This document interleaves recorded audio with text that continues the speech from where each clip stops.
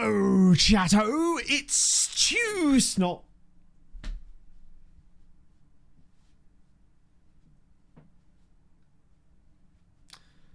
So, the other day, the wind was such that it blew my llama / not llama off of the shelf, despite this weighing like over a pound, 2 pounds, and broke its poor leg. And I'd like to distract you with that. If you'd be so kind to just focus purely on the llama, if you would. Just gold llama. It's almost Tuesday. I was thinking of next stream. No, I've actually fucked it up before a word has even been uttered before. It has happened. And now I'll be distracted with Andrew. Andrew, take it over. What do football and my dad have in common? Both went to get milk and aren't coming home. Well, it's going somewhere. Good luck to your dad, though, eh? Maybe he'll come out with coffee. Who knows? Aaron. Wait, no, there's more.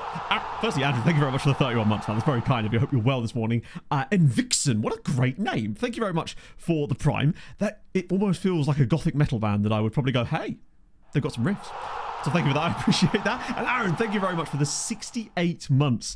You love to see it. To be fair, I do have a bit of space left now because I've got breathing room. That's what it is. I feel like I've got time. Ah, dearie me. Bro, what? What could it possibly be? Let me turn the music down slightly. My Spotify thing's messed up massively this morning, which is why without saying anything, there's been a few. There's been a couple where the intro has played a second time for seemingly no reason. Like, genuinely. It's usually because of some kind of, like, resub or some kind of a follow that ticks at the exact right second that just kind of sends it around again. I've been muted a couple of times. I've also thought I was muted probably more times than I actually was muted. One time it was a Saturday. It's never a Saturday. Spain jersey. Yeah. I've always been a Spain fan. To be fair, it is a lovely jersey. One of my favourites at the entire World Cup. I feel like you don't see the actual detail on it as much when you're in the matches, obviously, because like the camera's far away. But it's actually got this really lovely sort of overlay. I don't know if you can actually see it. There's certain angles where you can see the sort of like twirly, swirly overlay that they've actually got built into the kit. It's really nice. And it's like how like it's not white, it's like an off-white, which is kind of sick. A vintage camera freeze as well, yeah. Ever been Saturday? The only time it would have ever been Saturday would have been... Actually, to be fair, it was Saturday fair bit. Back in the day, I used to stream on Saturdays instead of Sundays. And we also had showdowns back on Saturdays too. So it could have been then. Fridays is the real weird one, which it almost never was. Savin Barco, I didn't. Probably deserved it though, to be honest. They do. The Adidas jerseys are just... They are so far ahead of everybody else. Not everybody else, but specifically Nike in a lot of the jersey game stuff, basically. Pay out them points. You're damn right I should. I'm still 6 ahead, though. Sharek's got the data. Don't talk to me. Take it up with Sharek. Oh, my God. 68% of you said no. That's wild from y'all, to be fair. Yeah, Ecru is just a lovely colour in general. I have a pair of Adidas Gazelles, but like the sort of suede style ones. I think they're all suede, actually, aren't they, the Gazelles? But in like an ecru colour with the bit of gold trim on them. Oh, they're so nice. £15 off of Vinted. I love Vinted for shit like this. It's so good. Dodgy in Spanish. No, that would never happen. An Argentinian? Don't be silly. I would not. I refuse to believe it. So the back of says, yeah, that was wild. Even Pog pointed that out. She's just like, is that allowed? I was like, of course not. To be fair, I must say Paredes was shit the entire game. I think the best thing Argentina did in that entire game was taking him off because they were a lot better as soon as he left the building. I do actually have a pair of blue suede ones as well. I used to have blue. I used to have like a dark red kind of colour, and then I have a brown pair as well. Although I don't think they're Gazelles. They might be Beckenbauers. I never know the difference, basically. I just really like Adidas stuff. Threats, we didn't have to sing the anthem. Maybe. That's the big question. And I think that you and the Daily Mail will have that same question. Ah, dear. Right, I'm going to go for my big face because we're back. Now, as far as fantasy goes today, I'm going to just flash something up on the screen that might make you rethink some of your decisions. Well, one to two potential decisions. One in particular you might notice there. Oh, not again. Hey, Matt, how are you? Thank you for the 31. Are you touch-a out or touch-a-lin? I'm Shake It All About, actually. In, because he's already in. And secondly, I just don't really see how it could have been any... I'll tell you what we need to do. We need to sack him and appoint an English manager so we can get knocked out at the round of 16 like normal. Yeah, that's what we need. I didn't break Naeem. I'd like this to be known. This was not me. He played for Morocco at AFCON and went on a jet ski at AFCON and is now out for 4 months. The other thing is, such was his decision, he actually retired from international football at 29 as a result of this AFCON incident.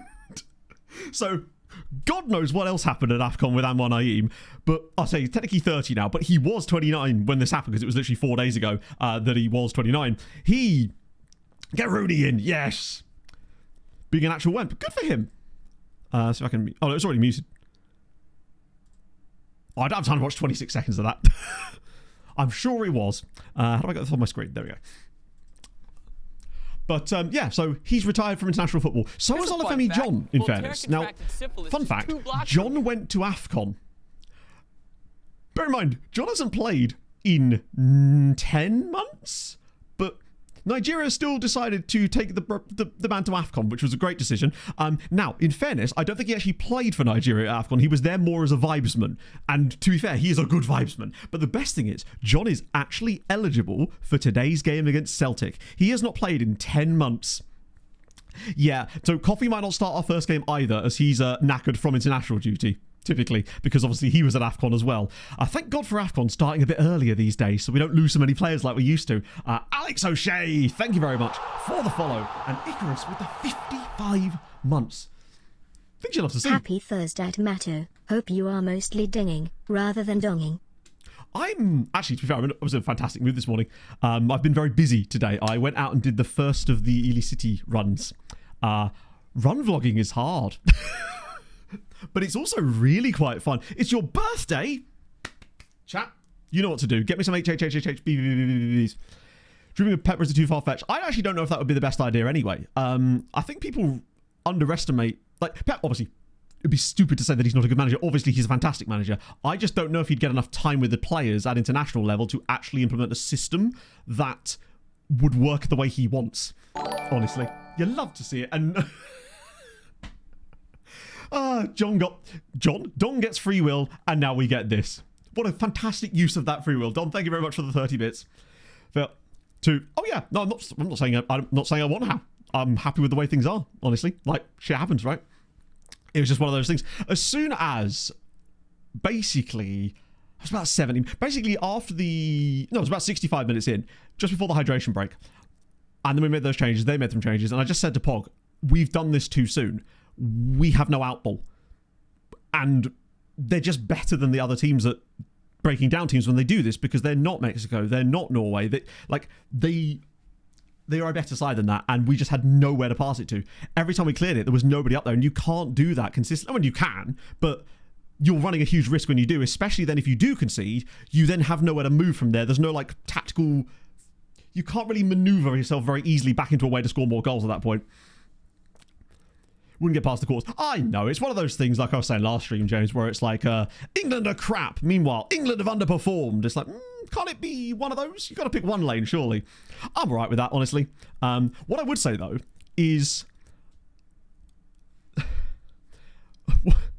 that third place game is going to be kind of fun. It's the most meaningless game in football, but it is kind of fun. Wins the final. I mean, obviously winning the World Cup is an incredible achievement, but you've got to take into account the whole playing in the MLS part aside from that too. So the rest of his goals. England B versus France B. Oh, I don't know. I mean, probably. It'd be nice to see someone like Kobe Minu get some minutes, honestly. I would genuinely like that for him in that game. Bellingham versus Mbappe. Yeah. Just a laugh, isn't it? Will selling Joao Gomez to Villa. Really? Huh. Within about 3 hours, I was kind of like, oh, and I'm over it now. I'm on with my life, you know? Top 3 player squad, though, right? Yeah. And I guess the best... statistically, then the goal for a top 3 squad would be to get in the top 3. And top 4 is... Since there isn't a final 3 at the World Cup, other than the winning the third place game, that's kind of what they've done, like, at that point. They are fun, because they're essentially like a charity shield. I'm going to get into the game, because this is the stream that I always end up overrunning on. This is the lineup I'm going with this one, because Coffee can't start because he's knackered from international duty. Obviously, Naeem's decided to disappear from football entirely. Santelli will have to start, because Janicic is also injured, which is amazing times. But everybody else is back, which is good. Right, let's just load into the game. We're playing Celtic and Shakhtar, which is going to be interesting. Oh, John doesn't even have a number. You know when you're out injured long enough that I give away your squad number, there's an issue. Johnny boy, you get number 99. He'll have to get a proper number soon, though, because that will just get taken from every time there's a number needed. Villa for Polini. I mean, anyone who gets Polini will be happy. Frankly, he's just a lovely player, isn't he? Is this tactic the success that we've needed all along? The combined tactic is because, basically, I decided that I was bored of... I got stuck in an F24 mindset when it came to building tactics, and I realised that, actually, there's way more flexibility with in and out of possession stuff. So we now essentially play our wingbacks as playmaking wingers in possession. Number 99 is always open, I think, because we technically have over 150 players with numbers, according to the game at least. And so every time it needs to give someone a number, it always clears the number 99 out, so you've always got one slot available. So it's kind of like a guest shirt. Number 99 is just the guy, basically. So Labrino's been placed on watch patrol with him being number... Oh, of course he's on the cover. I mean, to be fair, I don't think there was anyone else that was going to get put on the cover. Slight injury in the build-up for the second goal. Maybe, but ifs and buts, ultimately, if you make different decisions, different things happen, right? It is what it is. Let's get our first choice DM. Yeah, I think I can see why Spurs wouldn't have wanted to pick up Polina permanently, just because the age profile I'm imagining on the players that they did sign was slightly younger. And I think that, I mean, I'd love someone like Polina back at Fulham, but I do wonder if maybe it's best if he just sticks now and we enjoy the guy for what he is. Our keeper is a bit lanky. Oh. Well. If only he was more lanky, maybe he'd have saved that. Oh, I don't know with goalkeepers anymore, man. They are just something. Yeah, those are the kind of ones you want, because you've got Tonali who can start, and then obviously with Mateus, you've got a guy that is very much future. Jeb was spectacular, honestly. He has really had quite a turnaround in this World Cup in general, but I think a lot of that comes from playing in a position where he's actually more comfortable, to be honest. Shot with the cover star. I guess, I mean, the chances are, how many games does Burnsy need to play in this season to get Kessel's streak, or can he not do it this year? Oh, that's a lovely pass. It's Gomez! Oh! That is absolutely gorgeous from Montparnasse. And by the way, this is the reason that we play this tactic, because when it works, bugger me does it work. Look at this build-up. Gomez drops deep, drops it around the corner for Polizia, then he gets it back from Al Shankiti round the side. Instead of shooting, drops it to his teammate. Gomez has just been next level this season. It's nice to see him finally have the year I've been hoping for all this entire time. Next year's save will be, yeah, it's building a nation with Denmark, basically. That's pretty much 99.9% now. Oh, I love some of the football this plays. Oh, okay. I like that sort of languid little touch from the goalkeeper there. Oh, actually, one thing, before we go any further. The points as they are. Pass Pro still leading, despite scoring nothing since the first two rounds. However, it is starting to creep up a little bit behind him now with Andrew and Adam and Anarith, and there's a lot of people in there, basically. So I suspect that that lead may not last beyond today. Okay, back we go, and we're back. Love to see it. 57. I mean, that seems achievable, providing he doesn't get injured. It's... yeah. Fantasy, not only... Oh!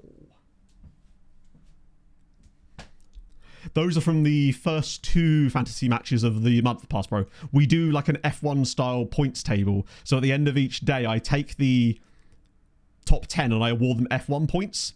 That's how you ended up, because you actually got number one in the first two streams of July. So hence the 50 points that you're currently sat on. Gomez missing that is a little bit annoying, but hey, we've looked pretty fancy to start. Oh, we're going again. Oh, we're going again.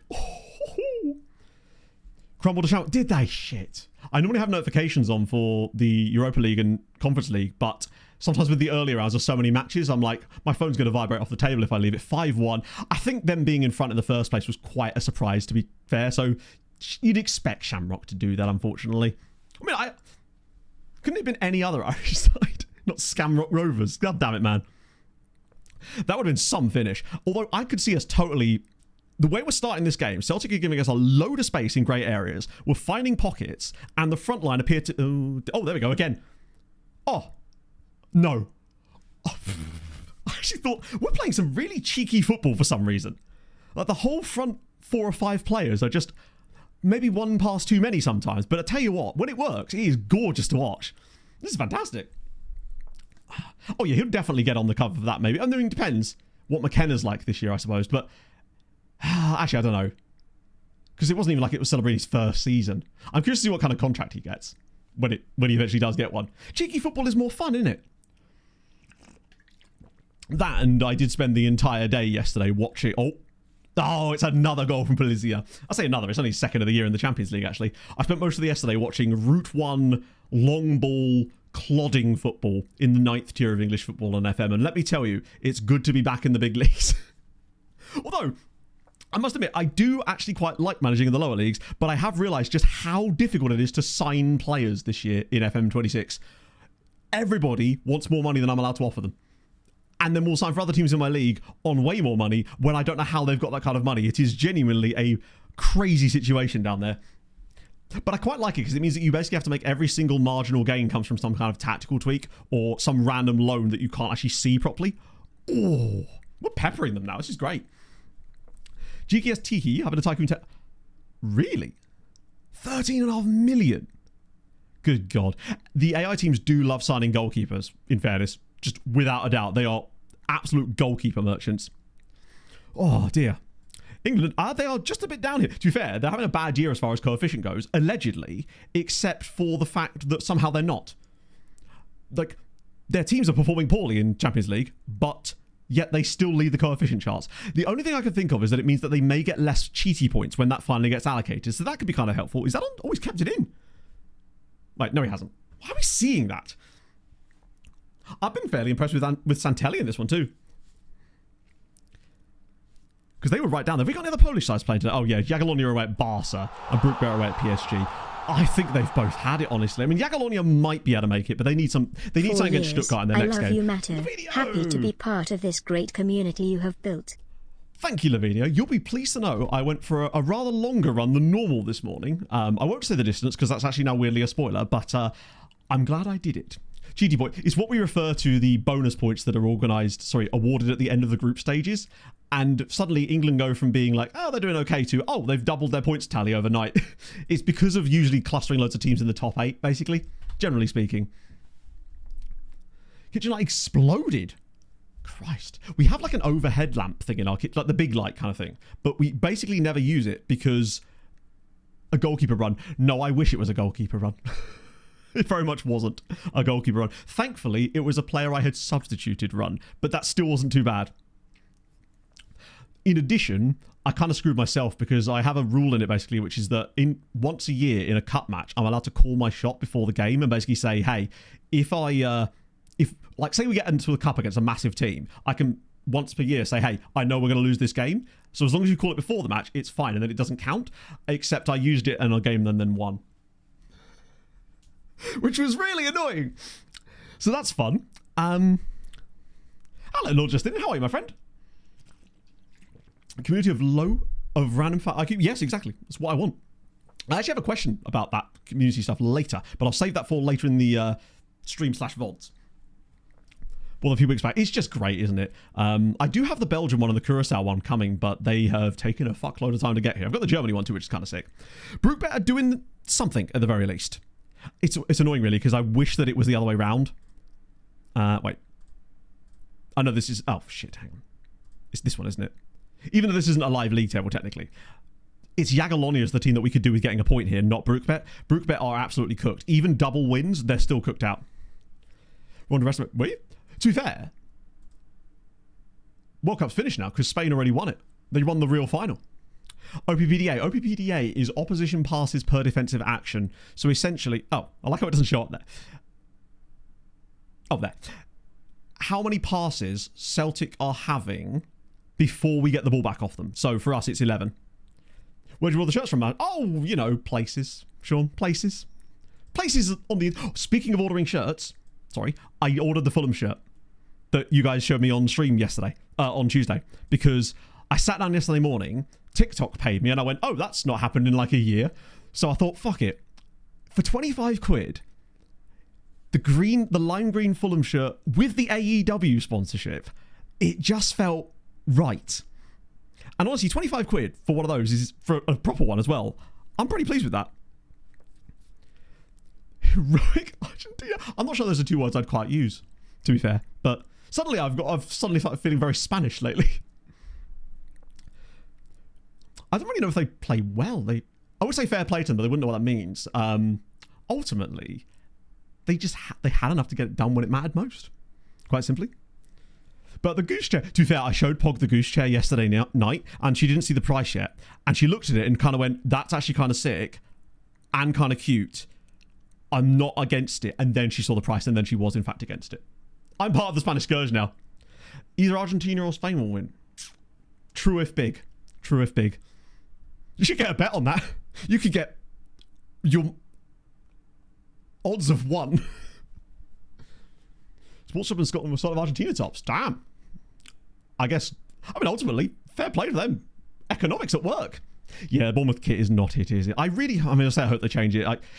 We need Yuno's opinion on this as a Bournemouth fan. Let's say the other Bournemouth fans in chat. Maybe there's something I'm missing about that kit, and maybe I'm just getting caught up in the hype of it being dreadful. But I just think there's so many other ways that kit could have looked that didn't need to look like that. And it seems like a very strange choice. Hope to win. Yeah, I mean, I think up until genuinely about 60 minutes, they did well. And then they just couldn't quite hack it after that, really. By the way, for the neutral fan, I imagine that first half must have been one of the worst things someone's ever watched. When two teams combined for 0.08 XG combined, not a great one there, I would have thought. Squad looked fit. I mean, if you can get to the semi-finals and lose narrowly in stoppage time without looking fit, then I'd say that's pretty impressive in a way. I think, I don't know, people can make excuses for X, Y, and Z. Ultimately, they scored 2 goals and we scored 1. That's why we lost. Wrestling fans, yeah, I must admit, that first half was a lot of that, and I was just sitting to myself thinking, right, this is just nonsense, isn't it? But it did at least slightly. In the second half, a football match broke out, which was kind of interesting. I wasn't expecting that to happen, fair. Andrew, avoid. DM me later and I'll tell you. Working till 10. Oh, go on. Yes, he's offside. He must be offside. If he isn't offside, then that's only his 3rd goal of the season. And he does need. Oh, wait, no. Please, I want to see some hands in. Yes, come on. Well played, Shanky boy. That's nice. We might have been, but then ultimately I think it depends on the game state, doesn't it? A lot of it is going to be game state. Doing any part of the bus? It's all ifs and buts at that point, though, isn't it? Because all we can see is what actually was happening. It's at least if we hadn't parked the bus, I think we would have had more of an outlet to catch them on the break when they did push, because England were quite good in transitions at times. But once we decided that, right, this is going to be a 1-0, you kind of have no way out of that if you don't see it out. Go for a free head. Yeah, I think. Ah, shit. Oh, I like how the keeper dived the wrong way. It is always real. I mean, against Mexico, it's a different story, obviously, because we're in front and we're down to 10 men. You really have no choice there. And when you're in extra time, for example, I think it's a bit different again. That was much one of those moments where I think, and not only that, Argentina must have known from all their analysis that that's what we would do if we did find ourselves in front, and they would have prepared for ways to get around that. And the way they got around that was very clearly Rodrigo de Paul can really cross a football. Others do watch. They are a bit, yes. Yagaloni have pulled it back a little bit. Well, that's a nice pass. Go on, Mompa. Oh. But Yagaloni are still going to need likely a point in their last match, which they're getting hammered by Barca right now, which is fair. That's fine. They accept that. Kill them off. I mean, yeah, it's a tough one. Thing is, though, Fernandes had taken a lot of shots like that, and they hadn't really looked all that threatening. And I wonder if they get that goal if he doesn't score. I don't know if they get the second chance like that if he doesn't score the first one, but it's all ifs and buts, isn't it? It's easy to legislate things in hindsight, because hindsight is entirely 2020. In fairness, him diving to the left worked out perfectly for him. This is quite early, but I feel like... it's 1-0 PSG now. Shit. Expected, but also annoying. Luckily, we got Shakhtar last. Our position there. Yeah, I mean... They gave him a bit too much space to do it, but just as easily, plenty of other times, someone gets a little block on that or something. Santelli, we don't really have a lot of... Janicic isn't actually fit for this, technically, so I'm not going to bring him on. Gomez has been... she's been really good. I can't give him any shit for that. He just hasn't scored a goal. Kowalski will get my robot on. That's what we do. And who else we got? Actually, we're going to look to the bench instead. Molsky, yes. Bit of Molsky. Opportunity to play these guys is always nice. Do you know what? I'm actually going to give Olafemi John a run out. He's not played in 10 months, 2 blocks from here. but now feels as good a time as any to let him have a bit of football, basically. Watch him get injured again. Scott, thank you very much for the follow. Only save reflex shots. I think that's incredibly unfair, honestly. Only save reflex shots. I mean, he's very good at saving reflex shots. I think his distribution is much better than any other goalkeeper England have. And he definitely does sometimes struggle with commanding an area because he's not the most, not the most imposing of figures, but then he can't really help that, can he? Spain were not part of the bus. I would argue that what Spain do is actually a sort of a more aggressive version of parking the bus just the whole time, and it works. He's just not the tallest, is he, bless him? Cousin on the right. I mean, I don't know if Kuziemka's really got the defensive quality for that, but that doesn't mean... If we grab a 5th goal, I'd be very tempted just to see Kuzi get a chance. Ooh, over the bar. Divock Origi? Wait, was he selectable? We could get him in there. Play a high bus. Yes, they're playing a double-decker bus. No, it's like one of those tour buses with an open top. Yeah, you know what? Fuck it. Let's get Kuzi on. Wait, I do have a... Yeah, I do it. Oh, shit. Well, Sharpie's hurt now, which means, weirdly, Kuziemka may have to come on up front here. Oh, wait, no. Hang on. This has worked out kind of weirdly. Sharpie gets injured, so Santelli moves to the front line, and then Kuziemka comes on the right. Wait, hang on. Did I just misclick there? Oh, it's because there's an injury. Hang on. The game doesn't like me back in subs. There we go. Nice. Hello, Hayden. How's it going? Still raging? I don't know. I was over it in a few hours. Went for a nice run this morning. Saw some geese. Saw some ducks. Some cows. Saw the sun on my face. And ultimately, it's football, isn't it? Spain will keep the ball. I think we tried to an extent. And actually, for a lot of the first half, we kind of did. It was sort of... The first half was mostly just large spells of both teams keeping the ball for long periods of times. I've never seen both teams dominate the ball at the same time. Move my players around. Yeah, I make that mistake all the time. The amount of times I've made subs when I could have just literally moved people around the pitch. I'm getting better at that, though, because in the non-leagues, obviously, I don't have as many players to work with. I have a 5-man bench, and I'm allowed to use all 5 of them, which is kind of weird. And I don't want any criticism about not using a goalkeeper down in the... Oh, shit, that was bad. Like, come on, goalkeeper, actually do something this time. Never mind. What? I'm assuming he's offside because it's his 0 goals in 6 matches. What? I'm so confused now. How was that his 0 goals in 6 matches if he wasn't offside then? Usually the game... Did it deflect? Ah, you're right. He was on -1 goals. He had a goal taken away from him earlier. It was a pre-VAR situation. Makes sense. I don't know what's happened there. 5-1. Not ideal. As long as we get the win, it's all right. Contribute for an affiliate to get a intake benefits for Team und Den Haag in the Netherlands. It will depend on who you're managing. If those are your only choices, Germany probably have higher youth rating. And if those genuinely are the only choices, then I'd probably choose Unterhacking. But it will slightly depend on who you're managing, because some saves it makes sense to have the fun intake rather than the pure quality because of your own level, potentially. Yeah, that one sucks, Hayden, but ultimately it's just football, isn't it? Maybe he had a bet on like over 0.5 goals, and since you can't score 0.5 of a goal... Oh, what a save! Oh, bloody Bolsheva. In that case, you're basically like me then. Yeah, I'd probably choose Unterhacking in that situation. It would depend, though, on the recruitment of Unterhacking and Den Haag, because Den Haag produced some quality players. I don't know about Unterhacking. And I also don't know exactly how much better Germany's youth rating is than the Netherlands. I think it's a fair step above, to be fair.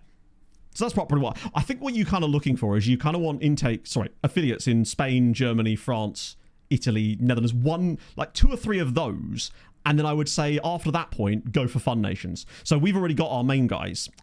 But then the last chance we had to get an an affiliate club, we decided to go for a Peruvian team instead. Just because we already have enough to really try and boost the intakes, and it's not likely to make much more of a difference at this point. Diminished returns and whatnot. Oh, that's nice. Go on, Johnny boy. Yes!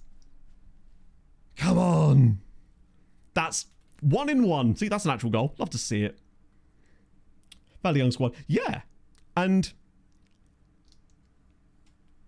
I mean, ultimately, English football's just been moving in a much better place over the last sort of several years. It's one of those things, if you consistently keep getting to finals and semi-finals of major tournaments, eventually you will just win one, because you can't keep being there, basically. And that's I'd much rather be in a position where we're losing semi-finals and finals in major tournaments than being knocked out in the quarters or the group stages, right? Okay. Still, that is some result. Well played, lads. And it was only 1-0 as well. If they could have done... Actually, it would have been very good if they'd taken a point, because it would have helped Poland out too. Oh, is it being called the bronze match now? Damn, that sounds even worse, honestly, than just calling it what it is. The fourth playoff. Oh. Holland or Germany? But, well, indeed, yeah. It's... I mean, the thing is, we routinely did, didn't we? That was our spot in the world, was pretty much that. Calling it a bronze final is an absolute travesty to the phrase bronze and final. That's... No. It's not the Olympics. I get why you have to do that in Olympics in team sports. But, ugh, feels icky to me. Right. Damn. Quite a lot of people in fantasy today. Things you'd love to see. No guarantee points for Jarl. Right. Get some points in here. Is the bronze coming home? Probably not. Because France are actually quite good, despite the fact that Spain were able to shut them down. I don't know if England have the power to do that. Either way, I think it'd be a really fun game. Because neither team's going to care that much. I mean, you think they'll care a little bit. No clean sheet. Man of the match award, obviously, for Mr. El Shankiti, actually. Well played to him. It's nice to see him actually make a return to the team and look a little bit better these days. Jesus, 57 points on the board after the first game. Things you love to see. A Lucy bronze final, yeah. Oh. Going for the golden boot. Well, Messi didn't score yesterday, so they're still tied, aren't they? More fun with the final. Oh, yeah, I mean, obviously I'll watch the final because it's the World Cup final, but I must admit, it's not going to beat the last World Cup final, is it? Let's be honest. That was an absolute classic. Might be one of the best World Cup finals ever, honestly. Can be 36, only be very low. Oh, yeah, I mean, with Kane...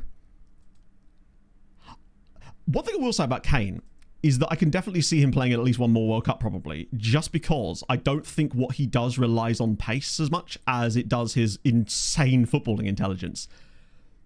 And I wonder if he'll take the Rooney route, where he just starts dropping deeper and deeper and deeper, and eventually Kane's at centre-back, next to the Burns unit himself. Yeah, maybe if I actually did win the Euros in 2 years, then I could see that would be a jumping-off point, but he's been unreal in the last couple of years. France could, but they still seem a bit too competent for my liking. It's very un-French. And hey, just take a picture now, and then you can remember it for when it happens. But I mean, if you picked a lineup that was capable of doing that, I suggest good things are likely to come. A lot of promising. England, it feels like I've had a lot of promising young talent for a while, but they're sort of maturing into players now, and they're not just promising young talent, I guess. It's nice to see a lot of promising young talent become... Oh, that's an elite world-class footballer. And not that we haven't had that in the past, but it just feels like they seem different. There's a mentality difference in a lot of the... I mean, Jude, for example, is just... He's going to win a lot of things in his career. Like, a striker partner. It's tough, though, because, like, two striker systems don't really get played that often in, like, a lot of the bigger nations these days. When you look at how a lot of those teams set up, sometimes they'll do like 4-4-2 out of possession, where they'll have like the number 10 that goes up to press with the striker, but you don't see a lot of these two striker systems anymore. I mean, even Norway, where like we've got a guy, but we're going to put him on the wing. Played in goal already. I think he has, hasn't he? Yes. Yeah, he did for Tottenham against, was it an Irish side he went in goal for? I swear. We haven't actually looked at AFCON yet, so that's a good point. Running back with the World Cup, maybe. Right, what was the actual for 5-0 in the end? Twice. Yeah, I mean, it's Conrad. He's probably the best player in the world outside of one of our guys, in fairness. He's Montparnasse level good. And I hate to say that, but he is Spanish Scourge. Get sacked? No, that would be absolutely mad. I just can't believe... It's such knee-jerk nonsense. So an Eagle. Ooh. Astros triplet. Oh, was it? Okay. I feel like it was in the same, for some reason, the same season that Spurs played an Irish team at White Hart Lane. I just have the vivid memories. It's very Channel 5 coded for some reason. Igor Permyakov. Okay. Wait, how did you get a player to actually come through at Spartak? Fair play. Conrad will be most likely from one of the random Spanish lower league sides if I had to go. Oh, it's a Den Haag guy. Yeah, they're at 6. Jesus. Yeah, no, he's Montparnasse. He's a very good striker. This guy, I think, is possibly Ballon d'Or level good. Was it really the same game? Christ, that's a hell of a game then. Okay. AFCON, let's go have a look. German Southgate. I don't know. I think it's just easy to say random phrases that don't really mean anything ultimately. Zivkovic level. Who is Zivkovic? There was a guy called Rakhyro Zivkovic from like... He's probably retired long ago. Haladash. He's way better than him. I'd say that Haris Zivkovic was good, but he wasn't like this good. If you look at how good Conrad actually is, he basically has no weaknesses other than his tackling, lol. He came through... Oh, no, he came through at Girona. He's not even Spanish Scourge. Christ, he's outrageous. Yeah, Model Citizen will sure as shit help with that as well. Like, I mean, you basically just give him the tiniest bit of football and man will just light the stage up for you. Yeah, I think there's way more tactical nous, and like managers can also get things wrong ×2.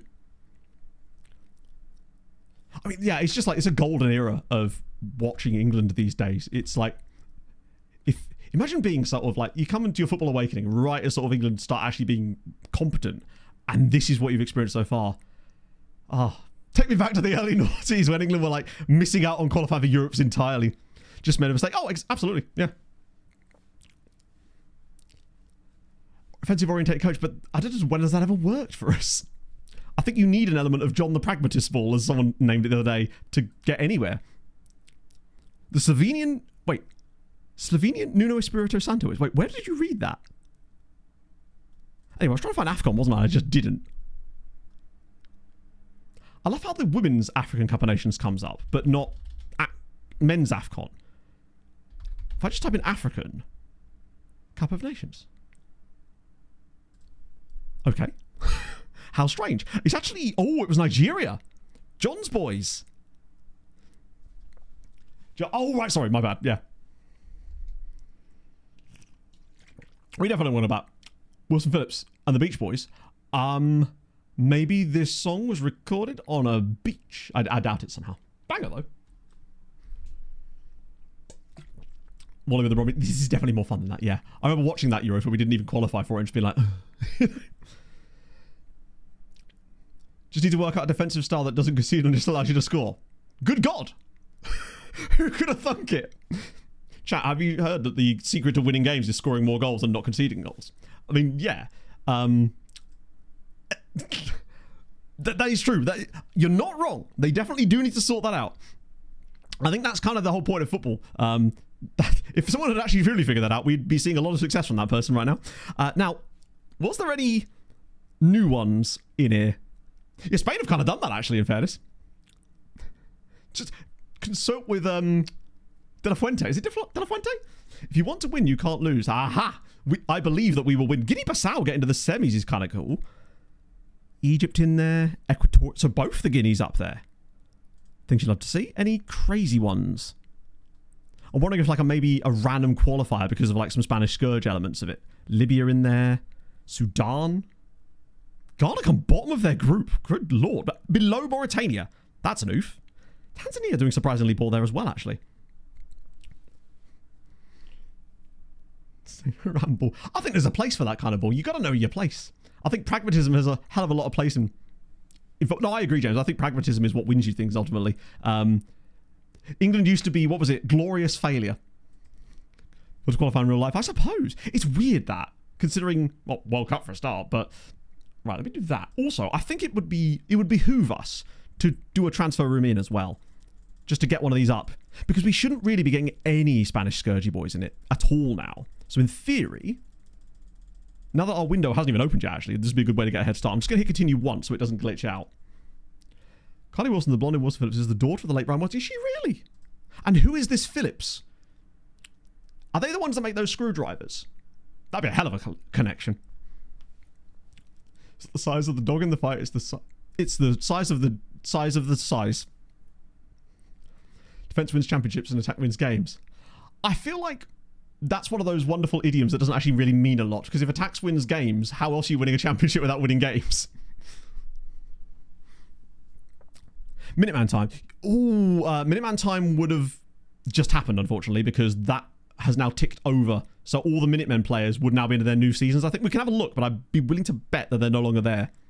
One that makes raises, I knew it.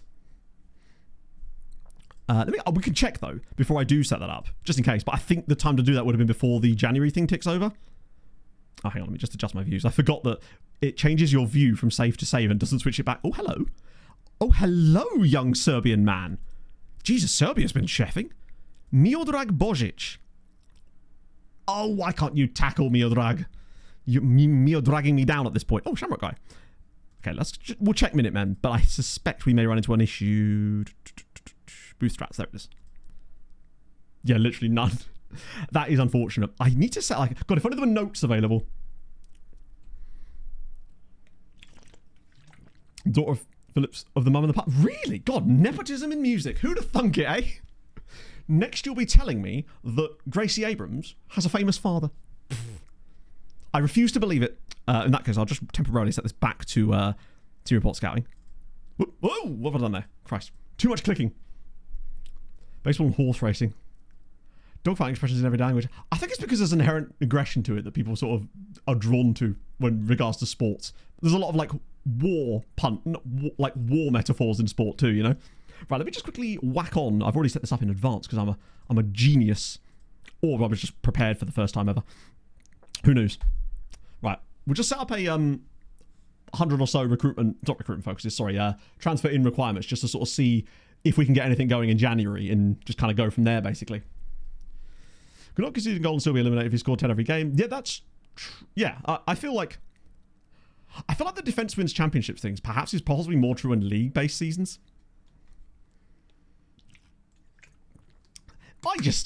Ultimately, it's football, and football's a sport, and it's fun. And does she? She does. Some say.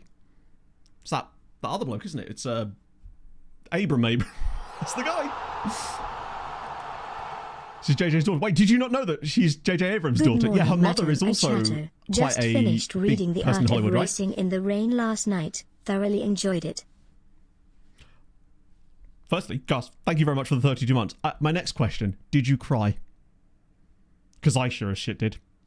And this is not to say that I actually really like Gracie Abrams. I think her music is fantastic. I really do enjoy her stuff. Yeah, Art of Racing in the Rain is one of those films that absolutely made me lose my shit.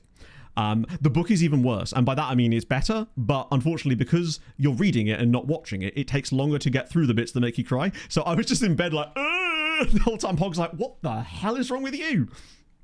So yeah, would recommend it though as a book as well. That, and there was a movie on Netflix quite recently called Remarkably Bright Creatures as well. If you liked Art of Racing in the Rain, I would 100% recommend Remarkably Bright Creatures. It's fantastic. Izzy Hammond. Oh, 100%, yeah. British training rules to be dogs usually for hunting list historic fighting references. Look, there you go. 35 million. Oh! That's the Weekend Plan. Yes, it's on Netflix. It's actually really, really good. It's got, oh God, who is it in it? Is it Sally Field? Yeah, I think it is Sally Field, actually. Easiest UCL draw. Leipzig Bilbao. Wait, in the Champions League? Middlesbrough? Okay, that might actually be easier than ones we've had. Because it will depend on what kind of Milan you've got in your save. Bingo. Youth intake, as always, is the same time every year, and that time is March. So no, it hasn't. Right, let me just progress, I suppose. That was very fast. I was expecting to have to yap even more than that, and I didn't. Disney Lives for 4 days. Do you know what? Just for you, particularly, you might notice that the song requests aren't on today. There's an issue with Spotify's API that means that it just doesn't work properly. So I'm going to have to investigate that, but it was throwing all sorts of shit right up before stream, so it wouldn't even, like, connect to it properly, which was really, really weird. Right. Oh yeah, we have got some bids on our players. Not people that we want to be selling. In addition, someone dumped an absolute moon money bid on Alshan Kiti, 159 million. But in addition, there was a bid on Montparnasse of 179 million, I think, which is a lot. But no bids on Alvarez yet.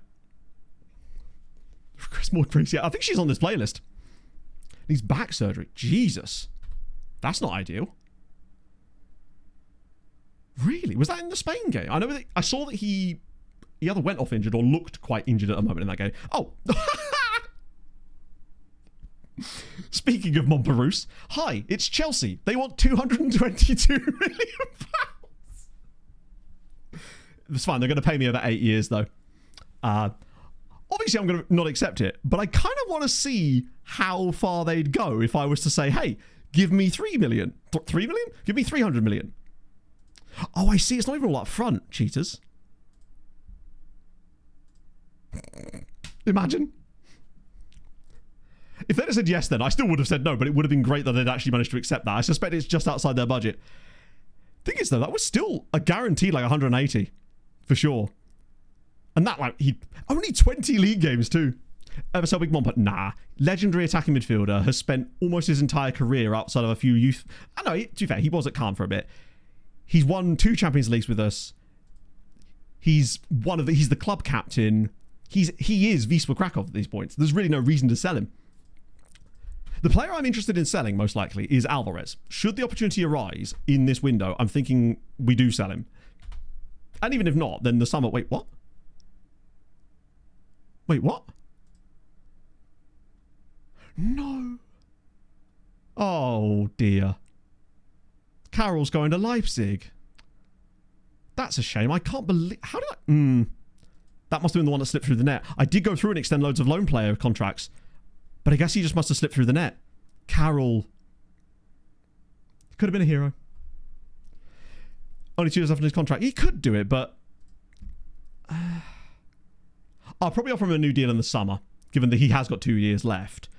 And that will probably be like the last big deal. If I whack him on one that goes through to like 45, that'll be like the big one at that point, I think. Oh, it's nice to see that we're getting those kind of bids again, though. Oh, Brandon Ward is off to Aston Villa for, £500,000. Fair enough, though. I will miss Carroll. He was fun in places. But it's Alvarez that I think we can get some decent money. Summer window opens, though. Yeah, I will, but like, I don't think he's going to do that with 2 years. Besides, there isn't any kind of mechanic in the game for 2 years left on their contract anyway. It's like 18 months that they start to do OPT and FRT stuff, and which is what happened, of course, last season with Sikiru, which we don't want to have. The reps like, they're suddenly growing. The best way to find that out, actually, before we do, is there any other Polish sides playing today? Oh no, this is the Wednesday, isn't it? Let me check. Ekstraklasa. No, we want to go to Poland, don't we? And then go to teams. So we're the ones with worldwide rep, but there's a lot of national rep. In fact, an obscene amount of national rep. Well, obviously the entire top flight has national. The next one flight's continental, right? It would be nice if one of these guys could sort of bridge that gap to continental, but realistically, the only way that's likely to happen in the short term is if one of them wins a European trophy. Which is still very much on the cards. I mean, the way that the Europa League is shaping up this season is absolutely mad. It looks very strong, like we could have 3 Polish sides going deep into the Europa this season, which is really, really good. Just wish we had an extra one doing stuff in the Conference League. Okay, Nice lose, which is nice. That's a bit better. I think it's unlikely we're going to get number 1, but we do have 16 points already, and we're playing Shakhtar last. So we've actually done pretty well to get the number of points that we have this season, considering the number of fixtures we have. Not the number of fixtures, but the quality of opposition in the Champions League that we faced this year is by far the toughest we've had. Like 3 English sides in there, and the fact that we got late winners against City and Brighton was great. Right, so it's more about Thursday, really. What Piaskowicz can get up to. At the wrong time. Ooh, wouldn't you like to know, surely? How are you, friend? Hope you're well today. I took my pill when I got back from my run today, and that is... So I've done that a couple of times, and it does definitely make me a bit more loopy when we get into the streams. That and because I've just got like crazy amounts of dopamine from being out running this morning, because it was gorgeous out there. I saw a pair of heron flying down the river. It was sick. I couldn't quite get my phone out fast enough, because them bad boys, despite the lack of flappage going on, they are booking it. It's a fair play to them. It's just lovely just being able to even see that. Alhazan Havandovsky. No, they don't. That's all the Radomiak guys. Herons are so cool. They're just majestic as hell. Oh, I did off stream, or did I do this on stream? Or off? It doesn't matter whether I did it on stream or off stream. I set up Iron Owl's recruitment focuses again. Hi, Herons. Lots of nearlies. Wait, there's a Hertha second guy who's 5-star PA that's a nearly. All right, I might just scout him again, just to be sure. A couple of matches in there. Oh, Santos guy. Oh, it's Raul Carlos. Oh, it's João Carlos. Well, I think we know who we're going to be signing as soon as we get some money in the summer. How much money do I have now, actually? If we get more money in this window, actually, I'd probably do it because, if we could get the money together in this window, it would behoove us to do it just because of his age profile, because he'll be 19 in the summer. So we've been looking at this guy for ages, but we could never get any hard scouting knowledge on him. But now we do have scouting knowledge, and he's extremely good. And he's the same person. Just do it again, right? If it ain't broke, don't fix it. Right, Joao, are you not on a short list? Okay, just making sure you are. Then there's a guy called... Oh, this guy. Eon, of course. He's got energy. He's very expensive, though. Can't tackle, which is a bit annoying. And then there's this Stevie fella. Hang on. Wait. Does that have now... Yes. Mr. Stevie Cairns has a little cheeky extra bit of... Okay, Stevie, I see you. I like the versatility on him. And he does have decent tackling. He's not slow. He can pass. He can mark. His crossing and dribbling are okay, but he's 17. Consistent. Don't hate him either, actually. Oh, he's already on there. Nice. Real Madrid guy, Fluminense. This guy who... Wait. Have I been screwed here? Did I sign the wrong dude last stream? This was the guy from Poland that we were on about, not the other guy. Shit. Who did we sign then? Oops. Oh well. We signed another guy from a German side who had an almost identical name. I could have sworn of it. He won't join us yet. I mean, he'll join us in a couple of days, in fairness. That's surprising. Right, is there anyone on these guys yet? Oh, there is. What should be the same guys? It shouldn't be. Oh, that's more like it. Love that for you. Any 17s? Not. Actually, weirdly, no yet. 18s? Not a lot. And this one? Damn, lots of 16s there. Twitch viewer stream promotion? No! Couldn't be. You think that the bots would get better at, like, actually getting to the point? Because, say I am a streamer that's looking for stream promotion. What am I... What's the point? Was it Frankfurt as well? And I think our window literally opens in, like, 2 days. So we'll see if he joins us here. How strange. 30 minutes before getting out of bedtime. Normally go right back to sleep. Yeah, so generally speaking, I do it with... So I wake up at 8 most days. Meds at 8:15. Protein shake, obviously. And then that's usually okay for me as long as I have it at a reasonable time. But today, obviously, I did want to take them before I went out running because I was out there for quite a while. And had filming to do, of course, while I was running as well. So I knew that it was going to take me even longer. But I've started having vitamin C in the evening as well to sort of like wash it out my system a bit faster too, which has been good. Jinjo's bots are not what they used to be, yeah. Hello, Smogfather. How are you, my friend? Things are good right now, with the exception of the Champions League for the other Polish sides, who both look... I mean, Jagiellonia could still do it, can't they? But they are literally holding on to the last spot by the skin of their teeth. And I don't see it. We'll have to look at the fixtures on the final day, because there's a lot of teams below them that could easily catch them. In fact, actually a lot of teams. Alaves and Celtic's goal differences are quite bad. So let's just pretend that they don't matter right now. Ajax, Benfica, Brighton and Stade Rennais are the ones. Ajax hosts Freiburg. That's going to be tough. They're at home as well. Benfica are away at Manchester City. Brighton are away at Olympiacos. That's probably the one, isn't it? Brighton. And then Stade Rennais host Villarreal, who are quite good. They're finding it tough. Europa games have now happened, yes. What proof is Raul Carlos? Hi, Chato and Matto. How are things after the loss yesterday?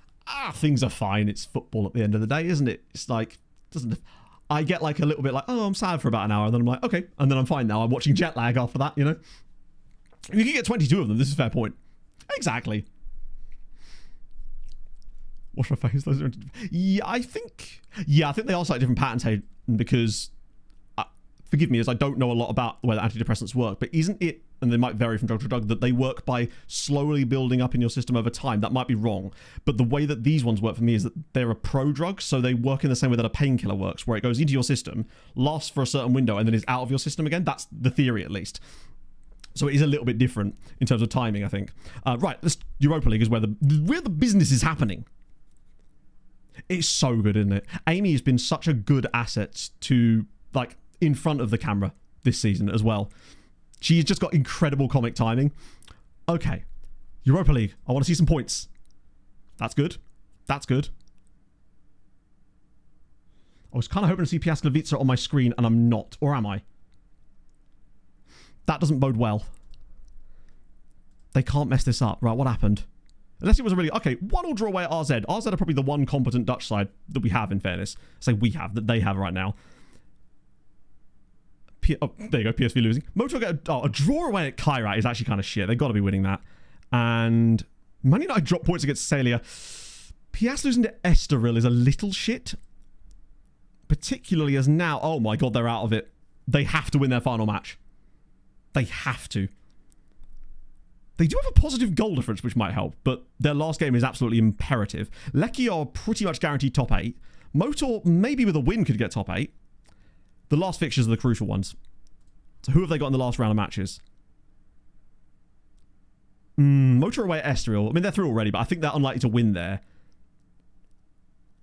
Lecky host Trabzonspor. That's a chance, actually, for another win. Ooh, Piast host Midtjylland. You'd hope for them to win that. But then also, we've been let down before. So there's that. It's not the end of the world, though. That's okay. I think we should still be able to get all 3 to. Obviously, Zag, Wemi Lubin did get through in the other one. They came 11th in the end, though, which is a little bit disappointing. So no top 8 for them, which means they are going to have to go through a playoff round. So they have been a little bit this season, unfortunately. Right, coefficient on the year, 8.3 now. France have gained a bit more on us in that round. That's annoying. We were back to within 0.1 points of France, but now the gap is back to 0.5 again. Mostly because of PSG, but that's okay. Yeah, Sweden are absolutely cooking this season. They have the highest coefficient of anybody. It's just crazy. In 27, it'll be HB Kyrgyz, if I'm saying that correctly. Yeah, lucky you're confirmed for it. But them winning it is still good because they could get some extra cheaty points. Hello, Haywood. How are you, my friend? Oh. I don't know how Sweden are doing that. How many teams do they have left, or is it not going to show us because of the glitch? Yeah. So that means they probably have 4. They have no one in the Champions League, do they? Or what Icor in there? I swear they were. Or was that Europa League they were? So what's Slovenia? Have they got anyone in here, maybe? That are just doing okay. Unless they're cooking in the Conference League, perhaps. So normally you can't sort this by nation. Would have made it much easier to see that. Wait, where are the Swedish teams? They must all be in the Conference League. They have to be, right? That's wild. So, wow. Yeah, so IFK Göteborg are in the Conference League. Icor are in the Conference League. Elfsborg are in the Conference League. Djurgården are in the Oh, my days. Sweden have 4 teams in the Conference League. And they're all qualified for the next round. I'd firstly like to say... hey, to our new Swedish overlords. And various other Swedish phrases. That's incredible. And they've done well as well. Like 8 points for them. 9 points for them. 11 points for them. 16 points for them. Oh, and Malmö in the UCL. So they actually did have 5 then. I always forget about Malmö. Basically Danish at this point, aren't they? Well, last night. Yeah, exactly. It's... You kind of get used to it after a while. We've at least... We were allowed a period where we were allowed to believe. And I think... I look for every single tournament a period where England make me believe. And they gave me that. So I'll accept that if nothing else. It was quite fabulous. Just jumping around my living room celebrating Gordon's goal. And then just hearing, because obviously the back doors open, just noises from around the various like other streets nearby. There's just something so cool about that happening that I just feel like you never get that from club football, obviously. Unless maybe you're living in a really, really hyper-localized thing. It's the hope that kills you, but you've got to have the hope in order for it to kill you, I suppose. Right, who's this transfer offer for? Oh, it's Uch. That's such a low bid. I don't understand this because he actually has quite a reasonable contract length as well. He will definitely get a new one in the summer, though, just to be sure. But he's going nowhere. No wonder Lecky are so good. So to a Y. Oh, so it's like a soft G, like in Swedish. So Kyrgyz. Okay, Kyrgyz. Or is it like a glottal stop? I got so used to the Norwegian Gs, which are more of a proper big boy G, you know? An OG, as it were. On the same side. It's apparently. Sometimes. Oh, Jed was... Do you know what? I thought when I saw him without his chin strap, I thought to myself, good God, what if that was the source of his power this whole time and now he's not got it? But no. He was that tackle he put in on, I don't even know who it was outrageous. It was just after England had scored and Jed puts that absolute monster in on someone and they're celebrating it like a goal because frankly it was as good as that. It was such a good tackle. Hello, Mushroom Man. Giving up on work. Oh yeah, that's I woke up this morning thinking, oh god, I've got to actually go for a run here because this is like an obligated run now that I have to do this because I have to film it, and that actually helped a lot, which is part of the reason why I was doing it, because I was like, hey, this will allow me to be obligated to do this, therefore I'm going to have more reason to actually get out of bed and do it, and it worked. Fantastic. Was it Simone? Oh, I dislike him. I have a tremendous amount of dislike for him. Beginning of the end. Yeah, it's probably the last moment. He was so good. Turned it around, hell of a singing songs about Jed Spence's tackle. Wait, coffee out on loan? Oh no, actually, this is great. We've got a perfect opportunity here. Wait.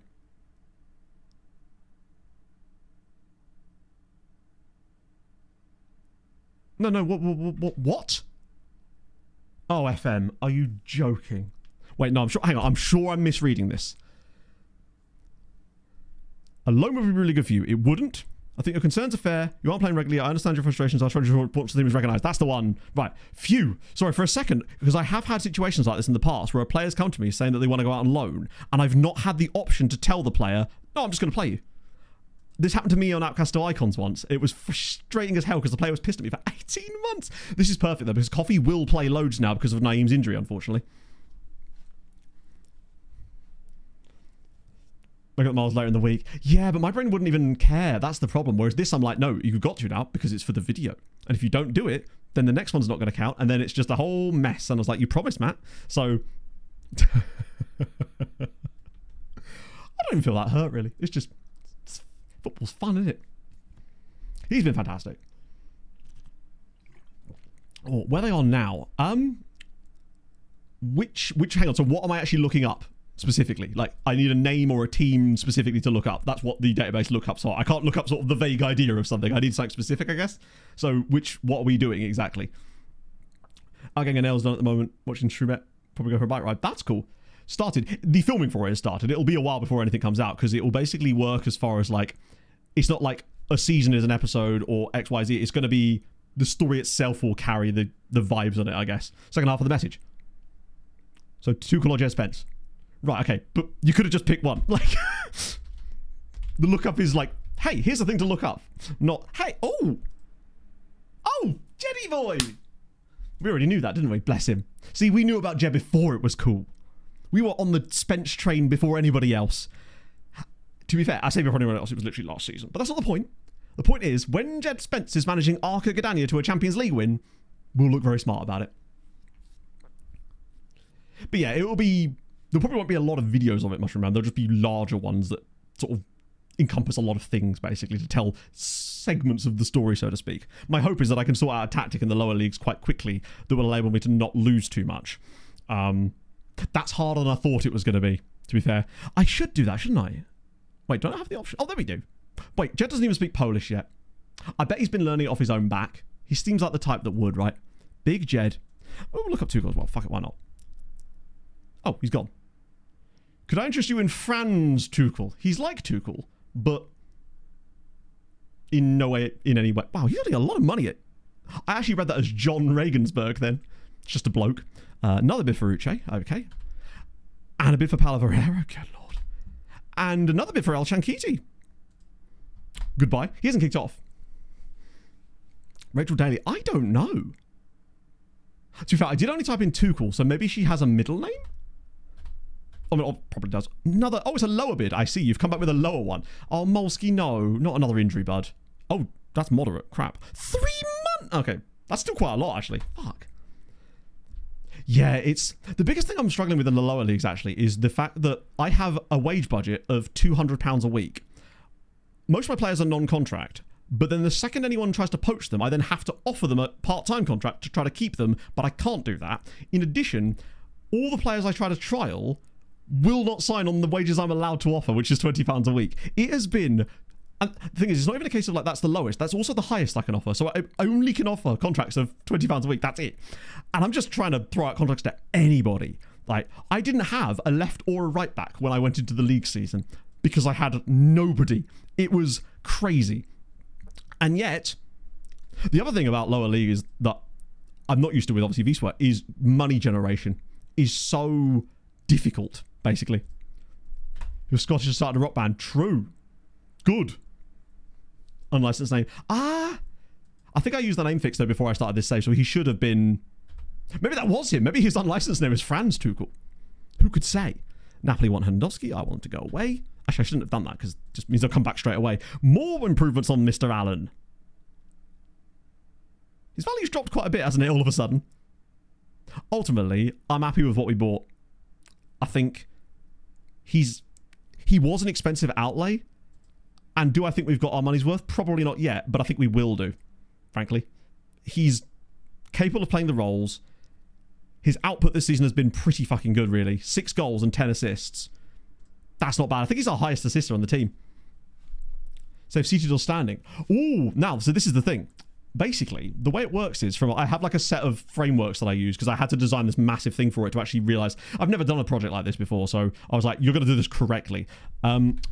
So it's actually mostly seated, but crucially, you rarely ever see me... There will be still a lot of standing face cam stuff, but when I'm actually playing it, it's seated, but you rarely actually see that because what happens is I'll switch it on if we are like losing a game or something with 10 minutes to go. That way I'm not just recording the whole time because otherwise it would just be hours of useless footage.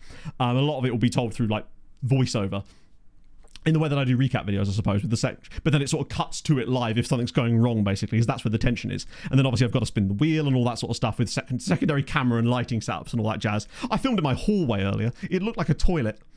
So the England manager currently is Luis Enrique. That's what we need, a bit of that. Who left Germany to... From Germany to England, who can say? Was he Spain? Oh, I forgot he was, yeah. I like how he went from being Spain manager to being Spain manager. Had to stick a few rocks in there too. Luckily, we have a bar stool in the hallway that I could use. It looked a little bit like Blind Date. So there's that. And then came back straight away. But I do remember that. Franco Diaz. No. Right, 3 days. Oh, the window opens in a bit, so we should have some players joining us, like, momentarily. I'm not sure exactly how many, but there definitely was a few guys that we'd signed up that came through like the scout reports, and it was like, hey, this guy's really good, and then I realized it literally says TRN next to his name. So that's good. Right, more of you guys in. Unfortunately, a load of the Patreon regens, some of them, not all of them, have announced retirement dates. Some of the ones that are actually at clubs as well have done it. There was a big raft of them all at the same time. So I'm assuming the game has like a cut-off retirement date thing. That's retirement from football, not from like coaching. So they will largely, a lot of them will become coaches anyway. Oh, it looks like a toilet. It's weird. It's because of the way that I'd framed the shot. It looks like it... You can't see the stairs properly. And it's just kind of like this weird corridor thing. So it kind of looks like I'm on sort of a raised toilet. An actual throne, some might say. Database plus add another one which adds lower polish leagues and it'll break something. So you mean like the... It's tough, Silent, because I don't know what the other database has changed.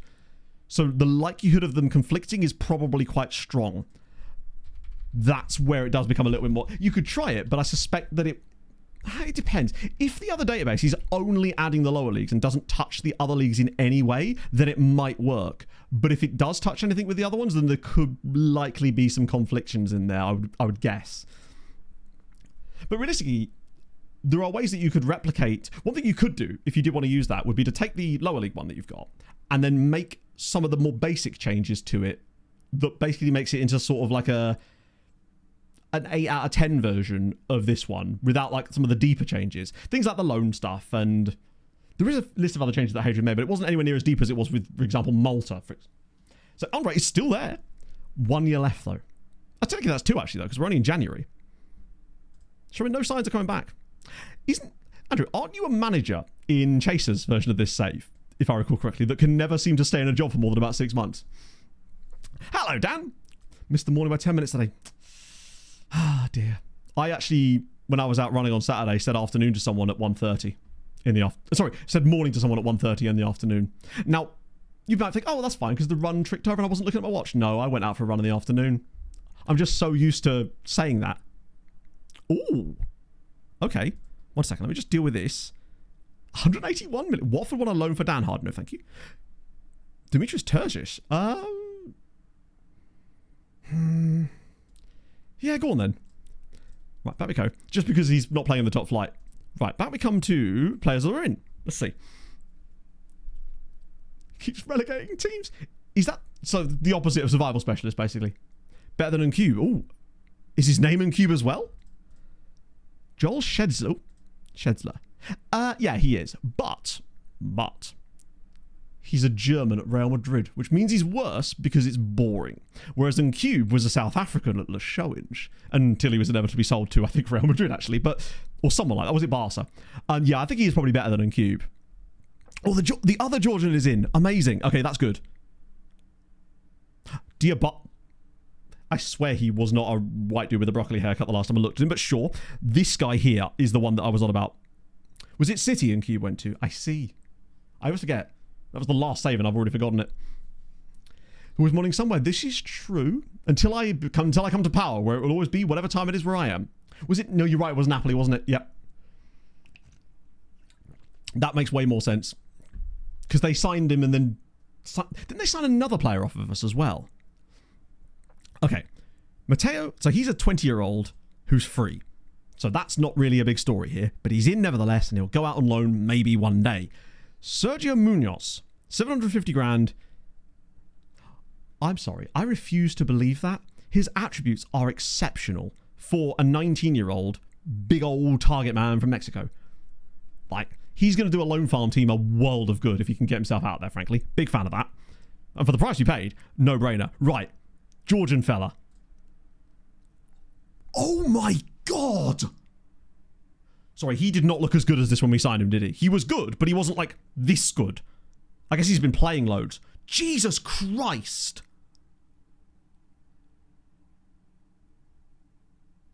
Sorry, I'm actually blown away by that. Lighthearted, which is a little annoying. Likes the lob keeper, which is fun. Likes ball playing. Fucking hell, he's good. Yeah, if this is him at 2 stars, good, sweet G. And he's left-footed, which is just kind of nice to have a lefty in there. Couldn't lead... Yeah, no. Good Christ. How much... Yeah, he's just been playing. I mean, it might be that he gets readjusted, but... I think he's straight into the first team. I'm not even going to list him for loan. Yet. Obviously, if he doesn't get a lot of game time, then I might. But, actually, no, I'll list him for loan anyway, because it's just useful to have them there so we don't forget. But he is... Oh, my God. As a rotation option, he's exceptionally good. Yeah, I mean, he certainly couldn't lead a conga line, that's for sure. Isn't consistent yet, but he's 18. That's fine. Don't know if I like the likes of lob. I mean, that could be quite fun. He is exceptionally good. Great balance too. I love his technical ability because it is just kind of, yes, I'm very good at everything. Welcome. It's the fact that he's this good at 18. Like, he was a good-looking player, attribute-wise, when we originally found him. But it's the fact that he's been consistently playing for them since then and has improved. Because I don't remember even... I'd never even heard of Sam Tradia before this guy came around. Number 11, actually, well, just because all of his attributes are basically 11, yeah. Oh, this is the thing. With the likes of Paulo Enrique and Joao Carlos and a lot of our midfield monsters sort of not aging out, but are starting to reach an age where we do need to have their successors, we now kind of have that with sort of the robots here. Kowalski's here, because the robot can move into a different position if we need him to. Nozadze, I remember this now, because this was the Yorkshireman that doesn't have Twitch Prime. Or something. Yes. Okay, amazing. I don't think anyone else in here could possibly be as good as him, but that's okay. Although, actually, wait, this was, oh no. Nah, to be fair, his attributes are exceptionally good. He just doesn't have the best jumping reach. But Mauro More, he does get extra points because his name is Mauro More. That has to be said. But at 18, it's only really, I mean, if he had better jumping reach, he's a good player, realistically. He's probably not going to be a worldie, but he's a decent player. And I think we paid a bit of money for him, though, didn't we? Yeah, 9 million quid's quite a lot on him. You'd want a little more, but he's 18. What do we train him on, though? I suspect you can't hit jumping reach and heading at the same time, can you? Because one's strength and one is aerial. Actually, wait. Heading is not... I mean, it is important, but it's not as important as strength, which will get jumping reach up, maybe. Star player. Oh, yes. Thank you for reminding me, actually. I forgot that he had a silly agent, didn't he? Let's immediately fix that. To breakthrough prospect. Oh, no. We already pissed that other guy off, and he was fine to go out on loan. Okay. Oh, yeah, we probably should put a training thingy on Georgie as well. Right. So my thoughts on him is that he's just midfield. My job is midfield. He's 18. Could we get him on some physical stuff maybe for a year before moving over into the technicals and mentals like we were before, even though he's 18? Even if it's just something like quickness or strength, maybe. But strength will come with age too. Actually, he is quite weak on strength. Like, his jumping reach and his strength are both his lowest physical attributes. Maybe a year of strength training. Just get him to lift things for a little bit. He is the midfield. Yeah, I might leave it at that for the moment. And then switch him over to dribbling. I don't think it's that important, and it's only 11. Also, dribbling as a training thingy, I'm just not a huge fan of. Ones like that, for me, it's either a final third, attacking movement, or defensive positioning are the ones that just kill. But I do like the idea of having physical training when they're a bit younger, because it does seem to work, actually. I was not a believer in it until we did it, but it certainly worked on... Was it Sharpie? There was another guy we trained and he came incredibly quick. Agility and balance. Isn't his agility and balance, though, already quite good? Like, he already has 16 balance. Besides, agility and balance is one of the few physical ones you can train when they're older as well. That one actually does seem to still boost them after a certain point. I feel like I'd be wasting his PA if I put him on agility and balance when he's already got 13 and 16 on that. Whereas I think giving him a bit of extra strength, maybe. We'll see how he tracks. If he doesn't do well in training, I can switch him off of it. I'm going to circle back to him. This was the guy... Oh, no, he's just a random Norwegian freebie, isn't he? Got excited. It's the other one. If I remember correctly, Stefane Diabate is ridiculously good. And I think he may also be a central midfielder. There's a chance that we may have just literally signed our future central midfield pairing. I hope he's a central midfielder.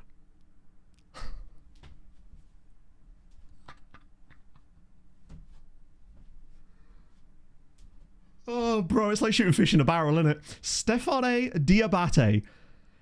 He might actually be better. Good lord. Polish guy from Germany. I'm not sure we did HP, and I don't know what... Or he's not joining us until he turns 18 or something? Good sweet Christ. Now, he's more of a... Honestly, I do think he might be better. Oh, no, wait. He could play the central midfield role. The Polizia type position. The one that's like here, where they stay central midfield the entire time. That feels like exactly him, in fact, because it's a playmaker role. Passing's great. Good lord, yeah. Robot, Kowalski, Nozadze, and Diabate. 6 tackling. I think it's okay because... And it gets into a position area. That's not really what I'd want him to do. I'd want him to be like a Polizia type player. Red injury prone. There isn't really such thing as red or green injury prone anymore because they're always going to be red if it's a con. It's not really about the colour anymore. It's now about the text. So fairly susceptible means it's just ticked over into being even there at all. I do miss the colour gradients on it, though. It's just easier to see at a glance. Good lord, he's good. I might just first team him as well, honestly. He's not a star player as well, is he? No. Might be worth a check. Train for him. Now, if he's going to play that role, he's already got such good physicals, I wouldn't even bother with them. He's very athletic, isn't he? He's like a... Bear in mind, though, the playmaker role that we play is the role that Polizia plays in this team. And if you think how much Polizia gets up and down the pitch in our tactic, that's what I want him to do. And he's got the athleticism to do it. If anything, he's the perfect Polizia type player. Shooting for him, I've just... We can give it a go. I've just never seen a lot of success with it. But maybe he's got the PA to make it work. What does shooting also work on? To be fair, it would hit on his long shots too. I'll give it a go. I just don't really like those technical ones. They just don't seem to do a lot, but maybe we'll get lucky. More developing concerns. Oh no, what a shame. Sick. So yeah, that Polish dude then, did we not... Maybe I did that thing where I don't actually sign him or something, but I could have sworn... Oh. Chat, I did a thing off stream and I forgot to tell you.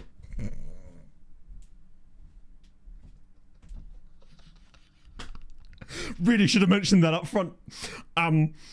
Might have signed Jude Bellingham for the summer.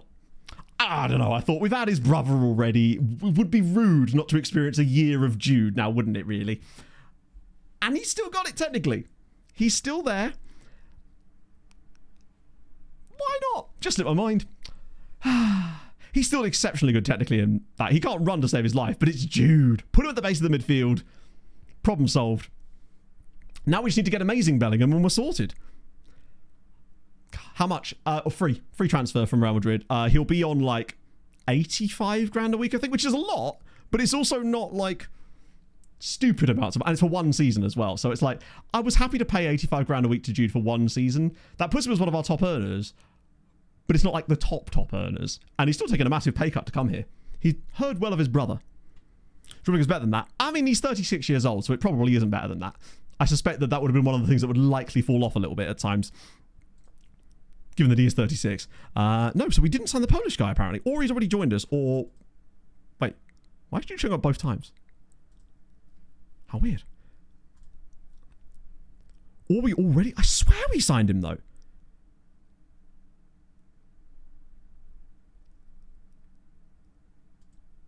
Because we literally saw his release clause,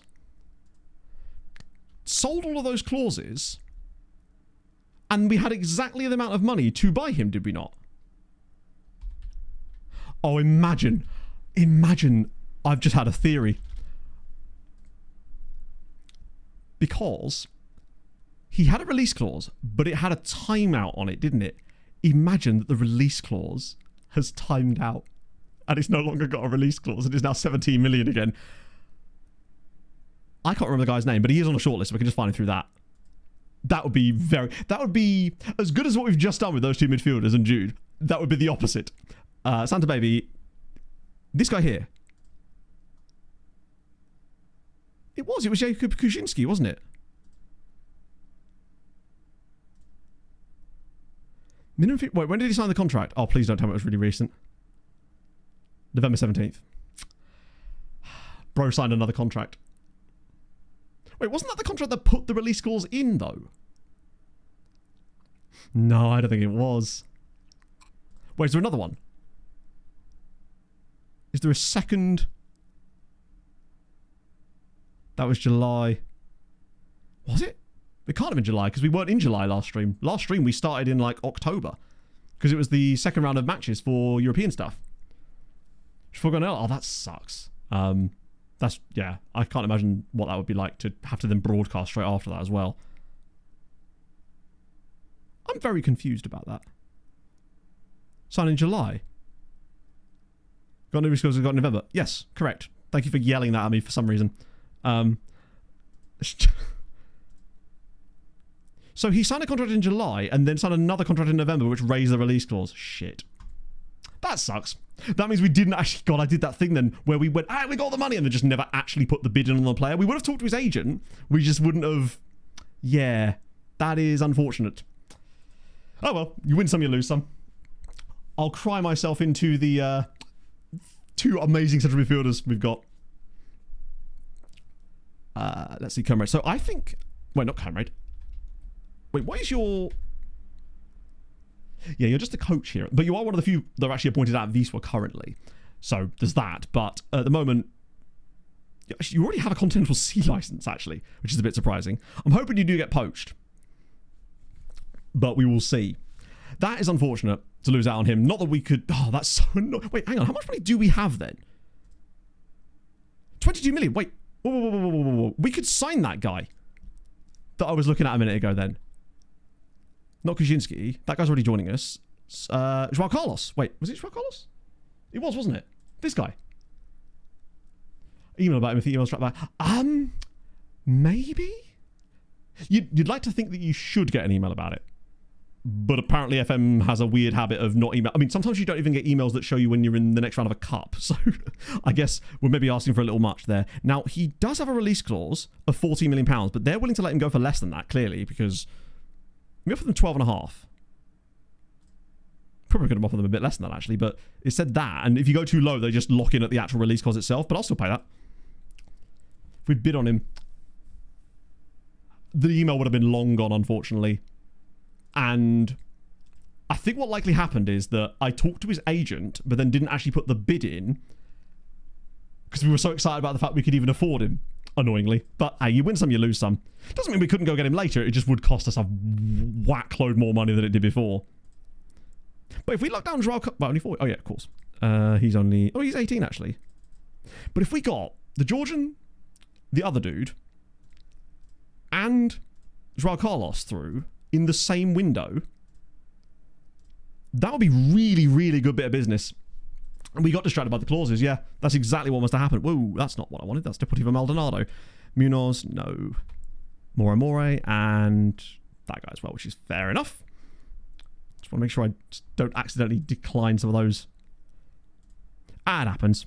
We'll console ourselves with our insane midfield that we've just built. On a relatively cheap budget as well for those guys.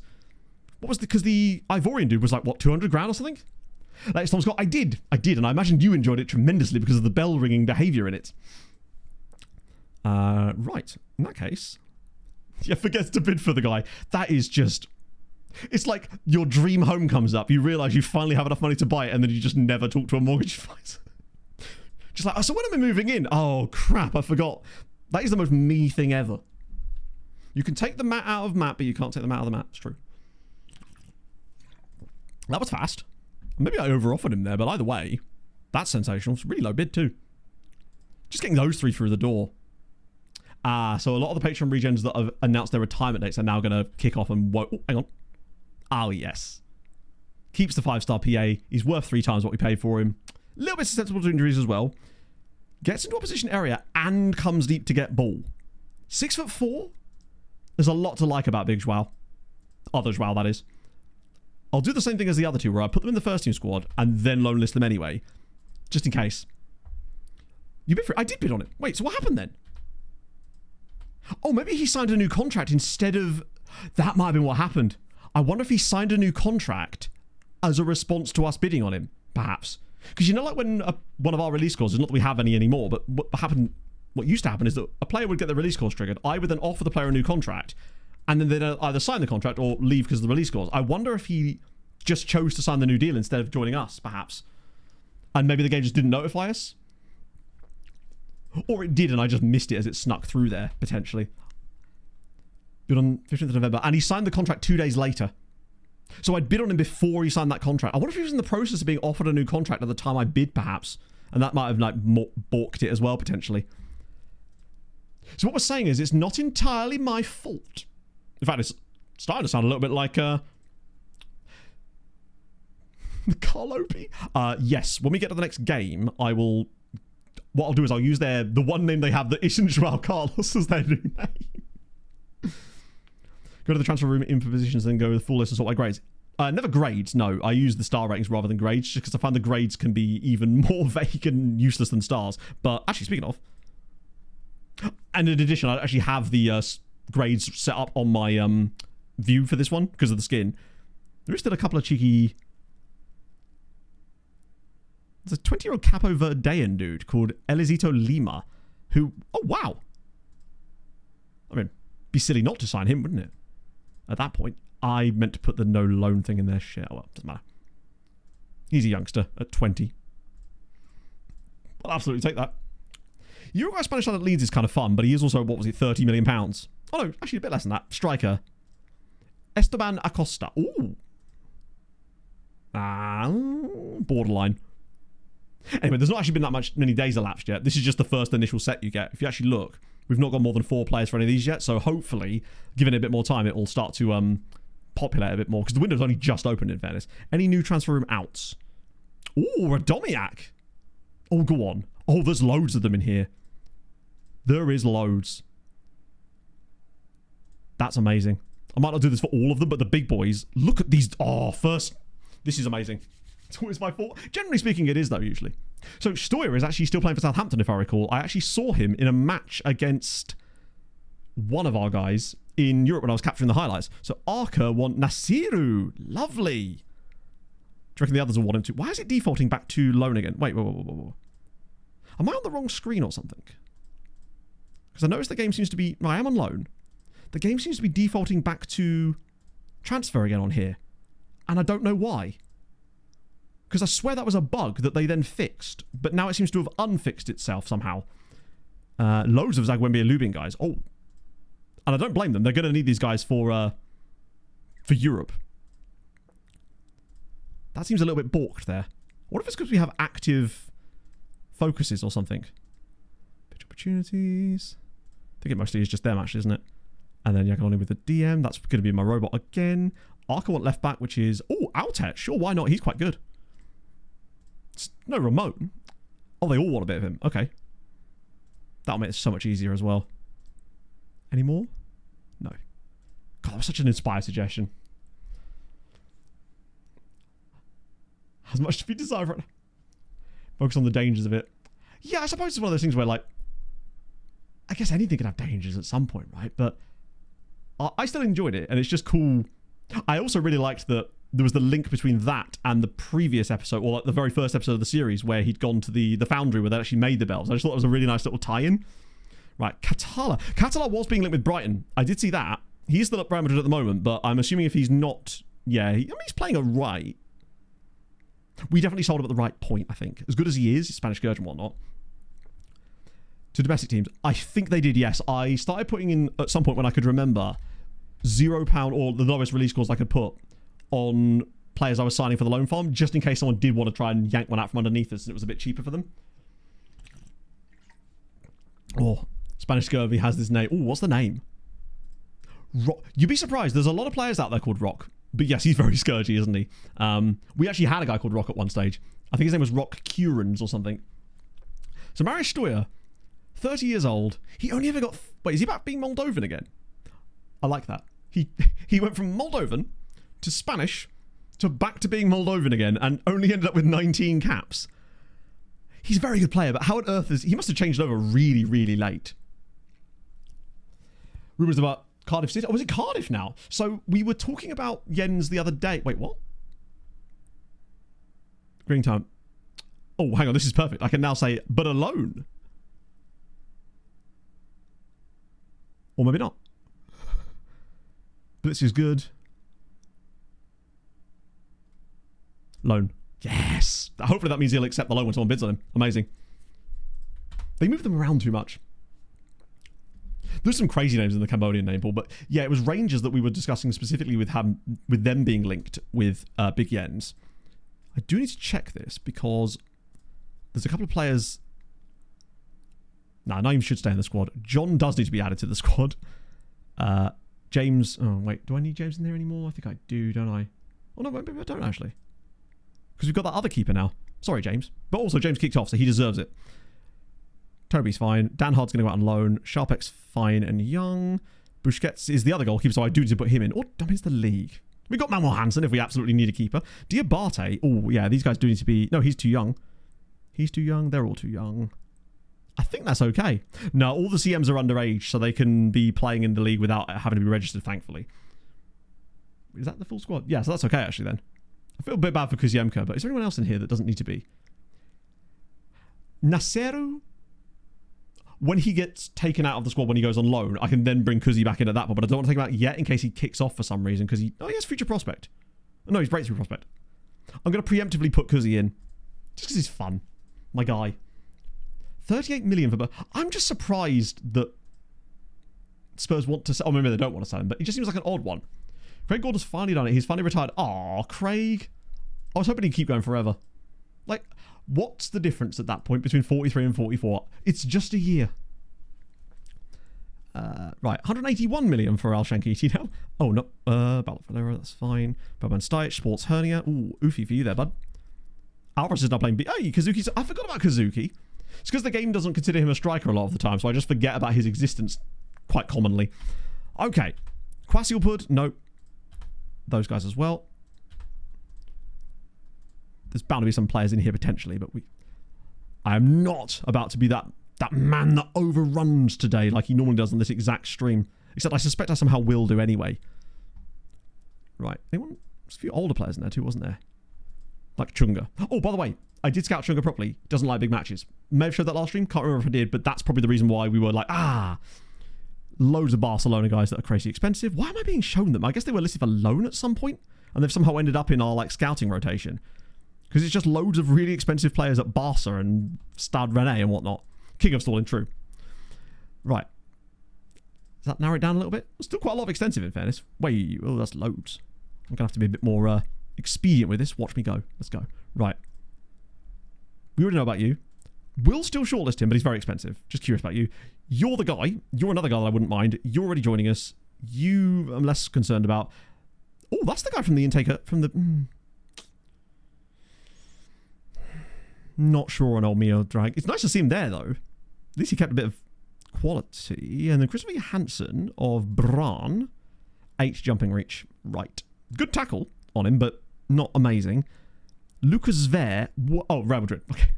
I thought it was actually a Slovenian club for a second there. German guy at Hertha. You're already on the shortlist. You're already on the shortlist. You I've looked at before. Oh, Fluminense guy. Okay, Edison. He's okay.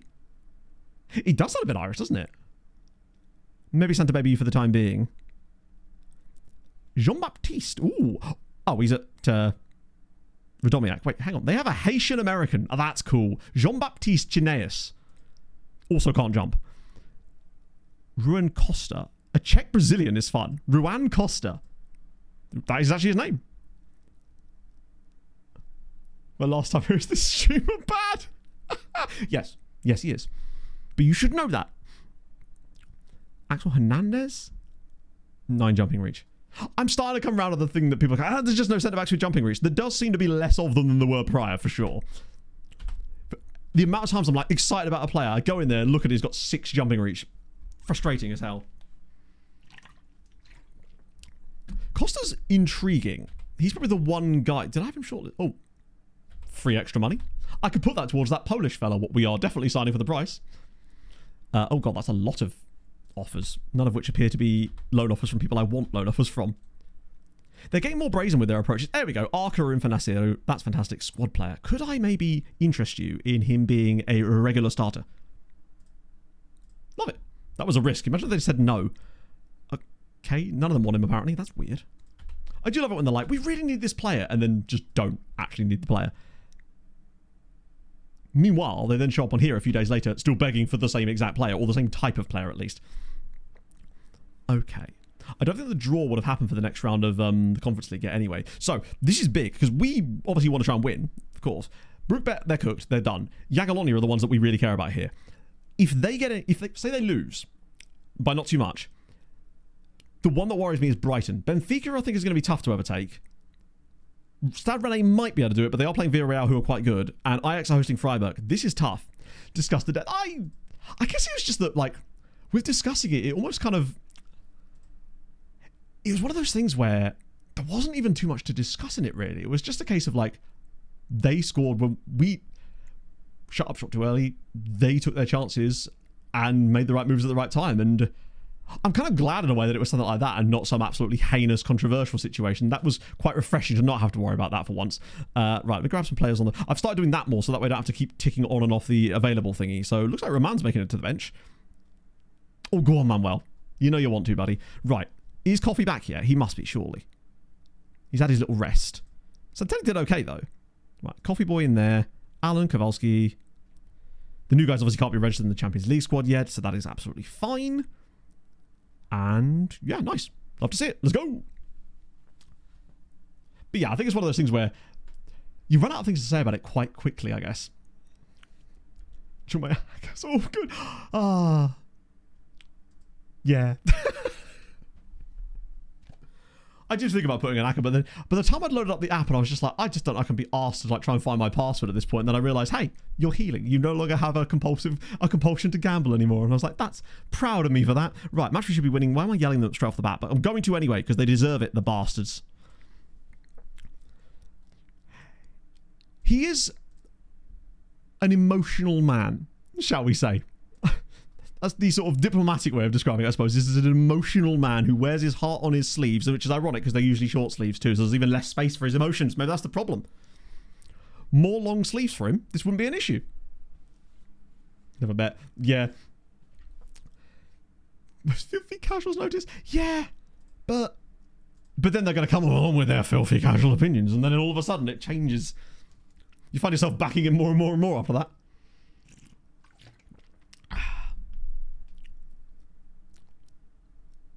weird yelling at. It certainly doesn't get on my nerves just because I'm not the one that's being yelled at, but I could see how it would if I was in the back line.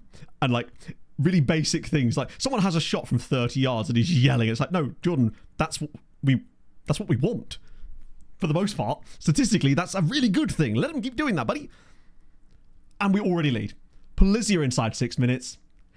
Despite the fact that this season has looked in places like a little bit of a down year for Polizia compared to last year, where he obviously was just the king, his numbers overall are actually still pretty fucking stellar, generally speaking. He's just done less for us in the Champions League more than anything else. His domestic form has been fantastic. Mompa with a lovely little dink back there as well.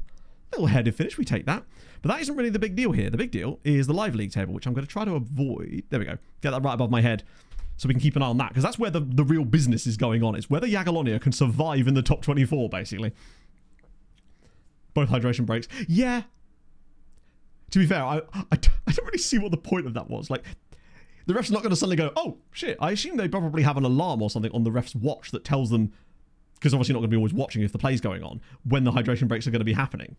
I always want to see what the, like, mechanics of a referee's watch in these matches look like. Like, what has he got in his watch that I don't in mine? I mean, obviously, the vibration is probably quite strong. But I'd be curious to know what the tech is like in those situations. Oh, go on. Shank? Oh, it's beautiful. That's more like it. Never worried. We just need to get through those first really difficult matches in the Champions League to get our 2 easy ones after Christmas, and now it's going to be disallowed for offside now, isn't it? Of course. Hey, no. A fraud indeed. The rudeness half. How are you, friend?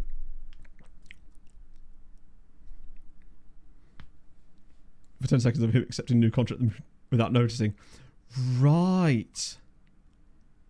My guess is that I thought that was the email where they agree to sign for you or something, and was most likely talking to someone in chat about something ridiculous and just completely wasn't paying attention, which is very much what I was doing in that situation. Not that we could have done anything about it anyway. We put the bid in. It's rare that a player will sign a contract in July with a club like that, in FM at least, and then sign another contract in November. But I guess they were smart enough to want to get rid of that release clause. This might get disallowed for offside because we did have a player quite through there. Another goal for the Montparoust man, though. He had some dreadful games last stream, but he does appear to have woken up again a little bit. Football most of the time. What? Yeah, like, I wonder what they've got. Like, what? Do you reckon they've got any games on it? Like, just playing Snake at half time on his watch. Because it looks like there's a hell of a lot of tech on a referee these days. VAR didn't even check it. Yeah. But that's why it's quite funny when you're watching a major tournament, when you notice the commentators saying things that very much wouldn't normally need to be said in a normal football match, like a club game. Like, they'll say things that are almost like not far off of explaining the rules of the game. And they kind of have to, because ultimately it is going to have statistically a more casual audience. Is this about to be 4-0? Holy God. So Argent email before doing the confirmation of the advancing game. That's probably something I would have done. I mean, the only thing that would have happened had I noticed it would have been me going, God damn it, and storming around my room or something. But, which means, in fact, you were robbed of an opportunity to see that, I guess. Jagiellonia still currently. Also, Brookbet beating Inter, naturally doing it exactly when it doesn't matter, as per. It's just in their culture. They are very much going to need, though, to continue drawing that match. Override, but it's just got his face on it the whole time, just like watching you. Thank God that's over. The hope was hurting. Now we've got a year of watching Joachim Andersen. Yes, now I'm ready. Oh, go on. Go on, Nathan. Let's have a 5th goal in the first half here to really mud them. Bend it, perhaps? Oh, okay, that's fine too, I guess. How are you, friend? I bought a Fulham shirt yesterday. Home last night. Nah, I watched it at home. There was no reason to go out and watch it for me yesterday. Our plan was, obviously, if we got through, I was going to be down at my friend's house at the weekend anyway, so we were going to watch the final, obviously. But now we just get to watch the third place playoff on the Saturday, which is when we're there anyway, so makes our travel plans much easier. It's one of those things where had we actually got through, it would have been, I wouldn't have wanted to watch the final by myself at that point, no, for sure. We just watched it with Pog. I say with Pog. Pog was there too. It's not quite the same. Headphones in, like, what? What would you do? Oh, yes, you get to basically be like the, you're the ref. You get your own column, but in real life. Not watching that. I suspect we'll probably have it on in the background because obviously it's Viking's birthday and we're going down there to play board games and drink booze all day. A bit of day drinking and barbecue and possibly Pizza Hut with Pog's blue light card as well. That's the plan at least. Quite looking forward to it. Flatback 5. See how it goes. Do you know what? I reckon we could probably pull that off, honestly. Mike Dean and Soccer Sat. Do you really want to have one Mike Day? Mike Day? Mike Dean. Sounds like a good day. I know. I haven't had one of those for a little while. I've been just really looking forward to it, honestly. That's why I did so many Sundays in a row. I think it's been like 7. A bit of day drinking, which means I may not take the pill on Saturday, just in case. Don't want those two things combining, because I find that I don't notice how drunk I am. It seems to like mask it somehow. Hector. Wait. Oh, yeah. Argiola. He's really good. But yes, Kuczynski accepts Eintracht Frankfurt offer. I probably got so focused on that, and then smashed the spacebar twice, and then it was on to the next page. That makes sense. Play booze and drink board? Potentially. A friend of mine said he was buying a fucking tent. Being drunk all the time. It's actually almost the opposite, I think. Weirdly, I feel more normal when I am drunk in some respects. When I get pregnant, I mean, half. These hips are childbearing hips now. These flexors aren't going to flex themselves. 12-year-old kid, 3 years 3-year suspension. I mean, you know my follow-up question, Cheese God, is going to be, and what did he do? It is very tiring, yeah. I've noticed that I felt better as soon as the heat started dropping. That period of like the last 3 or 4 weeks where the heat has been unbearable, it's like pulling teeth. Whereas the last few days, I've slept better and I felt a lot better in general, and everything just feels a bit more normal again. The second that the heat kind of took off for a little bit. He might do half. You never know. See where the night takes us, you know? If he loses at Axis and Allies, who could say? Okay. In 4-0 at half time. What's the bench saying? I mean, the robot, particularly with the yellow card, Cuzzy couldn't hurt. I might get Santelli on it. I actually quite liked him last game when he played there. John is now back, and Alan's on a booking as well. I'm going to make 4 half-time subs. Why not? I'm going to be that guy. I like how I hope the other subs are happening too. There we go. Just doing them one by one for some reason. Bit of pageantry for us all there. But I'm sober. Yeah, I think it's just I don't notice it so much. I feel really normal, and then it just sort of tips over the edge, and you're just like, oh, God.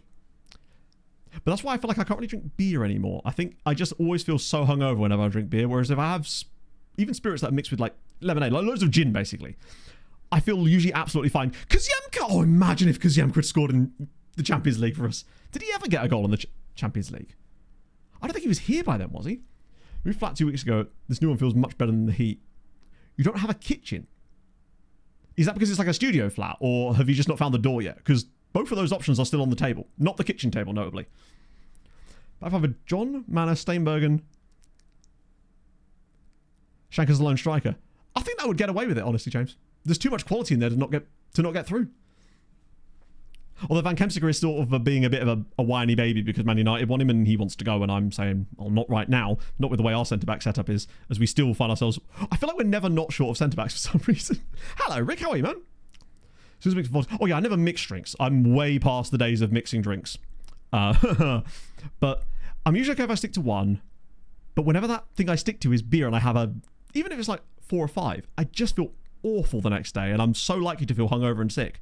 Whereas if I could drink a biblical amount of gin and feel relatively sort of smooth the next day, so to speak. Go on, Santali. Right. Doesn't even mix holy... Well, I had those holy cocktails in... Well, that's probably part of the problem, because I had the holy cocktails and then I also had lots of beer, because open bar. And that's a hell of a save from Ayapong now. Do it when it matters, bud. I think... You say you never do it again, but I believe everybody says that. Like, you always feel like you've had your last I'm being sick because I've drunk too much alcohol. Obviously, if you're not a drinker, then obviously you would have really long ago not had that. But, well, that's a lot of space. But I feel like there's always another one in there somewhere when you least expect it. Because I hadn't done anything like that for years. And on my birthday last year... No, not last year. No, it was last year. Just had way too much gin. I mean, like, an absurd amount. It was like 20. Like, far too many for any human being. Particularly one as live and small as myself. Property inspection today. It's got coordinates delayed until next week. So actually, oh, that sucks. Did you do, depending on what you mean by property inspection, because is that like where I don't know if you're renting or whatever, they come around and check the property every 6 months, because that's what they do here. Does that mean that you've done all the cleaning now and it's gone to waste? And then you'll have to do it again in a week. Hate that. Ban smoking in bars. I told you guys about the time that right when they banned smoking in bars, there was a loophole in the law that meant that pubs could declare themselves as smoking research centres. Briefly, I believe this is true. And one of them was near us. And so, yeah, I remember that. It was very, very strange. But I remember going to this pub and it was just... Because this was about like 6 to 9 months after this all went through. It doesn't sound true. I suspect they just didn't care because it was in the middle of nowhere. Kid punched you. I mean, hang on, sorry. Chat, it's not letting me scroll. Punch me in the face. I mean, in that case, 3 probably isn't enough years. How old was the kid? The comeback's on now, isn't it? Yeah, I think we've got one of those coming up in August, actually. It's an excuse to do a bit of extra cleaning, in fairness. John has hurt himself. No, John, not like this. Come on, buddy. Thank God we've got a... This might be Alvarez's last... Oh, God, now it's doing that shit again, isn't it? Right, come on, Johnny. Out we go there, son. Love to see it. 12. Good God. Surprised he could reach. Now 30 cents. I mean, 2-day hangovers are still... I don't think I've ever... Oh, no, one time. That was the only one. Sat the game until 4 a.m. Was dying one day. Jesus. Yeah. I try to be more sensible. But that's another thing I find that I'm quite bad at, is that I drink quite quickly. Whenever I'm in like a group setting or a social setting, I feel like if I have got a beverage of that sort, an adult beverage, so to speak, I find that it goes down a little too easy sometimes, and because I just get distracted constantly just sipping on it. I think it's just because I nervously I always have to be doing something with my hands, I guess. So if I'm like standing in a room talking to people, I'll have like a drink in my hand or something, and it's just a thing to do with my hand, and as a result, I end up consuming more than I should do. Yeah, so someone said that the other day, Paul. It's frustrating that they're doing that, though. Unfortunately, I have no control over it. Like, I don't run any ads on stream. The only ads you'll see on stream are the ones, well, those apparently, and the pre-rolls. And technically, I could reduce that, but I'd have to run actual ads in order to do it. We have kind of pissed this game away a little bit, haven't we? Yeah, it just feels weird. I don't know where to put my hands. Like, I'm a pocket. Actually, that's a question. Are you a pocket or a sides kind of person, you know? Like, are we going in the pockets or freestyle? Because I just can't do that, I'm afraid. Ruskin with a gifted sub to Paul. Now you don't have to worry about it, Paul. Thank you, Ruskin. How are you, friend? Luckluster 5'10". I mean, a tall 12-year-old. No. I mean, he was bigger than you. Just fair enough. It happens. I'm also a lackluster 5'10.5", maybe on a good day. Hey, maybe if my posture improves, I could be 5'10.56". Start gaining it a little bit. Did they get through? I mean, Brookbet beat fucking Inter, because of course they did. Oh my God, they won. No, never mind. They are through. Hold the ball. 5'4" IRL. Well, you'd have known if you'd have come to that Krispy Kreme and fought me. I was hiding under the table. Face height. 2'5". I am an average height, which makes sense. I am the world's okayest height as well. Great opportunity to drink. Yeah, you just need something in your gob at some point, don't you? Really? We don't end up winning the group, unfortunately, because Real Madrid won again. But that's okay. Don't find me so much respect. That's good of you, Harv. I've always knew you were a good person underneath. Hoodie. Yeah, I don't really have a lot of hoodies, and those that I do have don't have like the hugging yourself pockets, generally speaking. My Avs one, I think, does. I'm not a comfortable person in general. Like, I'm standing right now on one leg as per, because that is slightly comfortable for me, but I could never do that in public because it would look weird. I only get away with it because I've got a standing desk. Right, we're through. Fantastic work. Jagiellonia are through. Fantastic work. Brookbet didn't go through, but at least they didn't completely embarrass themselves. As much as they were going to, at least. And that's a lot of extra points for us, in theory. Please don't tell me... I didn't do the points shit. One sec. Let me grab those. Hopefully the subs didn't do a lot. In fact, I think we can be very certain the subs didn't do a lot on account of the fact that, well, we conceded 2 goals in the second half. Anyone run an absurd distance in that game out of interest? Don't think they did, thank God. Right. One thing I might do at some point, once I've actually had like a full video of that new thing out, is do like a live stream with it for a bit. Then a live stream wheel, potentially. That's not just that good. You know the parents of rigging the cup draws as the... How would you, the referee, rig the cup draws? Well, you're like Rod Stewart in it on the side. What the hell? Still do those? Apparently have. So I'm told. Live stream the run. From the bits I filmed this morning on the run, I don't know how well that would work. I definitely wanted to take my microphone with me next time, that's for sure. The phone's on board mic is not up to scratch. Shocker, I know. Another good performance from El Shankiti, though. We take those. So applied it properly. There we go. That means Leaf should still be top, and she is. Love to see it. In Group J. Do you know who I reckon has done that? Cheese God. Cheese God's rigged the draw. Yeah, that's the thing. What would be the point of rigging it? Surely the quality difference is not such that it would make a difference anyway. I feel like sport parents are a special breed. I really do feel for like youth referees as well, or any referees in general, but like particularly kids that are refereeing kids matches and being abused by parents who need to fucking get a grip, basically. Can you not like just hold up a big sign that just says "get a grip, loser"? Maybe. Or would that be considered bringing the game into disrepute and whatnot? Supposed to be in Group I. How does that... But how are they supposed to be anywhere? Like, I don't understand how that works.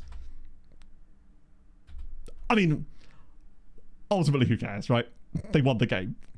They got to the semi-final anyway, and then they beat us there. Would we have drawn them more? Maybe we would have played them earlier if they'd have been in Group I. Had the benefit of being knocked out a little bit sooner. Who's getting suspended now? That's fine. We've got a second Joao Carlos. It'll be absolutely green. Absolutely grand. Right, so what does that mean for the Champions League phase? Jagiellonia come 22nd in the end. Shakhtar actually somehow, despite all that, do sneak through. I suppose they really, with 10 points, weren't ever going to go out. Brookbeck come 32nd in the end. Do finish above... Wow, Olympiacos are dreadful. Anyone fun up here? Chelsea really pulled it back. English sides... Only one English side actually getting top 8 is kind of sick. Less cheaty points. Yeah, why would you know where the cup draws happen? That's an HQ, boss. Getting sent off in a game, having to stand by the fence. That's amazing. The naughty corner for the bad parents. Charles, the parents, I guess, yeah. Want to live vicariously through their 9-year-old playing under 11s football. Top of his... Oh, I bet. He should have come back with a megaphone. The entire time refreshing. It's true. I mean... I'm not going to pretend that I don't think that's possible, but it certainly wasn't last night. Don, thank you very much for the 40 bits. Wait, oh, it's 40. Yeah, I've read 20 twice. Youth referee for free games. One time I was almost beat out by a bunch of angry Turkish parents, and another time I cancelled a game at minute 90 because an entire team stormed me. Exactly. I know that's like, haha, but also, fuck that. That's ridiculous. Why would anyone want to be a referee if that's the kind of shit they're going to get? There needs to be... You know, they talk about how protecting referees. That's where they should really be protecting them. When they're actually developing the poor people, you know? Oh, yeah, but the players... Because a lot of the time, they're kids and they just want to play football with their friends, right? I suspect that seems to be... I imagine there's the odd whopper. Say, for example, a 12-year-old that punched you in the face. But most of them, I imagine, just want to play football with their mates and have a nice time. And it sucks that people would take that... Did that just beat Leipzig 6-0? Christ. Bet their entire life savings on it. That's a good point. You'd think those people were getting on that, really, wouldn't you? Trying to protect the lead after scoring. I mean, that's just basic defensive play, isn't it, really? I just think that the problem was that the way that we did it, we just didn't leave an out ball.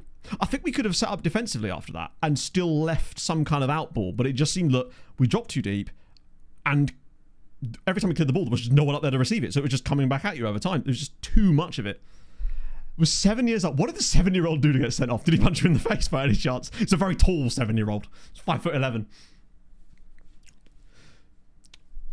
Too serious too early. Yeah, I suppose... I mean, to be fair, if you think about it over here, it's still pretty serious pretty early in places because like, academies start younger and younger and that, and they're getting players younger and younger these days. I got sent off in a school into form going 2 foot or something. Wait, there were cards being handed out in interform matches?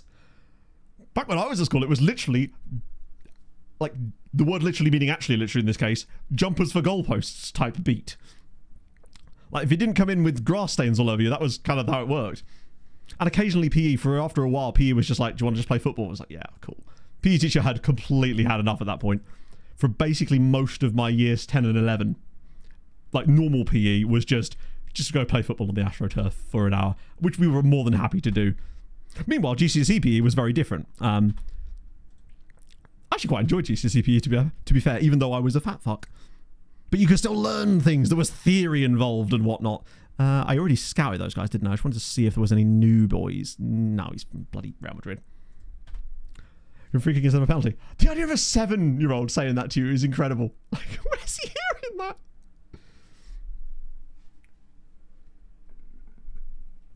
I think we should retrain a lot of rugby refs to be football refs, and they must be spoken to in the same way that they are in rugby. Called Sir. Very much stiff upper lip and whatnot. Let's get a card for assaulting. Oh, good God. See, I noped out of rugby the second I got to high school, and it went from being touch rugby to being I'm a bash your face in rugby, and I kind of just thought to myself, do you know what? I don't think this is worth it for me anymore. And I wasn't the biggest of lads. I was just a small fat man instead. Yeah, like a kid broke his ankle. We had a game we used to play called Bash Ball, which was, and I'm sure there was a variant at your schools as well, which was basically a size 3 football, or the one that's like the mid-sized one. And the rules were basically everyone was against everyone. It was kicked up in the air and you grabbed it, and then you quite simply had to hold onto it for as long as possible. That was the rules. Kid got his ankle broken, and then it was banned. There was a big assembly about it and everything. They banned it, but this is not the reason why it got banned. It got banned because our other friend got his clothes dirty and his mum complained to the school, and that is why they banned it, not because of the broken ankle. And do you know what? I kind of respect it. Looking out for Big Purcell. Oh, ankle break, that's just part of the process. Clothes dirty, can't be having that. Not in this part. That would look uncouth. 7 players on both sides, yeah. Bet it was popular. Now, this again could be one of these things where actually that's not what happened. Someone said it and it just became the rule. You know how that happens in school where someone says a thing that's clearly not true, but it is now true because everyone thinks it's true. Like, you know, my dad's going to do this, etc. Mum was at her wit's end. She's a nice lady, bless her. She means well. Cross the road got banned in primary because someone cut their face open on concrete. But did they get their clothes dirty is the real question here. Purcell's a weird name for a boy. It was short for Percy. Yeah, once you start getting washing machines involved, ankles do not live longer with Calgon. Brogan's mother had a nose broken by half a pricker. Where did you go to school? World War II? This is unbelievable. I mistook this ball for a brick. Exceptional behaviour. I mean, apparently they do. Turns out our shower just got absolutely lime-scaled to fuck. But they've installed a new one for us, but now the hose is really... It's like about 4 inches shorter than the previous one, which means that you basically just have to have it at one specific setting, otherwise that's your lot. And it's like just above your head, so you have to sort of tilt it outwards and then stand really far away from it. It's less of a shower, more of a sprinkler at this point, I think. Come on, that respect. Yeah. No, I agree. They're just a different breed, aren't they? Ever put an ankle in the washing machine? No, usually it's not the ankle that goes in the washing machine, is it? It's the torso, and then you sort of pivot at the hips. You rarely ever see ankle first, I feel like. What are you doing, step ankle? Very averagely sized toes. It's got slightly less average now. North Yorkshire School in the 90s. Legitimately Lord of the Flies. Yeah. I mean, I went to school, well, I was in high school in like the early noughties, and you always feel like... What? Oh, for God's sake. Nathan Allen is struggling to settle at the club. What do you mean? It's just like Wales. Or Norwich. I'm not selling him. Don't do... Wait, has he got... Oh, you can't see him anymore, can he? If he has bad adaptability. I don't think this has happened for a while. Right, I guess we have to discuss it. You see it down recently. Very disappointed with the way my language course went. Okay, do it. Good Christ, man. Oh, I failed Duolingo. Send me home. Another course, yeah. Wait, that was it. He's like, wait, I can do it again? I never thought about that. Tell you what it is. He didn't unlock Duolingo Premium. He's just been doing it with all the ads the entire time. Well, at least we actually found a reasonable solution there. You brought the guys over with a clean tackle. Good. That must be actually the worst as well, because you know you've done nothing wrong, but at the same time, it's impossible not to feel guilty, isn't it? Yeah, have you tried speaking Polish again? Maybe what he needs to do is be really loud in English and point at things. That will do. That's how you get by in most nations, right? That's why the English are loved all over the world.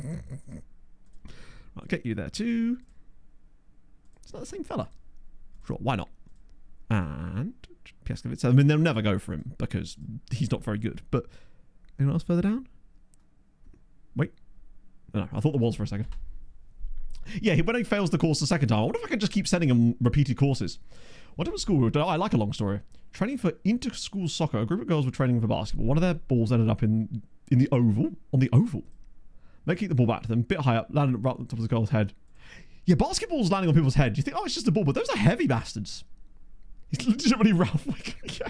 I like that. It's part of his character now. Going through hammers closest to... Fucking hell. It ended when I hit the tiniest boy and broke his ribs with a hammer. Yeah, I can see how that would probably... Someone needs to kind of go, yeah, this has reached its zenith. Playing with a hammer. Sometimes you're the hammer, sometimes you're the nail, right? These things happen. It could have happened to anybody. It just happened to be that guy. He shouldn't have got in the way of the hammer, honestly. It seems like one of these sort of, can't we just accept that it's both parties are to blame type moments. Penrose will sign him. Oh. Wait, wasn't that the guy I sold to them? Oh. Or did I ever sell him? No, I did. Wait. Oh, no, I did. Yeah. He was just on loan for ages and then has left, apparently. I think I may have misread that and thought that he was being sold to Radomiak or something, but hey.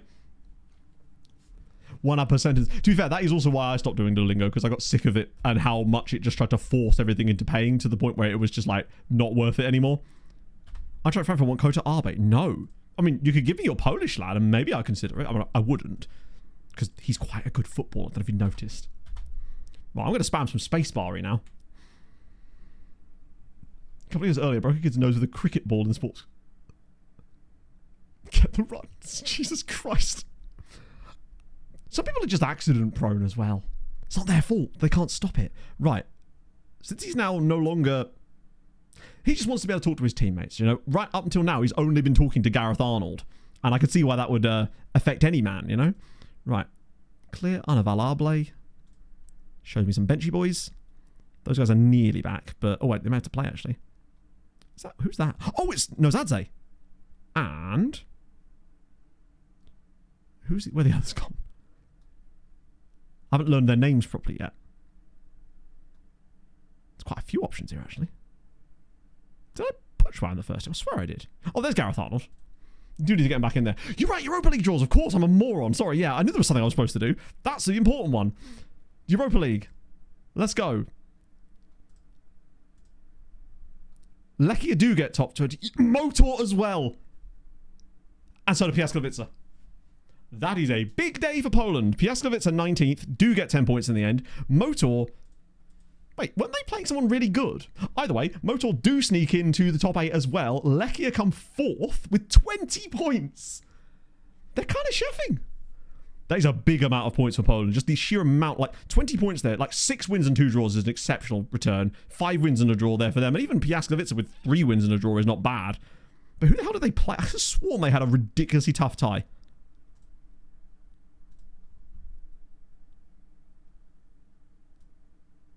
Salia. It was at Estoril, actually. That's a very... Whoa, he has a very long name. 2 goals in stoppage time.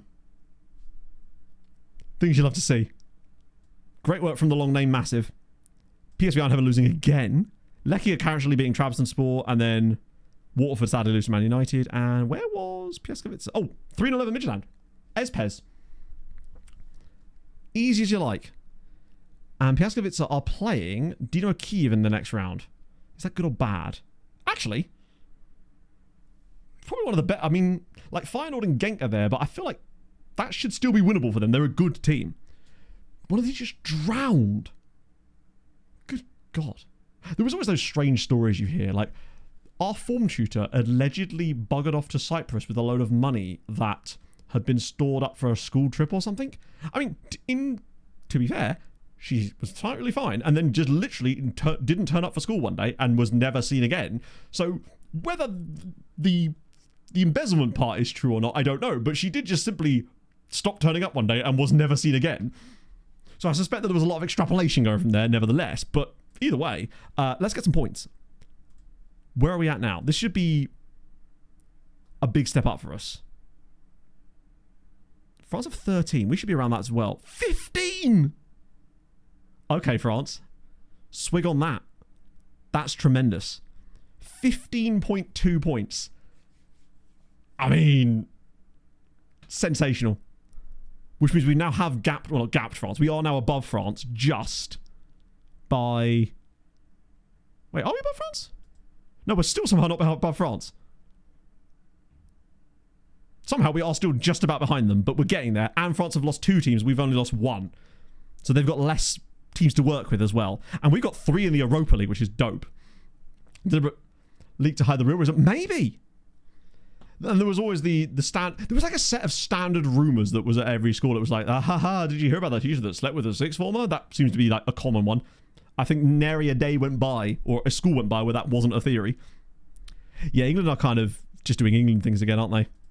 Shout out to Sweden. Like, what is this polar bear doing in Arlington, Texas?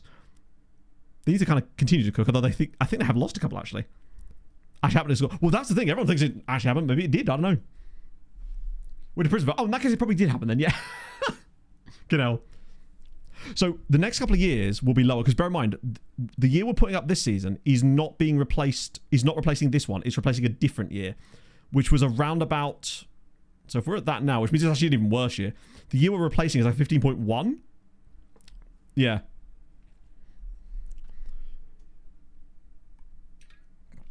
So we have a couple of seasons now of like really good progress opportunities. If we can keep putting up 20, 21 point seasons or something, suddenly we're right back in the levels where Germany are. And then it becomes a question of, can the other Polish sides finally bloody win something in the meantime to allow us to take advantage of these moments, pretty much. Right. That'll do. On you go, lads. A few more, oh, for God's sake. At least 3 players.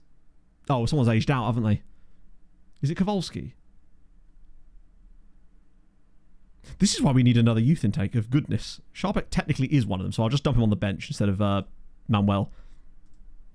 Because we haven't been able to bring through any of these guys for a while that are actually like any use, unfortunately.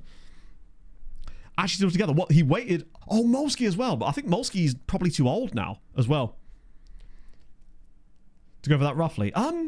It's tough to say because ultimately it's not based on like progression. It's well, it is to an extent, but it's about the wins and losses that get you the progression. So you could progress by drawing both legs and winning on penalties, but if you won both legs, you'd gain more coefficient points for doing it. At the moment, with us having 7 teams in Europe, it's 2 points for a win, 1 point for a draw, but then divided by 7. So the maths gets a little bit complex at that point. But you're not gaining a lot for it, so you do have to just sort of hope that we can get there. I don't see why we wouldn't be able to. Even us pushing to the Champions League final would possibly be enough. Wait, we lost? Oh my God, we did. That is bizarre. Really can't afford that right now either, given the league form at the moment. Because Brookbet are not as far behind us as they could be. They're like scary close at times. The last thing we need is an actual title race. How bizarre. We have had a few of those this season, though. 5:45 to 10 to shift today. That's a weirdly short one. Is that like, what, 4 hours and 4.25 hours? No clean sheet. Probably no man of the match award. Just a couple of points. Yeah, Insta will just sometimes catch you out like that. In fairness, at least it wasn't one of those ones where we've absolutely dominated them. I mean, we have done okay, but... That's just a weird-ass game where we presumably didn't take our chances. We've been more like that this year, sadly. Nacedo is going, which is good news. Right, I will... No! Oh, wait, there's no game until next Saturday anyway, so we'll be fine. I wasn't sure if I needed to do the rotation thing. What we just need is Brookbet... Oh, my God. They're only 2 points behind us now. That's actually scary. How far should they be behind us? Oh, they shouldn't even be second. Right. Yeah, they've done well this season, and we've just minus 11 on goals scored has been a weird one. To be fair, our goalkeeper is not the issue. It's been the lack of scoring. Like, our goalkeeper's kind of keeping it at par, which is about as good as we're going to get out of a goalkeeper in FM26. But the scoring has just not been there this time around. For some reason this season, they've just been not taking their chances in the same way. It's probably just random chance, but ooh, he's quite good. 15 as well. The pace is a little on the slow side. I would be getting him on quickness training as soon as physically possible, because while he's like that young, you should be able to develop his pace a decent amount. Oh dear. Hello, Robert. So Schwarzkopf is now suspended as well. It's weird because we're still clearly clubbing teams left and right, as you can see from the games we've had lately. It's just they seem to randomly just not turn up in league games for some strange reason. It is almost like that kind of hates small matches mentality we were talking about. That obviously doesn't exist, but apparently it can. They just seem to not raise their game for it for some reason. Could lose Gonzalez. No, I'll just trigger the extension. Cheers. He's dropped it. I bet he has, since he's no longer playing for us. So that's still the robot. They never don't want him, but I can't really afford to send him out. Nah, he's too useful in Europe at the moment. There are two people that actually have criminal records. I don't think I know anybody that has a criminal record now I think about it. Actually, no. Pog did a speeding awareness course because she's a big crim. Now, we are leading the Polish league. It's just closer than it really should be, given that we've played 20 matches now. Golden Generation. I hope it actually does turn out to be a Golden Generation for you and not a Pyrite Generation, because the amount of times I've been promised Golden Generations and been found that it was Fool's Gold is a while. So players on holiday mid-season. I don't believe you can. As far as I know. The game has like holiday periods, which exist because of winter break and summer periods, but I don't think you can actually designate a holiday period. I think the best you can do would be like a rest of X amount of time. So you could go into here and rest them from training for up to 2 weeks. And there's a way that you can send a player back to their home country, but only if they're not settling properly. Speeding on the river, true, could be. She turned state's evidence, you see. That's how she got that job. Training intensity, I guess, yeah. But it wouldn't actually be like a holiday. All it would really be is essentially 2 weeks without playing, where they would lose all of their match sharpness and cohesion would go out the window as well. So it's probably not advisable. A one-day rest is usually good, though. I've been using that a lot more frequently in 26 since someone pointed out to me how powerful it can be at times. And it's definitely helped us, I think. Particularly when you have those 2 games a week type moments. 4.5 star potential. Considered a good intake. Damn. Yeah, I mean, our intakes, if we see anything that isn't a 1-star intake, that's considered good. I mean, this year technically is supposed to be a 1-star intake as well, but I've not even really been paying much attention to the intake thing itself, more just the letters attached to the players in it. So last year we supposedly had 3 A-rated players, and unfortunately none of them were any good. This year though, I'll just show you actually, it's not looking good, bruv. It is 2 C-rated, and it says this isn't a great year in central midfield. But maybe this is the time it turns around. Loans giving it. It's tough. I mean, the best way to develop a player will always be game time. But you're not always in a position to give that game time because, you know, realistically, is a player actually going to be able to play in your starting 11? If not, then it's like, you put yourself in a bit of a tough spot. Oh no, I did want to go to that, didn't I? So at that point, I think if you realise they're not going to play in your starting 11, the best thing you can do, the second best thing to do would probably be to find them a loan to a league that has high rep. Leave of absence. Yeah, the leave of absence one you can do, but I find that doesn't come around until you... Like, for example, Nathan Allen, I suspect I could have actually offered him a leave of absence had I not just told him to do his 2 lingo calls again. I've never actually had the resolve itself in that manner before. That's kind of sick. I like that it's even got the ability to do that. It's almost like I should read it more frequently than I do. Right, anyone new? There's a couple in here. Some of them will be from the recruitment focuses, in fairness. Let's go from Plateau as a goalkeeper. At least we finally got our absolute king from... oh, this was the guy from the recruitment... Oh, my goodness. Kevin Chala. A recruitment focus did a thing. Well, look at that. One of them was being a drug dealer. That'll do it. 3 years for voyeurism. Good lord. That's quite a lot, but hey, fair enough. Don't be a voyeur. First season plays your first season in a new club too. New clubs. Oh, really? What, like the sort of 3-year thing that we've hypothesized? We'll have a bit of... I mean, he's 16 years old. He's no way going to want to sign for us. No, but that's fine. He's definitely a Santa baby for like 2 years' time type of beat.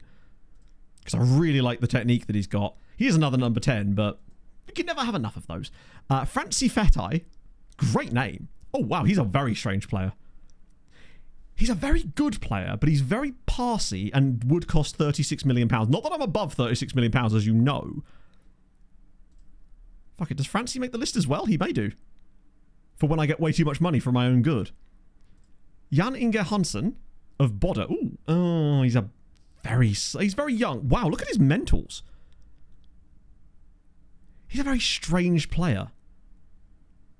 Like, he's got no speed, but he's... Basically, he's Braveheart, but as a striker. Fausto Scala. I guess the benefit of this recruitment focus is it is finding players younger than we would normally do, because it would take us a little while to just get knowledge of them in the first place. And I certainly wouldn't have found that Chala guy, because while I'm here, actually, probably should... Oh, wait.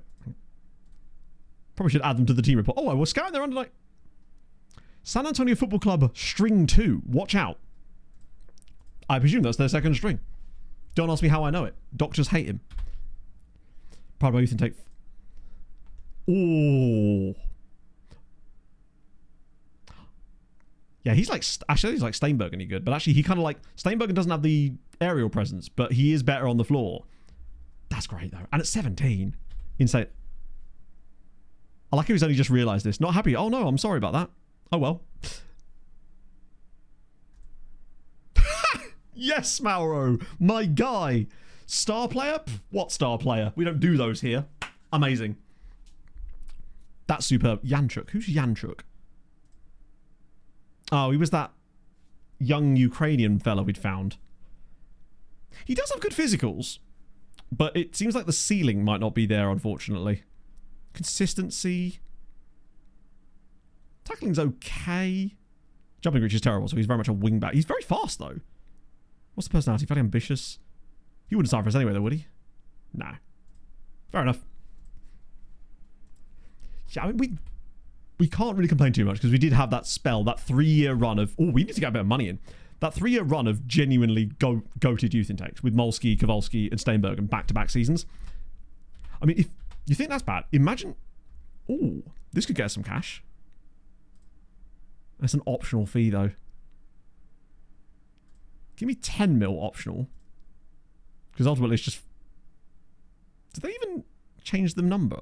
Or did they just move it from somewhere else? They're never going to negotiate beyond that, are they? It's just going to be the same number over and over. Did they just put it down? They did just put it down. Wait, are they offering me money up? Oh, they are. Fine, I guess. To be fair, we signed him on a free transfer, so anything on him is pure profit. And this way guarantees a bit more money in terms of the monthly fees, even if they don't trigger the clause in the end. So Janicic is back. Love to see it.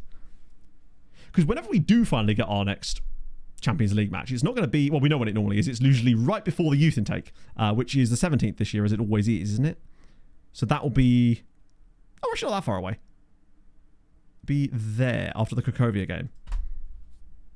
Yeah, it's a little bit of extra cash. Maybe they take the plunge and actually buy him. They almost never do, unfortunately. Stuttgart want Uche. Good lord. Oh, it must be deadline day for the European sides. That'll be good, actually, because it means that they'll all stop bothering me. And then we can focus on actually getting some loans out to the other Polish sides instead. Don't think there's anything new. I think I did put them all on ongoing for the... What did I? I think I did, just because I was too lazy. Anything new? Just my robot again? We may have maxed out our loan farm potential right now. Thankfully, those new guys... I mean, if the right club wanted, like, Nozadze on loan, I'd be tempted. But it would have to be the right team if they're going to guarantee him playing football. Oh, a team that's actually going to help and do something. Oh, are they starting to go from... We should probably look at the other Polish transfers, actually, while we're there. Cushing talks up Alan. Go on, Nick. Why? Maybe he's the reason he misses home. Oh, these are compensation players. I mean, these are players from an intake of a couple of seasons ago. I'm not bothered about losing them, but I'm also like, maybe I should have given them another one.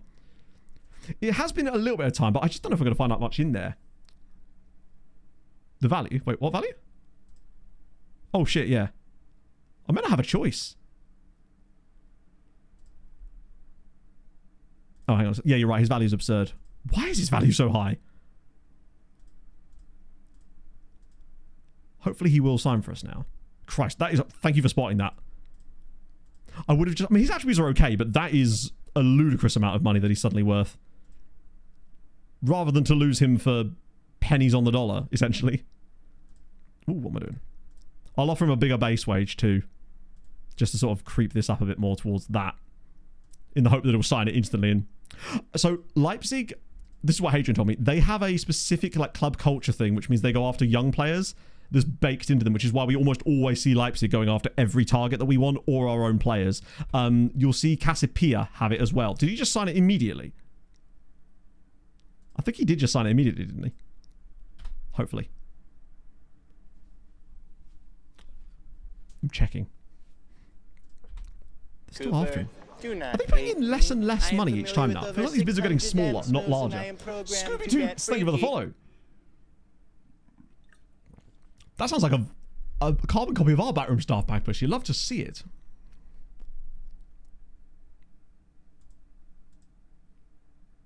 Two different clubs. Wait, what? Was it a different player? Well, he has signed it. Either way, that's fine. Oh, because it's deadline day. Oh, of course you get more ticks, don't you? Because of the European deadline day. Right, I've got to take out a few. Well, do I? Squad is maxed, in fairness. Naeem, he will stay in the squad because he will be back. Kowalski doesn't need to be in there. Hans is injured, but for how long? No, he'll be back as well. Toby doesn't need to be in there. Right, is there anyone that's lower that I could be taking out, perhaps? Kuzi, I think Kuzi does need to be in here because I don't think if I take Kuzi out, we lose the homegrown training nation player. Ramon probably doesn't need to be in there anymore, though. And Chendros, honestly, as well. I might bring in Diabate for the memes, just so he's got there. And who's the other guy? Nozadze. Maybe. As an option. Alec Rusquera. We'll have that. That'll do. There's anyone crazy I'm missing. Gareth Arnold we're not really bothered about yet. Although I do want to give some more league football if I can do. That'll do. The important thing for me was just making sure we got some of those other guys back in if they are going to be not going out on loan. Yeah, I mean, he had good attributes too, which probably helps. Suzuki not being... it would behoove us to have him, but I don't know... Particularly as we go towards the knockout stages, we're playing two strikers less and less, so it isn't as important to have a fourth striker option on the thing. We could probably do with another striker option next season anyway, although I feel like Elkin Blanco may come back from his loan as he's not been playing as much as I think he would like to, so there's a chance we get him back anyway. And that would be great. Joy cometh. That it do. I remember these guys when I was looking at team names specifically in Nigeria at one point. 25 geese in the field behind my house. You love to see it. What type of goose? Well, in fairness, we have always had a lot of issues with Al Shankiti's fitness this season. He pretty much missed almost the entirety of the first half of the year through injuries. He played like 800 minutes, but it just felt like it was always... Just as he's coming back up to fitness, gets another injury. How many goals has he actually got now? He's still got 4. And he's not underperforming his XG by that much either. Who's the worst culprit for this? Naeem and Alan, to an extent. And Polizio, actually. There's just quite a lot of people that probably need to do a little bit better. Naeem having 1 goal this season is embarrassing for him. Whereas normal numbers are like close to 10. Not been registered. I don't know. Certainly not an issue I think I've run into, although maybe I have. Just clear that. No, not that it's... Oh, you bastard. Wait, can I No, you can't undo here, can you? It's fine. I meant to clear unavailable. I'm getting used to doing that. Did that just not clear the player who's suspended? Clear unavailable. So I guess he's available then, yeah? FM? Cool. Oh, yeah, it is there. Sick. Right, now let's try and clear unavailable. You're right, it is there. I'm used to it being down the bottom. Right. Clear unavailable. Good. So I guess we can just go in with this. This should work just fine then. The game's not going to kick off about him being unavailable since he's clearly available. That'll be fine, actually, then. Right, here we go. Oh, he's not available. With that, it's almost like I just asked. Great. He's ready to mingle. Cheers, FM. Right, in that case, where's Paolo Enrique? Oh, he's there. Right there, Matt, you melon. Do you reckon I'll do it now? If I clear him off the bench? No, okay, apparently not. Glad that works really well. Christ. Let's try that again. One of you will come in. Oh, Gareth. Big up, Gareth. See if we can see any geese. Nah, no geese here. Just a load of hay. I'll tell you what, that actually looks like grey lag geese. One sec. Okay, I'm trying to zoom in and Gyatso's just like, no. How dare you? You will be displayed the geese at the exact same size no matter what we do. Yeah, looking like grey lag. Might have been a hybrid in there. Who could say? You'd love to see it. I only saw Canada geese this morning. It's more find the geese in this case. Yeah, Naeem turned 30 this window, in fact, just after he retired from international football when he got his hip injury, because jet skis at AFCON do not mix. So we've learned. Right. That's frustrating, though, the whole suspension. I've been using that really nicely in my non-league save because there's just constant... One of the other things in the lower leagues is it's really easy to get suspensions, too. And when you've got a tiny bench, it sucks a little bit. Oh, that was during the match, wasn't it? So just wait till after the game, Porto. 6-1. There we go. That's more like it. Do you think they're trying to, like, neg us into wanting to sell the player to them? It's like, hey, if we keep being lower, they'll maybe think the player is worth less money. Who got all the goals in this game? Actually, that spread out really nicely. I don't think anyone got more than one goal. 2 assists for Policia as well, though. That's more like it. Where was that in the last game? More of that, please. Hello, Mr. Progger. How are you, friend? Hope you're well. Managing non-league. My local. As part of this new thing I'm working on. Which is why I'm so all over the place today, because I had to go out and run this morning, film that, for that. And luckily, though, I was able to play through enough yesterday to get the first 2 runs actually set up for that, which is good. Which means I don't have to play another session of it until Monday, in theory, to get another 3. Lee Grant. Lee Grant. Wasn't Lee Grant a goalkeeper? Oh, no, it was Lee Camp I'm thinking of. There was a goalie called... Lee Grant was a player, though, right? Why is this going to load? There's so many goals it's got to load through, you see. Oh, he was a keeper. Knowledge and such. Right, man of the match award for... Ashton Kitty again? Really? Or does the game just award it randomly? Oh, no, yeah, she was. Fair play. Shanks is cooking. We need more goalkeeper managers, I reckon. Right, Ukola, that was the guy that we were actually going to look at before. Who's just, or is about to join... Oh, he's still there. But he is joining Brookbet. He's a 23. Oh, that's cool. Wait, where's he come from? He's one of our guys. He is actually, yeah.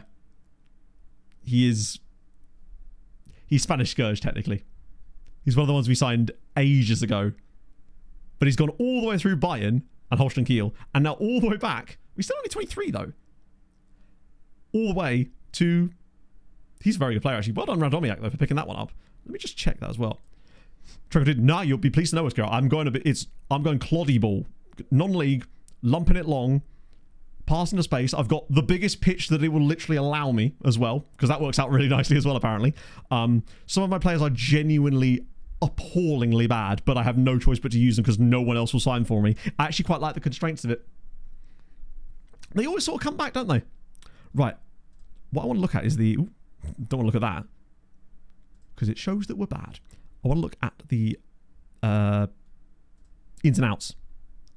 Yeah, you do sometimes get some Scourgies from other countries because they just gen in that nation. Oh, Montreal Lublin are selling loads of players. Lads, you've just qualified for the next round of the Europa League. Could you like... Oh, that was the summer.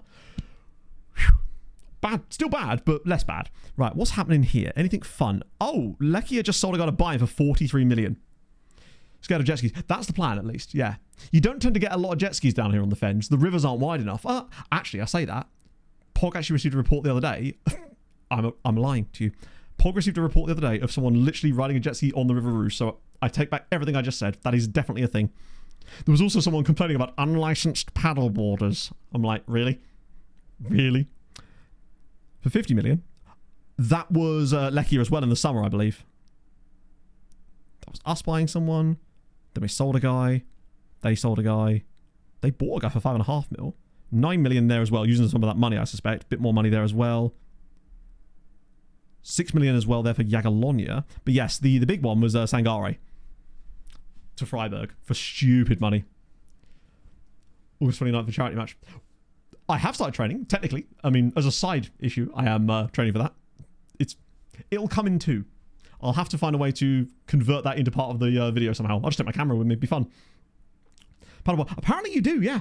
But it's sort of unenforceable because in order to have a license on it, it could just be taken out of the water and therefore it no longer needs the license. So it's a bit of a stupid one. Basically, someone was being a proper curtain twitcher about it. And like, they'd have no idea either if these people were licensed because they wouldn't have they would simply not have access to that information. They were just being a proper knobhead, basically. So Pog had to send like this email about being like, yes, blah, blah, blah, blah. It wasn't even an area of the river that she works on either. It was like way up towards Milton Keynes. But yeah, this guy is absurdly good. We nearly signed him, but then when we saw that Lekia wanted him, we just kind of stepped aside and let them sign him, and they've made £50 million off of him. So fair fucking play. Still only 23. Oh, I did, Jesse, yes, I did find out, and sadly, no, I am not doing the London Marathon. I did not get in this year to either of them, which is unfortunate. A bit more money then, which is a shame, but it's fine. I'll probably not have to do an ultra for this goddamn video anyway. Although I hope not. Unlicensed different dentist. It's what separates us from the animals, Millennium, right? Basically, dentists and paddleboarders. Hyenas just do not have that in their culture. Getting a massive little rest here, which is quite convenient in fairness. But yeah, even with the double-sized London Marathon, I still wasn't able to get in. The odds are still massively stacked against you in fairness. I realise that I feel like I'm progressing, but we're actually not because it's just deadline day for the other European sides. And so the game's like, no, you will not progress, actually. Gomez gets I assume he must have got a goal in that game or something. Right. If Jagiellonia could do us a big solid here, that would be fantastic. He's managed to still get surprisingly hot in here, and they've lost again. My God, the gap is still only 2 points. This is like that Motor season all over again, and it scares me. Because we will have to rotate at some point when the Champions League matches start coming. Well, my hope is that we can extend the lead enough over the next sort of 3 or 4 league matches before we have to play another Champions League game that... Oh, go on, Polonia. That they'll start dropping some points when they inevitably have to play. Oh, no, they've not got any either. Fuck. They're not in Europe, are they? Right, who's this? Oh, yeah, nice. I feel like this guy never finds a loan, though. He's always wanted by Polish sides, as you can see here from all of them. But he never seems to actually ever get an offer on him for some reason. Or when he does, he just turns it down. Was that the only one? No, it was. Fuck. Hello, JTax. How are you, friend? Oh, was another lookup? There was. Oh, Lee Grant, of course. I literally mentioned it and then just forgot about him. Typical. Granty boy. Oh, there he is, yeah. Oh, so he's just literally still at Huddersfield. He's got a happy face. Okay, this might just be me being crazy. His face is... He looks like what I picture Mark Cucurella would look like if he didn't have hair. It's the eyebrows and the shape of his cheeks. He feels like a hairless Mark Cucurella. Like a Mark Cucurella, but with Veet, you know? Zion! Thank you very much for the follow, my friend. Hope you're well. Yeah, absolutely. You know, because it's just such a... Like, I don't always do it when there's loads of, like, smaller clubs, but with the bigger ones and slightly better players, it's an absolute godsend because as much as it's extra clicks up front, it just seemed to get better results because before, if I offered a play... If, like, 4 clubs wanted a player and I offered it to one of them, it would then automatically... The others would stop being interested, whereas this seems to give it to... It gives them all equal opportunities to sign the player or at least offer us out, which is nice. Although most of the time, I feel like you only ever get one bid. You never get bids from more than one of them, weirdly. Now what's he kicking off about? He was happy a minute ago. Left him out of the Champions League squad.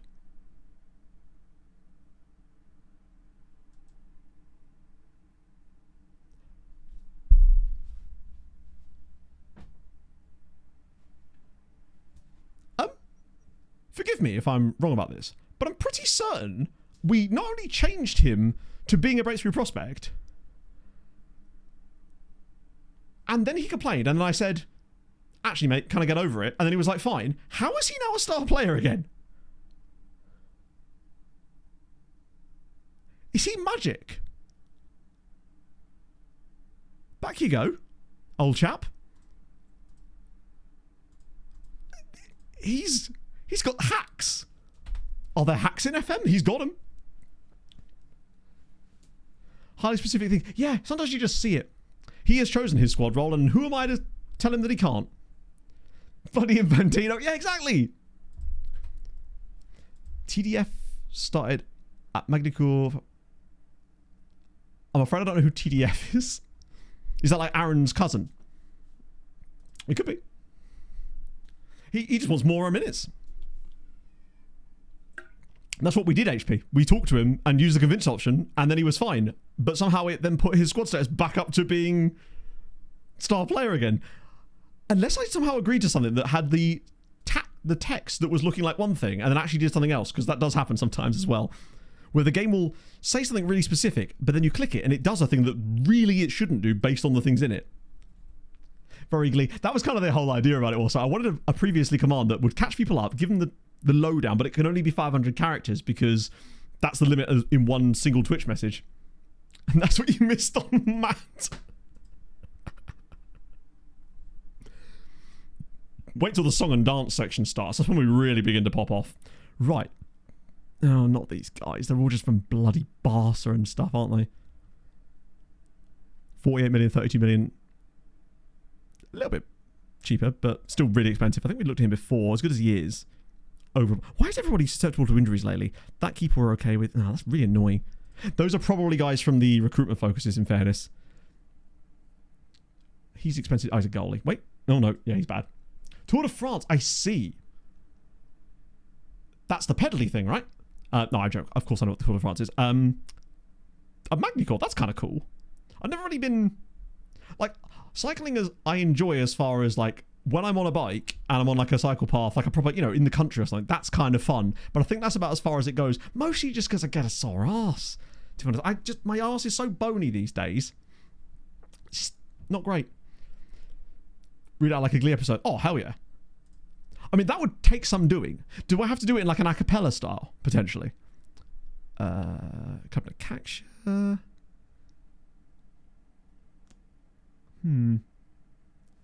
Yeah. The Japanese guy's okay. He's a goalkeeper that we've seen before. He's on the shortlist. He's a Santa Baby shortlist. He was recommended to us on a previous, actually, a transfer room out. Sorry, transfer room in. Wait, what's happened with Jens? A note for the immersion enjoyers. Oh, sorry, I thought you meant in game. Yeah, someone mentioned it earlier. Cardiff, that's just... I guess they're just offering him more wages. An overpriced Belgian in the Netherlands. I don't know if that counts as an official overpriced Belgian at that point then.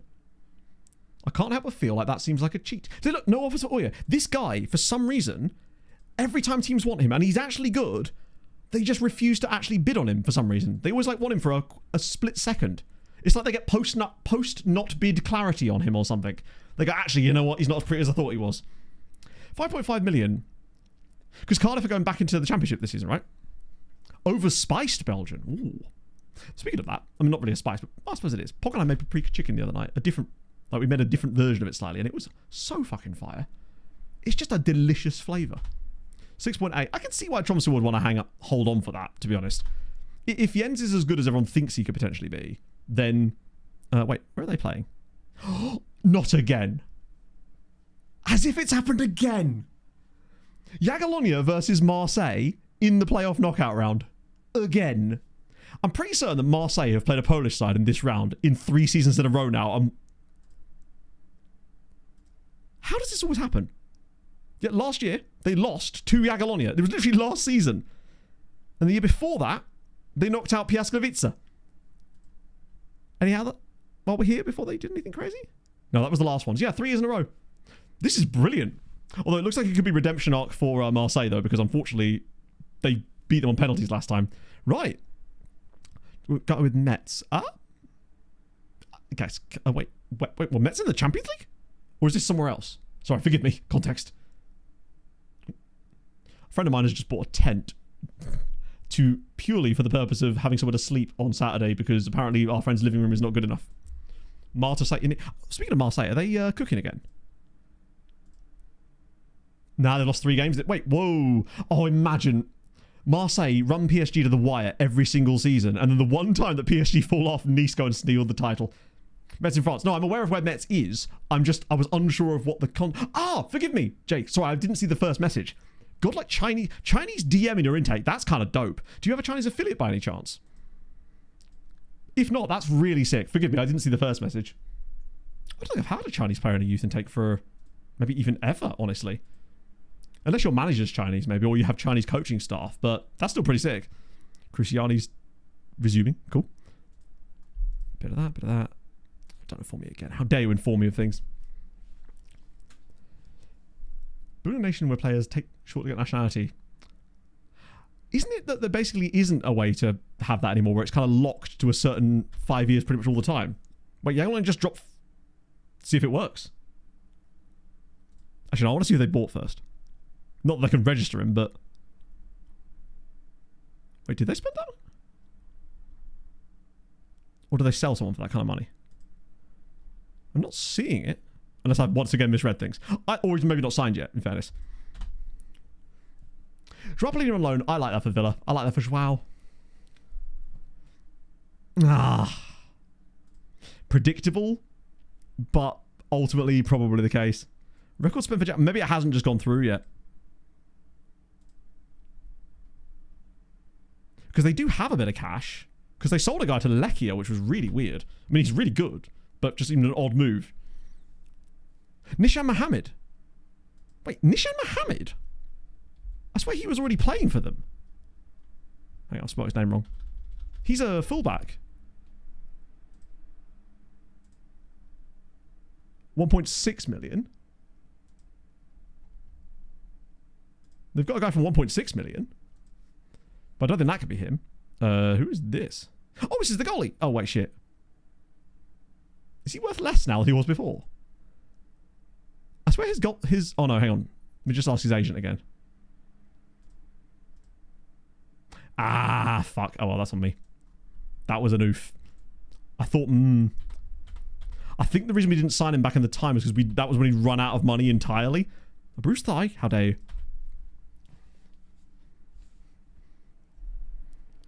Don't matter, youth ranking isn't a thing. Oh, no, it 100% isn't a thing. I mean, sorry, it is a thing in the same way that coastal erosion is a thing, right?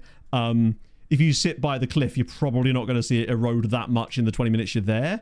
But if you're there... Actually, that's probably even a bad example. It is dynamic, but it is so slow that it may as well not be, pretty much. Hello, Pog. How are you, my love? Hope you're well. Hopefully it's... Marta could leave Marseille. Don't do it. You'll never be the same again. Pog, I was telling chat about the fact that someone was using a jet ski on the river earlier. And I also told chat about the unlicensed paddleboarders. The scourge of society, no less. Worse than the Spanish scourge, some might even say. Not me, but some. Oh, these are affiliate scouts. Fair enough. Well, so one thing I do usually when we get to the end of the save and we do the looking forward thing is I do usually try and check the youth ratings too. Because if I recall when we did this in Hungary, I think our youth rating went up by 2 points over the course of that save. And with Malta, I think it was slightly more drastic. It was like 3. It's lighthearted. Sometimes lighthearted can be okay if it's combined with the right profession. You can have a lighthearted personality and still have high professionalism. The media handling style sometimes is a bit of a giveaway there. So it could actually still be a pro, I guess. Although, weirdly, that is... I guess, you know, if a person is described to you as light-hearted, it's better than being dark-hearted, isn't it? I suppose. Well, by 5? Good lord. Some leagues it does work better than others as well, apparently. I believe Bulgaria is, like, weirdly overpowered with it for some reason. Don't ask me why. That was the one that sort of stood out. Want a pool be a non-league version of a jet ski on the river? I guess it would be, yeah. No. I think it'd just be jumping in the river. No armbands or nothing. Oh, right. Let me just set the lineup for this game against Radomiak, and then we will find out. That's if the game is willing to let me clear the unavailables. Oh, excellent. So it's just decided that it no longer wants to clear unavailable players. Amazing. What a lovely bug that is. Oh, it just doesn't like anyone who's suspended, because apparently it means they're available. It's like being engaged. You're not married yet? Cool. Right, there's still time. Get a bit of that. Just whack one of the random guys like Johnny Boy. Ooh, actually, no, maybe leave John out for a week. Is that Chendros? Who the fuck's that? Oh, it's Naeem. Yeah, he's not back yet. But Joao is. Nice. Things you love to see. He hates big matches, sell or keep. Oh, okay. Is this a goalkeeper? 22. I think it depends on how much he hates big matches. Because big matches there, I don't know. I wouldn't sell him yet. I reckon you could probably get more money for him in a year or two. I would try him and see how he actually plays. Because you might find that you can sort of carry him through. I feel like with goalkeepers, if it's a goalkeeper, I'd 100% just be like, get rid at this point, cut your losses. But with outfield players, I feel like strikers, though, it's probably the second most important one, I guess, at that point. Right, so let's just check the Europa League before I have a quick wee. And they... Where the fuck are they? Oh, yeah, Espes. Not a worry in the world. 3-1 winners in the first leg. That's a nice, tasty advantage. Oh, I don't know, we've got Europa Conference League too then, because Zagłębie Lubin are in. And they've done it as well. 2-0 victory for them. Away at Applewell. This is good. More points for Poland. More vibes for us. Magnifico. Right, I'm going to have a quick wee because I am a desperate, friends. Back in a...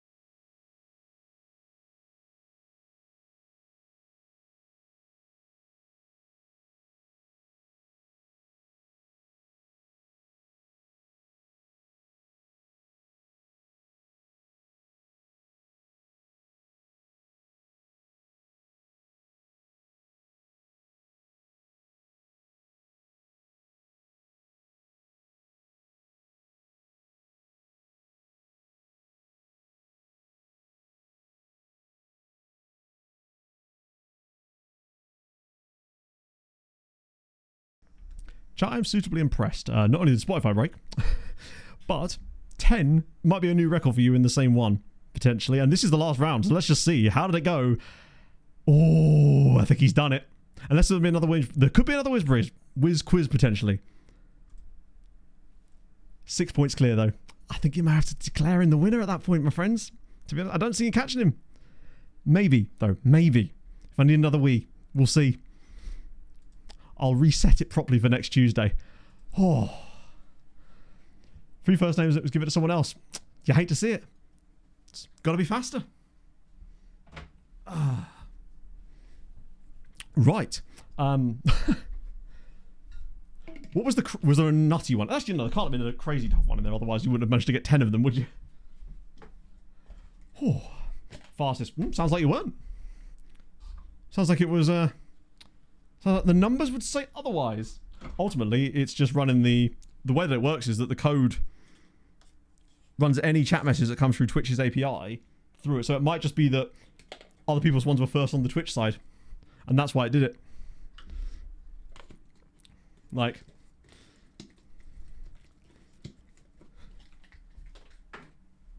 because it's actually reading the chat directly out of the Twitch thingy rather than what's being displayed specifically, I think. And it does have to sort of meet certain spelling requirements. Right. I have VOD comments to do, and actually a question for VODies as well while I'm here. And not just for the VODies, for the chatos as well. If I could just find where I put my Firefox browser. It's in here somewhere. Found him. Love to see it. Episode 100 coming up, I guess, soon. I mean, this is 94, I think. So, nothing special planned right now because ultimately we don't know what that would actually be in terms of what happens in episode 100 because of whereabouts in the season we are at that point, depending on how long things take and such. So I don't know. We'll see what exactly happens with that. Maybe something. I don't really know at this point. And this was... I remember this exact database, Stuart. The World Cup lasting a full season, I would love to have... Looking back, maybe save. No, that could literally not possible. Because if we did that, we'd just spoil everything. There'd be no point in doing the save after that. I love the idea of just a World Cup like that, but it's club teams, the entire thing. And it's just all 48,000 club teams. It's just one giant straight knockout tournament all the way through. I think that'd be sick, but I don't think that's even really possible. I mean, it probably is. It would just probably break FM in every conceivable way. Which brings me to my next point. I was thinking about this the other day, because I genuinely, like, do not understand why I have an audience. And this is me doing, like, dead-ass, not market research, but dead-ass trying to figure out why. So what is it? Not even what brought you here in the first place, because that can sometimes just happen. You click things, but why did you stay? I think is probably the question I'm more searching for the answer to be honest. And that is a question for the VODies as well. Both on YouTube and on Twitch, I suppose, when I do upload on YouTube, lol. I am earnestly asking. Funny, innit? I'll take it. Could be teams. Yeah, why not, right? Get them in there. Hadn't crashed, couldn't click anything. Oh, a soft lock. Oh, you've got to be... like what happened with me with Gornick that time. Rip. Oh, you fucking thing. Where's the player? Who's the player? I'll just take someone off the bench. I actually can't be asked for trying to figure that out. I'll just take a player off the bench. Sorted. Yes, James. Oh, I'm on the wrong screen. My apologies. As usual, my buttons are going funny. Oh, dear. The reason the music didn't get louder during the wee break as well is because the Spotify API is completely cooked today. Hence why we haven't got song requests on. None of it's working at all, which is very strange. Oh, kind of sad boy vibes. Would be sad. I mean, maybe sometimes. I try not to be. He's made this type of mad competition for the licenses came in. Maybe. I mean, if anyone could break it, it's someone like Hadrian, right? Handsome man. No one's ever said that about me before. Pog calls me. I just... stuck on this Twitch fight. Can't click anything. I've soft locked you all, my friends. I just find that the stopwatch... Wow. No way. That's cool. That's actually really sick. The Belize moment. Really? Huh. That's actually really... I thought you were just being, memeing because it's funny. But interesting. So just to catch myself up with the Belize moment. The Belize moment, we were managing Guam, right? Was this the Guam stream? And then I had that soft lock where the game crashed because I was managing Belize. I actually can't remember exactly what happened. I only know that it gets referenced because, well, it's now become its own thing. The FM League. God, those were the days. No way. Also, it was scary. I'm so sorry that I didn't get back. When we were supposed to have that call, Pog got heat stroke and I was at the hospital. And then I was then in a really bad place mentally. I'm feeling much better this week, so I will reply to your DM. We can sort up another meeting because I do want to chat about that. So I do apologise for that. It's not okay. Oh, dear. Did I get your respect? Yeah, like I don't take myself especially seriously because there's not a lot to take seriously. There's a few things that I'm like proud of occasionally, but rarely, to be honest. Which is more of my own problems than anyone else's. Oh, was it the beta? Oh god, yeah, it was. It was a friendly, wasn't it? When we were doing qualifiers. Rage written because I lost. Did we actually lose though? Oh, you would never know, would you? before I hide it. But yeah, VODs, that is a question to you as well, actually. Particularly those of you that like are never actually able to be in the streams as well. I'm just curious because obviously the VOD watching experience is probably quite different too. So I want to make sure I stuck that in there because this is not like I want to stroke my own ego thing. I'm genuinely very curious sometimes because I do sit there and go, why do people watch this person? Because having an audience in a stream is very, very difficult to do. And I'm like, actually, how did I manage to do that? One day I know. The time when the time is right and the bills are there, who knows? Now, also, it's lovely to have you in chat. You'll notice that sometimes still your name will randomly roll across the bottom of the thing below my face camera, purely because it seems to never know. Because you were the first person to ever donate on the channel back in 2015, and it seems to glitch out sometimes and just display your name as the most recent donor at the bottom of the screen. It has done for the last decade. It's wild. Tad bit warm today, eh? In it just flute. Like, last couple of days have been alright. This morning outrunning it was fine, but now we're only up to 30 in it, which is wild. Could do 32,000. Oh, nice! So which 18,000 clubs are we snubbing from the tournament, and why are they all playing in Argentina? Tell you that like you and why you probably struggle to understand. That's the reason I tried to do that through the veil of genuine earnestness rather than just me memeing as always, because I was hoping, as it did kind of provoke some actual answers from people, not just the usual kind of, which is fine too. That's totally fine as well. And I take that on board. Basically. Which is why I'm trying to bring more of that to the YouTube stuff more now. I know that you're not going to see this video I'm working on for like probably about a month, but I woke up this morning and I was committed to it even when I had no motivation to do so, and that was good for me. It felt awesome. It was nice making things that were very different. I've never like really recorded anything outside. It felt good to do something a little bit different, honestly. 39? Flute, you've melted. You are the Wicked Witch of the West at this point. Oh, what a world. That's absurd. Like, I should probably get out of there at that point if you can. Actually interact. Yes.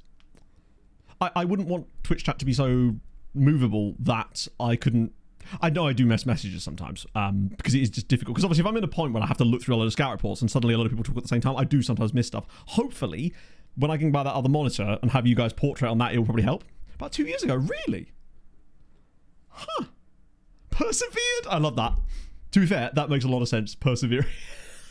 Once you get through the fact that he's a knobhead, he's actually an alright bloke. That's just me, in general.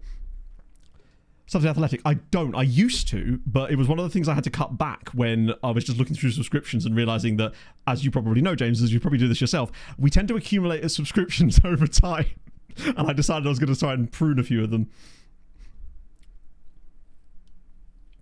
Cozy vibes. I'm impressed that we can even do cozy vibes here, considering that this room isn't even pink or fluffy, although I kind of wish it was. Maybe if I can finally get that goose couch, we can change it around, we'll see. Oh, Hadrian can absolutely probably do something like that, but I don't like to put pressure on Hadrian to do things like that for reasons, right? I love it when Hadrian comes to me and goes, I've got an idea, that's the best. Somebody else for a knobhead? I mean, I'm already here. Silly.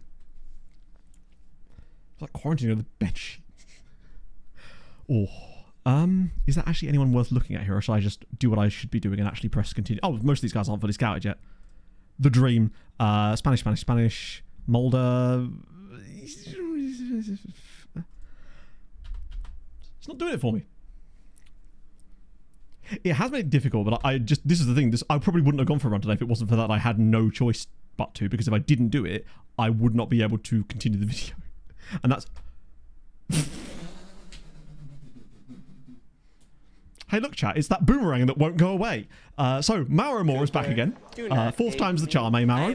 Should I just say the same thing I said last time and see if it works again? The lights are... Yeah. It's classic gamer colours, isn't it? Yeah. Thank you very much for the follow, friend. Right. Let's talk to him again. As far as I'm concerned, I'm a star player here. No one knows who you are, bud, so that's not true. Right. I wonder if I said that, I'm prepared to go back to the original proposal, and he just keeps kicking off. Wait. Do you reckon I could just perpetually do that forever? Like, upset him, change his squad status down when he gets kicked off about their lack of playing. I kind of want to see how long I can continue this particular train of thought, frankly. Yeah, this is the thing also, because I actually do quite like the minutiae of FM sometimes, but I also don't think it's that deep, I guess. This is a record Wemping, possibly not since the days of Thomas Stepanek, perhaps. Ah, cheers from Puck. You love to see it, my friend. Dziękuję. Yeah, I was just making sure. Also, chat, we might be getting new neighbours. I say might. We are very soon getting new neighbours, which is going to be interesting. I mean direct neighbours, because Shannon has moved out to live with her nan because she is very, very unwell and Shannon's a nurse. So she's now going to be the living nurse for her nan, which means new neighbours. And that's scary, man, because what if they're whoppers? Or what if they're the best? What if they're like, hey, come over for a barbecue type neighbours, you know? That's the dream, potentially. What if they're Polish neighbours? That'd be sick. I'd be throwing out dzień dobry's all day. It'd be great. I still do it. JTux is very good for my mental health. Streaming was the best thing I ever did as far as career-wise, genuinely. I wouldn't have a career, well, this career specifically, if it wasn't for the fact that I streamed, because the YouTube stuff was never realistically going anywhere long-term until I changed it. So, and it's just different. I feel more comfortable here. Tuba playing sweary neighbours, my favourite. They're the ones, what if they are Inferno? No, he's under the desk. Actually, I'm asking, starting, I say, it's weird. You think you would have the ability to turn it off or on once, like you can in a lot of games, where you get like a one switch that you're allowed to use. Also, FM, what, Ben just moves in next door. That'd be horrible for both of us, I suspect. Right.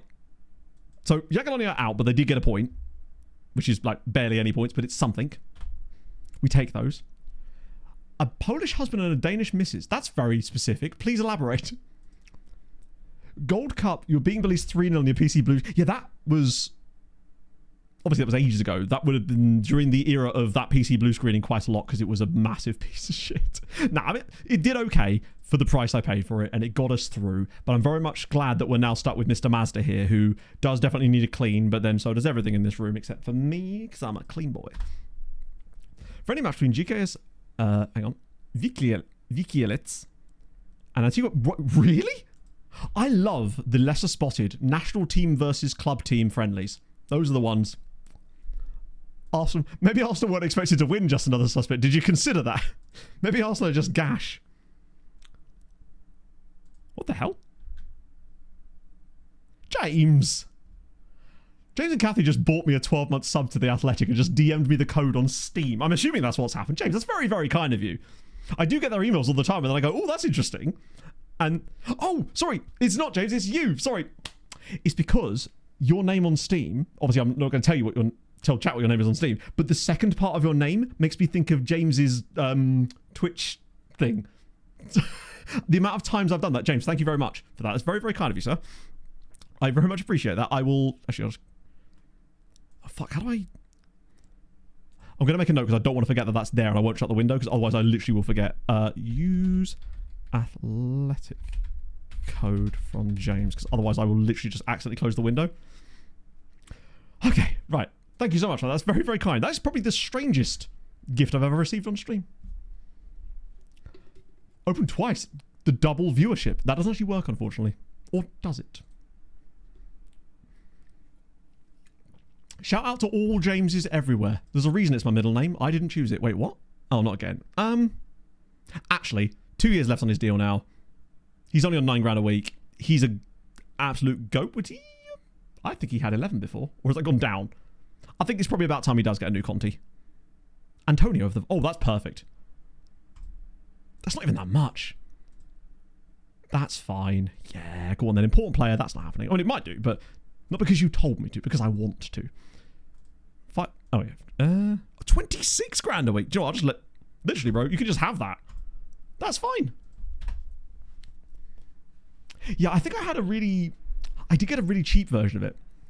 So Brighton are quite good in this save. They lost to us, but that doesn't mean much because we're goated. Watch them be top of the Premier League now or something. Oh, wow. Okay, that's not even a joke. They are actually second in the joint top of the Premier League right now, Brighton. Admittedly, only 3 points above Arsenal. Watford up in there in 8th as well. Oxford United are actually starting to pull away from being crap. Coventry are sliding down the highway massively right now. Fulham doing Fulham things, as per. Right. I shouldn't, but we're gonna. This is why you overrun streams, Matt, because you get distracted by things like this. I don't care. Dagenham and Redbridge look like they will be getting relegated from the Championship, sadly. not a sentence you thought you'd hear today, but now you have. Too much cheaper. It's a bit like Audible. I don't think I've ever paid more than about £1 a month for Audible. Every now and then they'll offer me a free trial for 3 months at £3. I'm like, yep, fuck it, I'll have that. And then I'll do the matchmaker thing on Amazon as well to get the rest of the books. It's great. So Dagenham and Redbridge are getting relegated, unfortunately, by the looks of things. But they got there, and you have to be in there. Is he still? Probably. And if he was the manager, he absolutely would have still been there if he was the manager. National team in this area is... That's sick. It's like when Craven Cottage was just a random hub for games featuring Jamaica for some reason. Like, a lot of random international friendlies were played at the cottage. Everton look to be heading back up. Come on, give me something fun in the champion... okay, Stockport. Wow, Stockport are flying up to the Champo. Fylde and Bromley are getting pretty close to it, along with Aldershot. What a lovely little trio. At the other end, it's not quite so good. And then League 2? Torquay United heading up. Ooh, up the Shaman as well. Rochdale and Wealdstone going down currently, but there's a long way to go yet. Does it get weirder further? I want a team to come out from the proper non-league and really go up, but they never really seem to. They just sort of stagnate. Ebbsfleet heading into the Football League potentially, along with Scunthorpe, Southend, maybe? Anyone crazy down here? There was a couple. I mean, Blackpool, for example, and Newport County knocking about in National League, and not even the good kind. In fact, very much could go down further. No, I didn't, Will. Shit, this is the problem. After each stream, because I have to use that same Firefox browser to capture graphics and stuff, I have a habit of clearing it before I think about what's in there. Because you know how my brain is just... Like, I never really forget anything. You just have to say the right combination of words, like a password, to unlock it. But it ostensibly works in the same manner as me forgetting it, unfortunately. That's why I have several different to-do lists that I have on my person at all times, that if I'm like, oh shit, I write that down, and then I won't forget it. But if I don't, it's gone. Hereford getting relegated from National League North by the looks of things. Bury are down there too. Don't know why that was so songful. And Maidstone heading up by the looks of it. Yeah, it's relatively the same actually as it happens. I, not being funny, have 1, 2, 3, that's a shopping list. 4, 5, 6, 7, 8, 9, 10 different to-do lists. Now, in my defense, some of them are specific stuff. So one of them is my stream prep list, which is the one I go through before every stream to make sure that everything's working properly. And one of them is the stream diary one, which is where after every stream I have to go and do through certain tasks like capturing footage, capturing screenshots and stuff. But most of them are just kind of like, that doesn't fit that shortlist. Let me whack it on another one. With the vague hope that I might actually do it somehow. You can merge it. I tried that as well, James. It just doesn't work. The best method I've found so far is that I have the main shortlist system I use now, which it's the best I've found, is I have 3 different shortlists. One is ideas, which is just, if I have an idea for something that's really abstract, I write it on there. I have another one for projects, which is a more macro level thing, but it's like a proper thing. So an idea can become a project, but it has to... And then I have a third one, which is tasks, which is specific smaller micro tasks that are related to a project. And in order for something to move into projects, it has to have a micro task in tasks associated with it. And that's been keeping me balanced-ish lately. So the first list, I'll tell you the names of them because it is a proper like new folder type beat. To do soon, today, stream notes, shopping list, stream prep, stream diary tasks, recap day, inbox, tasks, project, ideas, important notes, pre-season Ely checklist. That's what I currently have. This is all just inside Google Tasks. I'm just hoping that one day I find the ultimate... Marcel Sabbats has just taken over at Cracovia. I will one day find a productivity tool that actually works for my brain, but probably not. Do you know I tried that once as well, Rick? What would happen is that the one to-do list would get too big and I realised I was just writing any old nonsense on it, so it just got pushed to a new one. I'm productivity proof. Now, did Svenny get them through? Because they were playing against Elfsborg, right? So you remember that? No, I didn't. No, I didn't. Cool. Thank God for the first leg. 7 goals for them. Wait. Oh, yeah, they are. They're playing the club named after that lady. Specifically Club Brugge, but the club named after that lady from Club Brugge, whose name... Oh, need to get the name fixed for there. So they're into the semi-finals of the Women's Europa League, which is kind of sick. Prepare jokes. No. I'm less funny when I'm trying to be prepared. It's part of the reason why I stopped trying to write jokes for videos. I was just like, just let it come naturally to you. It'll either happen or it won't, and it won't feel forced that way. So Harry Kane expects business as usual. All right, Hazard, chill. Wait, did we lose 5-0? I suppose it's the under 21 leagues. They're actually good because they've got Sven in charge. That's all you need in life, frankly. Okay. Also, chat, thank you very much for the kind words a moment ago, or like about 20 minutes ago, and the genuinely actual useful feedback in there as well. And for those of you that provided both, a big hand to both of you. Don't know what this is. What is this? I'm very thankful for that. That's very kind of you. I'm very thankful for the silly little, daft little community what we have built on that, full of low IQ fat randoms. Jazz hands! That is his business as usual, which, hey, if he's managing Arca, in theory he can't play in the World Cup final with them, so it's coming home. But specifically the Europa League. It looks like... Now, this might be a spelling thing. Oh, no, it is a spelling thing, because I can't spell. GKS Wikipedia, there they are. Ooh. It's giving fake football club in a romance novel type vibes.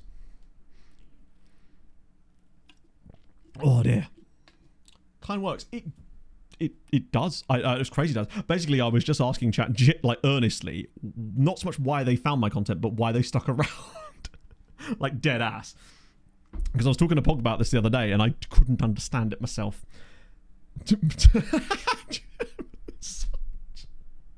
They can only play games in Ecuador. It is a bit of a travel risk, unfortunately. GKS WikiLeaks. Terrible at the back. Must admit. Oh. Sold all their players to Chelsea. Manning. Look at him go. He's got jokes. Didn't write that one before stream, did I? No. You're at Bournemouth now, actually, Will. Wow, you've been on the... It's so weird, because I thought it was going to work out really well for you at Coventry. But then, first Fulham, then Brum, now Bournemouth. Just working your way back through the alphabet at this stage. Wait to join Aldershot when they get promoted to the Champo. Sometimes those are the best ones, Dazza. The amount of times I've done that. I was paying for GeForce Now, that like Nvidia thingy, for like 5 years, and I didn't even realise that I was still signed up to it because it was going through my debit card and not through my PayPal. I was a founder on that, and I was only like £5 a month, but it adds up when you have loads of those fucking subscriptions, doesn't it? Function parts of society. I know, I like that. If anything, I'm probably the least functioning member of society in the chat at any given time, considering this is my job. Right? It's not as bad as it used to be, though, when you tell people what you do. It's no longer kind of... In fact, it's flipped around COVID from... I'd say about a year into COVID, it went from being, oh, to, oh. Almost overnight, basically, there was this switch. Because suddenly people knew what streaming was. And it went from being, oh, you sit in a dirty room, do you, naughty boy, to, I see, you sit in a dirty room, do you, naughty boy? But with class and sauce on it and whatnot. And besides, also, there's every chance that you end up actually just becoming a manager afterwards, because a lot of the patron regions now that are retiring, out of our control, are becoming coaches. Ewan Johnson, 446 is a lot. Shit code. Hey, that's how I built the transfer room in. I'm going to work on a version of the loan farm one for that, so I think I figured out a way that I might be able to make a version that people could use. It will still require a bit of calibration, like they all do, but I think I figured out a way that I could get you guys a loan extension script. You'd have to basically give it a couple of little images, and it would be able to source that, maybe, or I could find a better way to do it. But I want to include that into, like, the suite, if you like. Look at him go. You're a pervert. Yeah, I mean, naturally. I think that goes without saying. I'm a Twitch streamer. Aren't they all perverts? Isn't that how it works? Right. Still confused? I mean, depends. Link in bio or something. I don't know how this works. Right. Okay. We're still over. I'm never finishing on time. To be fair, it's not as bad as it was before because of the way that I've streamlined things now means I actually can overrun guilt-free as much. I was good anyway, wasn't I? Let's be honest. Kowalski's fit again. Amazing news. Back you come there, bud. Take hold of my robot. I like how, despite me capitalizing my robot's name, the game has forcibly decapitalized my robot.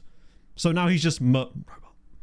They like whisper it quietly, but the robot is actually a little R. Nice. Must be sound. Wow, an original joke. I don't know. I don't think you can actually play streams at a larger speed. Are you sure you're not watching the VOD, my friend? tipping of it already. Yeah, so I am going to make that and the Kowalski emote. And there's a third one that's on the list of things I need to make in fairness. If I'm as good or not. And your conclusion? Oh, the Euro Trip. Actually funny sometimes. I'll take it. Even a blind squirrel, right? I am that squirrel. Speaking of actually Eurotrip, Pog and I watched Fired Up last night, again, because it's a banger. And I actually feel like Fired Up might be my second favourite film in that genre, of that type of film. There's so many quotable lines in Fired Up, and if you liked Eurotrip and that type of stuff and you haven't seen Fired Up, would 100% recommend it. It's the exact same type of thing. It's basically about these two high school jocks that decide that they don't want to go to football camp, they want to join the cheerleading squad so they can go to the cheerleading camp to hook up with all the cheerleaders. But then they actually start to like cheerleading the entire time, and they're just incredibly well acted. Like, both the guys that play the main roles are far too good for the role they're playing. One of the guys is actually now in NCIS Los Angeles. He's like one of the main people in it, and he's so good in it. But yes, I do speak quite fast. I've accepted that. It's how I speak. I'm afraid I can't do much about that. A roboticist. You could become the first T1000, Alarith. You could be T1. Screw the other 199. It looks like Brookbet are starting to fall away, which is what we wanted, let's be honest. I didn't want them to be too close to us. It's nice to have a tile race occasionally, but I'm busy. Busy chatting shit. Right. Was that 2 goals for Polizia as well? So I told you he was having a little bit of an underrated cookie boy. Things you love to see. Dull information. You love to see it. Forgive me if I got off on the wrong foot with you there, my friend. Sometimes people use it as a stick to beat me with. They beat me twice as fast, obviously, because I've been routinely, for most of my life, criticised for speaking too quickly. Routinely. I guess it also, if there is a bit of a language barrier, that can totally make sense. Double the amount of yapping. Just think about it like this, chat. If I didn't speak as fast as I do, think how little we'd get done. Think how few games we'd get played if I was speaking at a normal pace. Do the hand gesture again. I'll do any hand gesture you want. Wait, what was the gesture? Just accidentally, it was like a salute of the wrong kind. Right. Clean sheet. No, it wasn't a clean sheet. Was it a 2-1 win? Presumably man of the match for Mr. Polizia. Stalling on 2.5 feet. I'd find a way. There is always a way. Being with a stick. Oh, I see. No, I don't think I want another remote. Thank you. Like Road Trip movies. Yes. It's a solid film, but I've preferred... Like, Road Trip was one of those films I always enjoyed, but not as much as some of the others in that genre. And I can't scroll chat, and I really want to... fall into sleep. I'm not surprised that you could fall asleep listening to me, just because I tell you what it is. It might be because of the compression I put on my mic. Because I was thinking, well, surely I'm just too loud or too quiet too routinely for it to be soothing enough to fall asleep. But I think the compression probably does help with that a little bit, because the quiet parts are quite loud and the loud parts don't get too much louder, in fairness. Yes, Alan Rickson is in Fired Up. Big guy goes around. Pog saw him and was like, that can't be Alan Rickson. It is. There's quite a lot of people in that film, actually. Obviously, most films tend to be. Oh, is it happening? Fuck's sake. Okay, that's a good one. That one, you baited me properly there, because I knew the name of the player and I know that we've been linked with him for ages. Fair play. That's a 10 out of 10 bait. I expect better from you, Daz. I don't know if you're truly a Fulham fan all along. Good lord. Yeah, I think some of the best films in that type of teen comedy genre were a lot of the ones that didn't actually blow up. Like, Eurotrip should have been way bigger than it was. There's a really interesting video essay about it, though.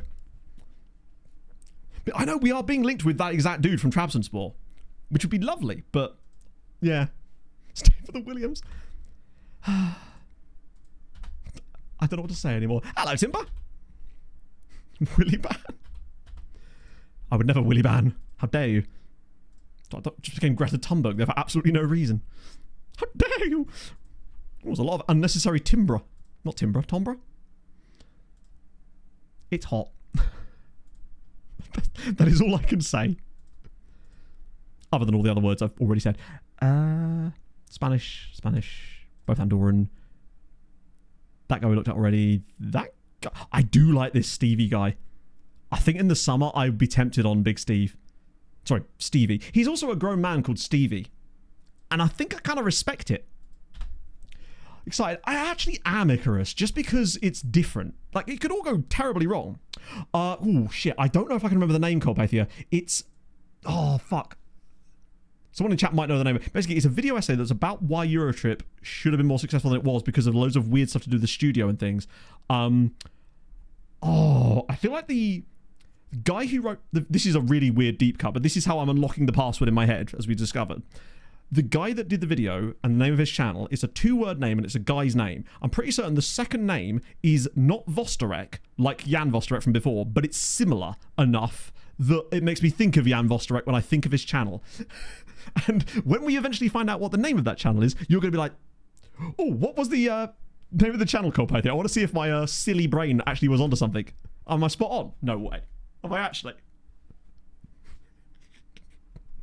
We're going to see it working in action here, chat. Ben Vomastec. There you go. Welcome to how Matt remembers things.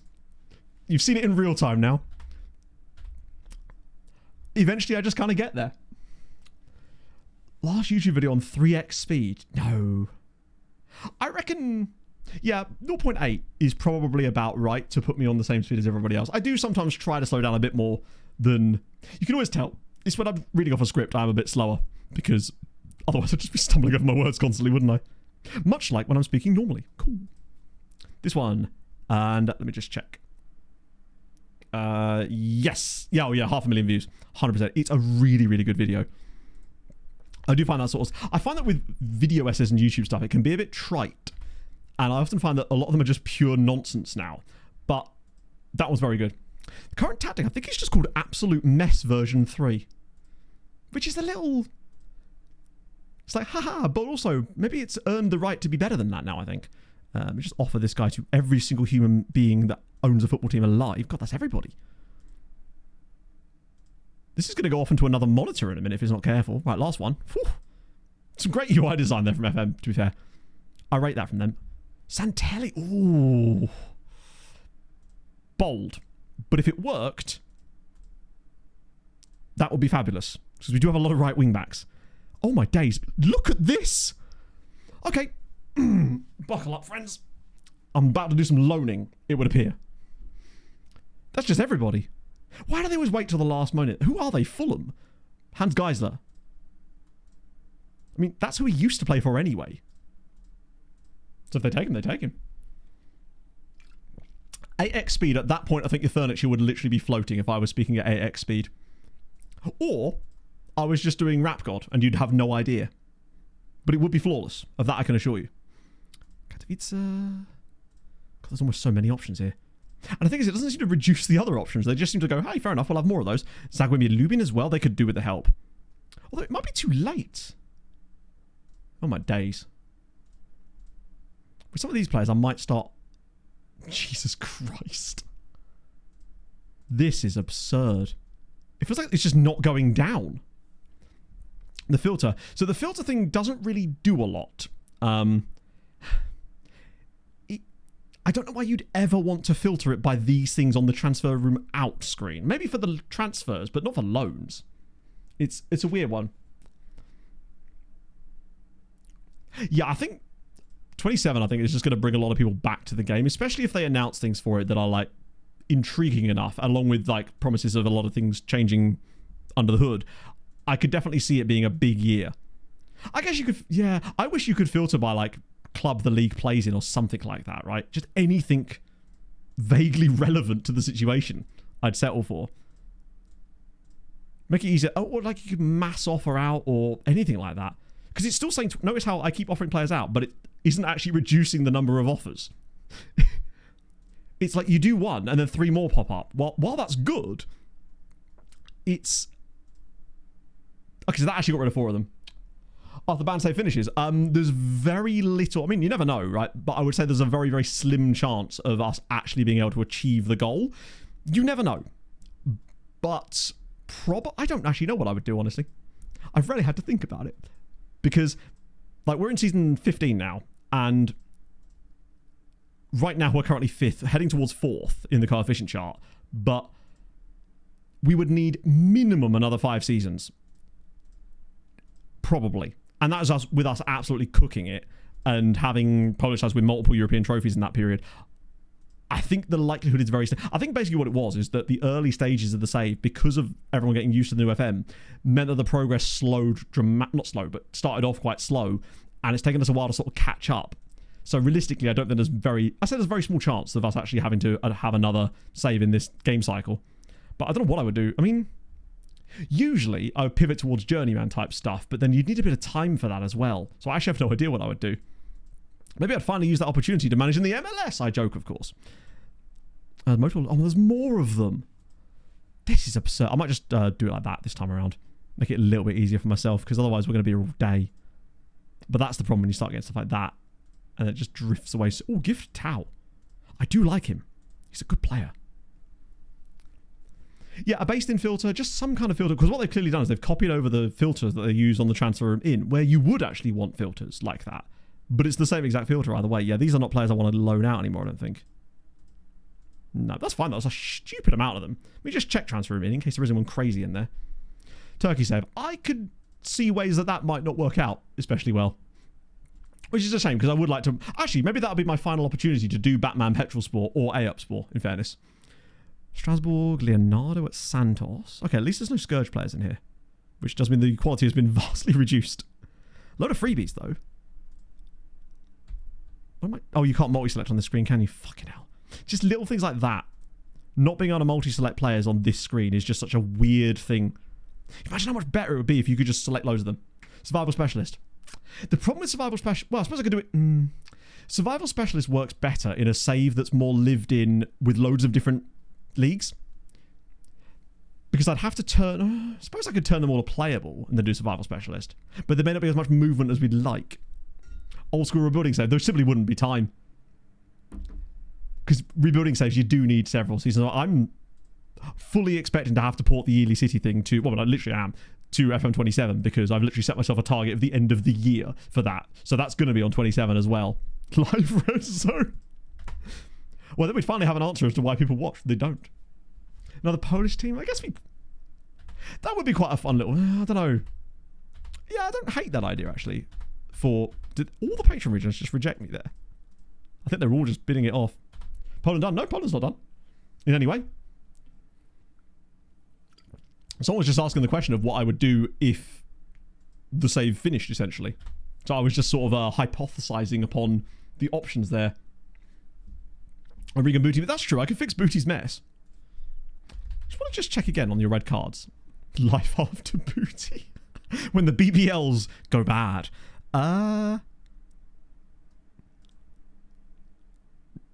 2 reds in the cup. Impressive. 2 reds last year. None. 2 reds, one in a friendly. 2 reds, 2 reds, 4 reds, 2 reds, 3 reds that season. Go on. 2 reds. We're talking like double digits there. That's impressive. It's an impressive level of shithousery. No offers for 14 players. Are you joking? After all that, none of them put a fucking bid in. Absolute shithouses. What a waste of time. Oh, we really want those players. Then you offer them. They go, oh, silly. You could just see how quickly you could make another one. Plus, we'd be watching our entire save completely collapse with underneath us. True. Or I could do A-Up Sport, but only sign players born in Yorkshire. Or whose names sound like someone talking from Yorkshire. Like, we could sign Nozadze. I feel like it's just very un-me. Like, you know me with saves. If I don't find a save interesting, I'm just going to be really, really struggling with it. Honestly, out of possession, I think they've pretty much proven to this stage that it is almost irrelevant. Obviously, if your players have good attributes for what you want them to do out of possession, then I wouldn't worry about it.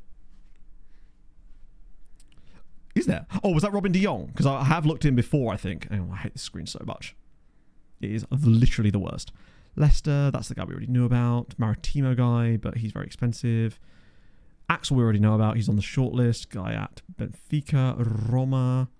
Yokohama, but he's a D-rated player. A couple of Ajax lads. Göztepe. Utrecht dude. That wasn't... 50 million! Jesus Christ. I'm just going to look for the grades. Man City guy. I don't want to sign another player for Manchester City this season. Can't afford to. Adam Hurry. He was really good, actually. This guy... Yeah. I like Adam Hurry is. particularly enjoy him on football cliches. He's starting to become actually viable. I think he's still on my shortlist, right? Oh no, I took him off. Right, okay, back you go. His PA looks absolutely... Oh, FM! His PA looks absolutely ass, unfortunately. Anyone else that stands out as an A-rated there, but he's at Man United. That guy we knew about, but he's at Sporting and is ludicrously expensive. Any other C's or A's, or maybe... What Kyle's chief guy? Hang on, wait. Kyle. Mabanjwa. 21. He's not going to get... Oh, I've just got him cramping my jaw. Well done, me. Why players have more wingers with limited defensive ability? I mean, if they've got limited defensive ability, you will suffer by playing them if they're doing anything defensively. In the same way that, like, when I play a wingback like Nathan Allen, who I know hasn't got the best tackling, I'm sort of expecting that he's not great there, but I feel like he's good enough, I guess. Yeah, the Dutch play... Ooh, oh no, it's the league. No, sorry, it's not the league, it's the cup, which means the bench is going to screw us, isn't it? Right. Can I bring Kowalski back in this time? There. Whoa, okay, FM. Definitely didn't want to see that, but sure. Surprise flash there. Manor and Steinbergen. Johnny is still not fully fit again yet. I might have to clear and reset the bench in a moment, but it's going to kick off again, isn't it? Oh, you fuckers! Polish under 21 player. Cool. I guess Sharpek starts the cup, which is actually fine. We'll rest Gomez. I want to give Al Shankiti a chance to bump his numbers up a little bit if we can do. Pre-up those. Plus Sharpek needs to come back to fitness. Yeah, that's exactly it. So we trained our wingers. We did it kind of the other way around because we've got wingbacks that are really solid defensively and we sort of trained them to play wingers. But obviously that's where you do have to be careful because that's their in-possession role and that does matter more, unfortunately. But if it was the other way around, say, if you had wingers that had really good defensive ability, even if they couldn't technically play wingback, you could use them there out of possession and they would do just fine, provided their attributes are okay. That seems to be what the consensus is. And I suspect it's just coming down to the fact that SI's like in and out of possession thing, he doesn't look like it's been thought through in the back end as much as it is from what you see. In the same way that you can't train a player's out of possession role to have them learn it. You have to train them in the position in possession to have them play their out of possession. It's dumb as fuck. Oh, that's annoying as hell, FM. That is super duper annoying. Because now I'm going to have to do some manual points. Curse you, substitutes. What was I supposed to do? Actually, no, I should be able to do it like this, right? Where I can just... I've never tried to do this before, but I hope this works. I'll just take two different screenshots. In theory, it should do the job. Right. Because... What was the bottom of that list? Too many browsers. So little time. So, Alvarez was the bottom of the list. So if I, in theory, just screenshot those... It should be able to do it. Maybe. We'll see. Was any of the man of the match out of interest? No, it wasn't Coffee. It was good. So give the points to Coffee there. No clean sheet. Take that. National centre back. National. Yeah, I'm just cognizant of time. Let's have a look. I just think that the agent offer screen is an absolute abomination. And, to be fair, we're lucky to even have it. It's so weird that it's even still... Oh, that does work. Hell yeah. Okay, that's good to know, actually. Love to see it. Ranjbar. Ranjbar's definitely still knocking about. Nigel certainly was, because I'm pretty certain we played against him randomly recently. What was the looker? Oopsie. Older field player still playing. Oh, shit. Right, what I'm going to do is quickly check that. See if there is anyone useful in there. B+, National, £46 million, never mind. Vanderlei we already know about, because he's on the shortlist as well. Celtic guy, PSG guy. That was where we started last time. Yeah, I don't think the agent offers are... I've noticed they're less effective for us lately, at least. Oh, I need to rotate. Not rotate, sorry, rest players. What I want to do is just get a bit of ground covered, and then I can swing back to the lookups. Wait. Oh, there we go. That's one day. Yeah, nice. Wait, confirmed transfer? Oh, it's Petrovic. Oh, it's Stal. Wait, is Rigan Booty still in charge, though? I assume he is. So Trent's got to be left wing. Ooh. Yeah, if you were going to play him as a left winger, you would need to... Oh, it's Krzyzanowski. you would need to have him actually, if he's going to play the in possession, you would need him to actually be able to play the role, because otherwise the game will punish him. But if it was the other way round, for example, you'd be fine to not bother. Now, he probably would learn it anyway over time just by playing in the role. That's certainly what happens. So, for example, I don't think I've ever trained any of our wingbacks to play as wingers. They've just played there so frequently that they've kind of absorbed the knowledge, I guess. That, and they were kind of advanced wingbacks anyway. They're basically just wingers in all but name. There's a B-Ray guy at Sporting, Liverpool. Who's this? Oh, wait, they signed him like... Jesus, he's very good, though. Okay, deadline is passed. I do wish we'd been able to get more loans out, but I don't really know what we could have done, honestly, because they all wanted loads of players, and then none of them bid on them, which was weird. And now it's cleared the entire squad, or has it? No, we're fine. Get rid of that. Get some players back in the squad. Under 21. Oh, wait, no, I think we're fine, actually, because... Busquets can go in the team. They all don't need to be registered. Oh, he does, but he can't be... Oh, that's fine. Yeah. That'll be all right. I do hate that when you confirm there, it doesn't move you on to another screen. That's frustrating. Okay, so... hang on. I've just realised, and... we're playing Liverpool in the round of 16. That's annoying. That is really annoying. How did that happen? They beat Juve. Oh my god. That seems really unfair. Where did Liverpool come? Let me guess, 9th or some bollocks. 12th. Yeah, this feels like a round of 16 curse year for us, doesn't it? They only narrowly beat Jagiellonia. I feel like we haven't seen much of Liverpool from on a European level lately, though. Like, what have their records been? So, you weren't even in the Champions League last year. And then round of 16 knocked out by PSG. Semi-final, okay. They don't... Yeah, it could have been worse, I suppose, actually. Maybe this is not the Liverpool of earlier in the save. Or, well, we know if we win the game, that means guaranteed final as well, so... That means also the other tie should have happened in theory, right? Oh my god. Well, you would have seen that, but you may have just saw it out of the corner of your eye there. Regardless, Piaskowicz actually lose the second leg against Dinamo, because of course they did. They're playing each other in the round of 16. Piaskowicz versus Lechia, and Motor Lublin are playing Girona. Of course they fucking are. We can't escape them, can we? Either way, we're guaranteed a Polish quarter-final in the Europa League. It's just unfortunate that... I mean, it's probably Lechia, isn't it? I hope it is in a way. That's going to be so damn tough. It's 3 points for us, if nothing else. Right, what about the Conference League? Presumably Zag got through, right? They didn't balls this up. Ooh, that's not good. They're playing Real Betis. Did win both legs, at least. That is a toughie. Yeah, quarterfinals. Technically they are. I think at this stage anyway, you can kind of work it out. So I think they'd actually end up playing the... If they somehow got past Real Betis, I'm pretty certain they would play Spurs as well. That's... I mean, hey, you've got to be in the... That is not great, is it? Fucking hell. What does that do for coefficients, at least, though? 16.2. Oh, wait, no, I think we're above France now. Yep, we are. We're officially above France, but we have now lost a team. Oh, yeah, we lost Jagiellonia, didn't we? Right. Okay. It continues. Sorry, I meant Puskás. Well, no, because the thing is, with Quantum Spursiness, it seems to work in reverse now, so you have to, like, not focus on them, and that's how we... So we just pretend they don't exist, and then they'll do crap. I think Liverpool... No, I'm not going to... Because if I say that that seems like a winnable tie now, because of how Liverpool haven't been as good lately, I just feel like it'll come back to bite us.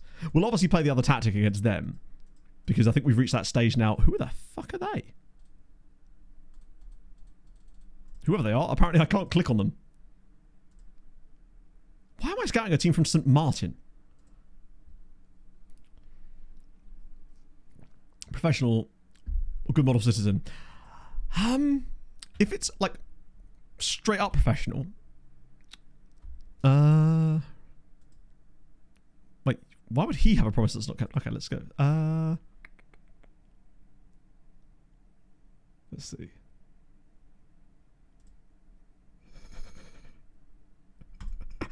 What's a silly little baby?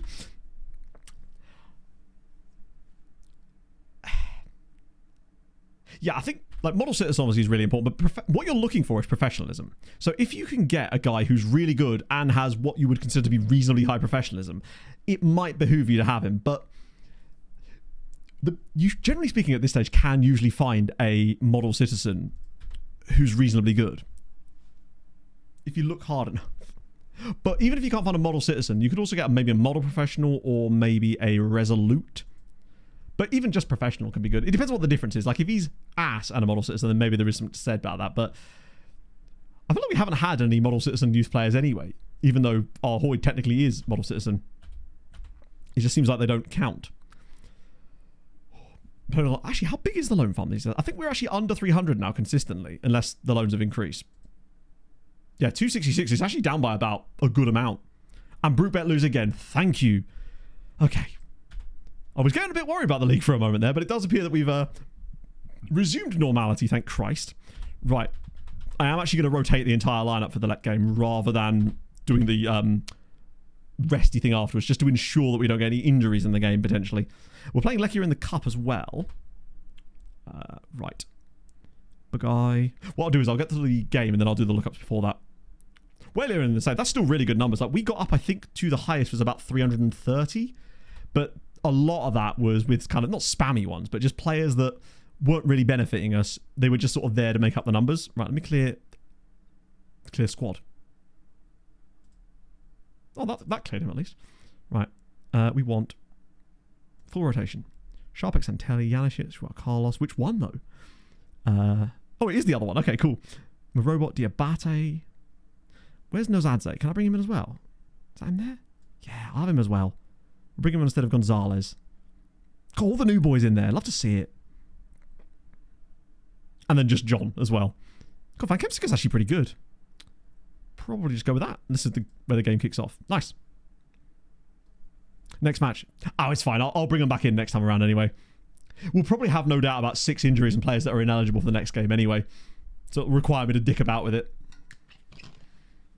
I can actually see us losing this now. Oh, no, good win. Oh, well played. What an opening. See, I feel like he's perfect for that, admittedly a penalty.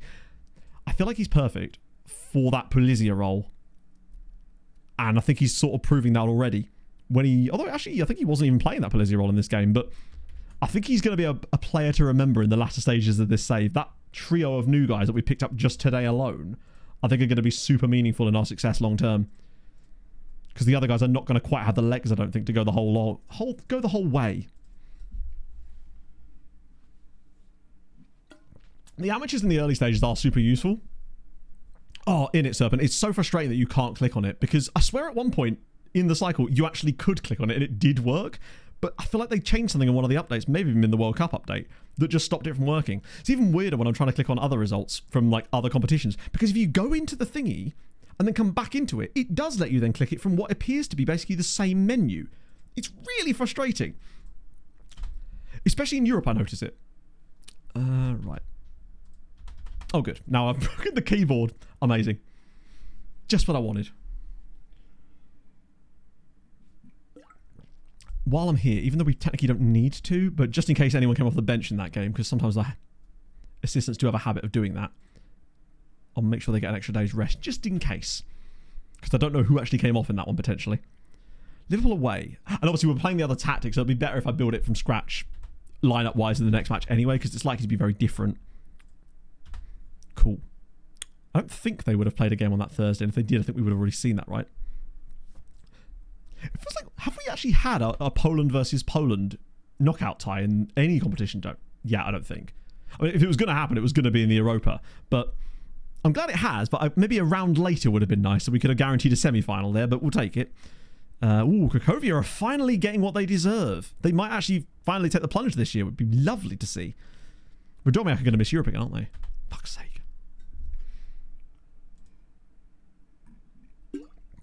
Oh dear. Excuse the glug. Right. ABDB. Oh, I can see why they would shorten that. So intake will be on the 17th of March, usually, which is... Oh god, is there another game in there?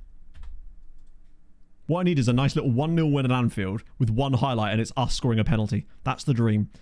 I think they all don't have a lot of knowledge. Oh, hang on. Ahmed Ashraf. Ah. He's not turned out... I mean, he's only 16, I suppose. But he looked like he had higher potential before. I think he might go the way of that Ukrainian fella where he looked really good initially, but maybe doesn't have the ceiling. Or we just had a shit scout looking at him. Who could say? Naeem's back in training, which is awesome. He's probably not going to make it back for the first leg, though, I don't think. But even having him for the second leg could be absolutely game-changing for us, in fairness. Oh. Yeah, I mean, ultimately, if we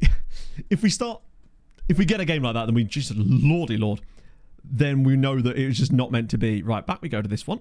I'm just going to clear the entire thing. I'd be curious to see if I clear the entire team and then just get him to pick without restriction, just to see what roles he puts in there. Alshankiti, that's interesting. It's actually not dissimilar to what I would have picked anyway. The only difference is maybe that. Wait, Naeem to start? I don't think so. Not for the first. Oh, Coffee's hurt as well. Oh, shit, we may not have a choice. Could do Santelli, but I don't know if I want that against Liverpool. Maybe it will have to be Coffee. No. Coffee surely can't be as unfit. Oh, God, they are. Fuck it. Naeem, in you go, bud. John. Actually, I might start John here. He does need football. And then that leaves the bench. We just filter out these guys for a minute. Geisler, Kuziemka, Molsky. Surely Molsky could come on for somebody because they would have put a goalie on the bench. There's Gomez. Ooh. Nozadze makes the bench. So does Diabate, actually. Fair enough. Pick best 11. But that wouldn't pick the... No, I suppose I could have done that. Ultimately, it's actually a pretty good lineup. Where's Kowalski? Or is he suspended? Oh, he is. Ah, so that's why. Because we're missing Kowalski and Carlos. That ain't ideal. Polizzi does seem to play better off the left-hand side. There's an opportunity for the robot, though. It's a chance for him to step up in a match where we need it most. Let's go. Oh, dear. It is nice to have John back, though. Wait, why am I giving Nathan Allen a number? Did he somehow lose his number in between there? Okay. Maybe he was 99 all along. Okay. I mean, if we were to go out in the quarters here, it wouldn't be the greatest of surprises, given the way things have been. Not the quarters. We don't go out in the quarters. But just think, if we do beat them, guaranteed final. What's their team looking like? Oh, that's that fake Polish fella. And they've still got Arda Güler in their team. Wait. Did anyone else see that? I'm pretty certain Liverpool have a centre-back whose name is Tall. I want to just check this. Yes, they do. They have a centre-back whose name is Duada Tall and he's 5'. See, I told you that was Tall, chat. I've been lied to this entire time. Liverpool having a 5'10" centre-back is fun. And the fact that he's called... Oh, he is technically playing right back. So I'll let him off with that one. I swear he was lining up a centre-back originally, though. Oh. 2 more years. Arda must be fairly old these days, no? 35. Incredible. I'm going to have to get into my head as well that this is not the aggressive tactic. This is the we strangle matches and miss chances type tactic. But that's okay. Because away from home, it's just about not losing and just keeping things tight. Not letting anything silly happen. Oh, God, they've rocked up in their long johns. Montperouse with the full body onesie underneath the shirt there. That's fun. And the gloves, of course, to go with it. That's the source of his power, in fairness. This is what we're building up to. El Chankiti through, and it's a... Oh, that's a save. It's a save. Whew. It was an opening, though. This tactic really does have a habit of shutting games down, although a immediately good start from Liverpool's goalie is not quite what I wanted to see there. Let's be honest, we'll probably end up playing Manchester City in the next round if we do get through anyway. That said, our record against City is surprisingly good in this save. Even back when we were kind of ass, we still had a reasonable record against those guys. I can't keep the pressure on. It's Liverpool's first opening of the entire game. Ooh, okay, that's fine. Ooh, Van Kempsker's already on a booking. That might be something to pay attention to in the second half. Oh no, come on, Stefan. Our record against Liverpool, I think, is also quite good, but it's just got a little bit worse as Stefan Montperouse has basically just handed them a goal. What is he doing? Oh, imagine it's offside. Oh my God, it is. It is. How is it offside? Did he come back from an offside position? Oh, is it this pass here? Oh, he is. Lovely. I wasn't worried. I don't know what you're talking about. I wasn't worried. Montperouse has got away with that massively. He's having one of his You see, he really doesn't function very well in this system. I can totally see why he got so much shit when we used to play this system all the time, because he does have a habit of just disappearing in matches like this. Or he will absolutely run the show. Grid design this guy for a tactic change. What position would you train him in? Oh, no, it depends on, unfortunately. Yeah, he's not got the finishing, really. Passing is not amazing either. He's just an out-and-out winger, really, for me. Composure's okay. He's just a get-to-byline whip crossing type of player, and that's good. Like, you do need players like that. He's techie, got good flair and technique. He's just a kind of, I'm going to get down the byline and get good balls in. Maybe he could drive towards the box as well, but I feel like he'd miss quite a few chances for you in there. Wait, where have they moved Tool to now? Kurt, thank you very much for the follow, my friend. Hope you're well. If you are new to today's streams and you've enjoyed what you've seen so far, oh, good block. Drop a follow. I would appreciate that. Inside wingers is a fun one as well. That's been a dreadful first half on both sides, really. Is Liverpool doing anything interesting? Wow, their centre-backs are so spread. They're using number 3 a hell of a lot. Who is number 3? Oh, it's Sampaio. Okay, he's getting really far forward down there. We'll go after you as well. Why is this out of order? Oh, they moved Tool into the midfield now. Who is it? Sampaio. I might actually just press Sampaio a little bit more. He seems to be where a lot of the danger is coming through for Liverpool in this game, at least. Because they did start to get more of a foothold on it as the game wore on. Serpent, thank you very much for the follow as well. I appreciate that, friend. Stefan Montpellier has been dreadful in this game so far, but sometimes you just leave him in and he does something. Now, if he continues to absolutely hemorrhage rating and we get to like the 60th minute, then he'll probably get yanked. I'm not sure exactly for who, because our options off the bench are a little bit lighter than normal. Play for set pieces. Yeah, no, we don't really score set pieces. Might not be the smartest idea. I'd honestly take a 0-0 at Anfield if we had to. It keeps it tight, but it does obviously put the pressure on us to win the home game. And, well, remember that game against Atletico a few seasons ago where we did really well in Madrid and then just got balked in the second leg at home. Elshan Kiti's been really poor. Okay, Momper's continued to shed rating. 6.09. Actually, this feels like a Cabezas type moment. Elshan Kiti's struggled, so Gomez is in. Naeem is tired as hell, so Coffee's in. Paulo Enrique's not been great either. We are a bit light. It's so rare looking at the bench and still not seeing a lot. Yeah, I might have to leave him on, actually. He's a booking too. Oh, I could go Dan Hard, and he is left-footed. Save the last sub in case I need to bring on someone for John. Maybe. I just don't want to weaken us too much on pitch, which we may have already done. No, actually, to be fair, Cabezas coming on is a good sign. Dan Hard definitely does make us weaker, but I just don't need Van Kemsing getting sent off in this game. Because otherwise Dan Hard has to play the second leg anyway. Maybe I could have brought on Sharpak, actually, because I think he does better as a solo striker than Gomez does. Wow, this is a terrible game of football. Right, one last change.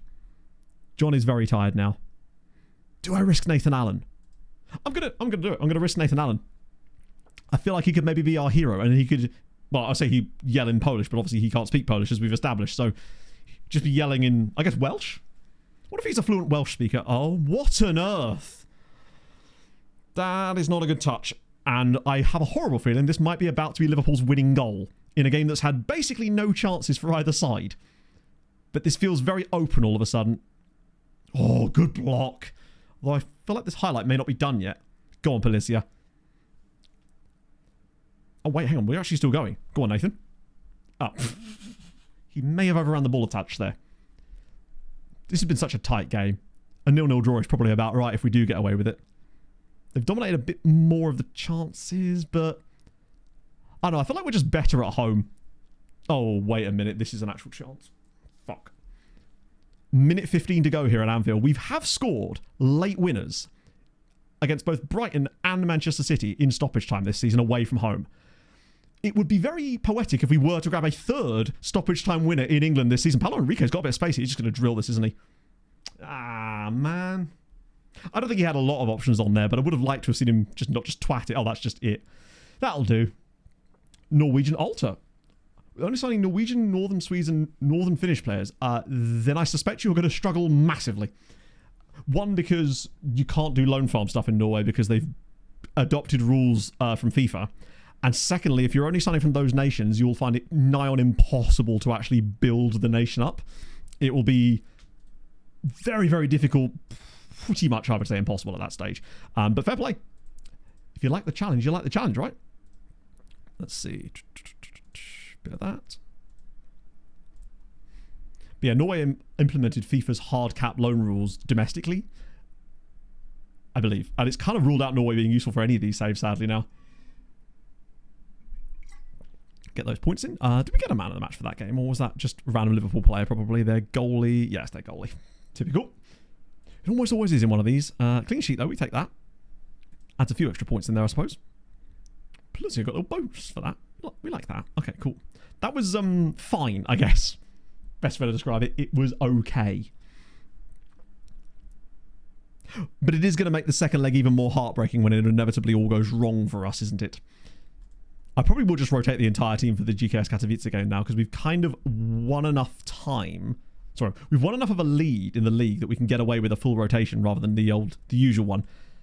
Make sure they don't get hurt, though. Okay. The real business is what happens on Thursday, honestly. Oh, God.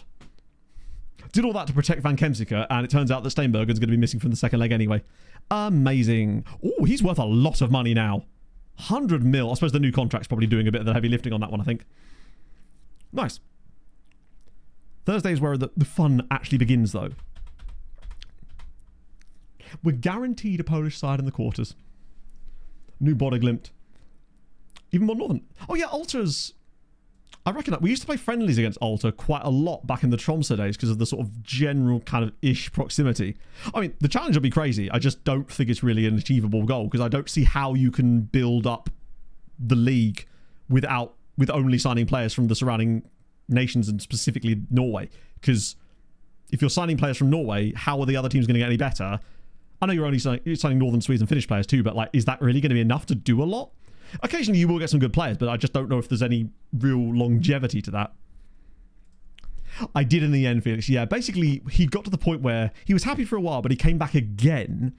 And he, at this point, had 2 years on his deal. And I thought, actually, you know what? He's probably earned it. And his new contract, in fairness, is only 26 grand a week. And for a player as good as he is, I figured that was probably fair for him.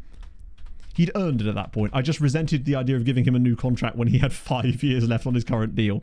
That seemed unfair. Haven't you only just been loaned out?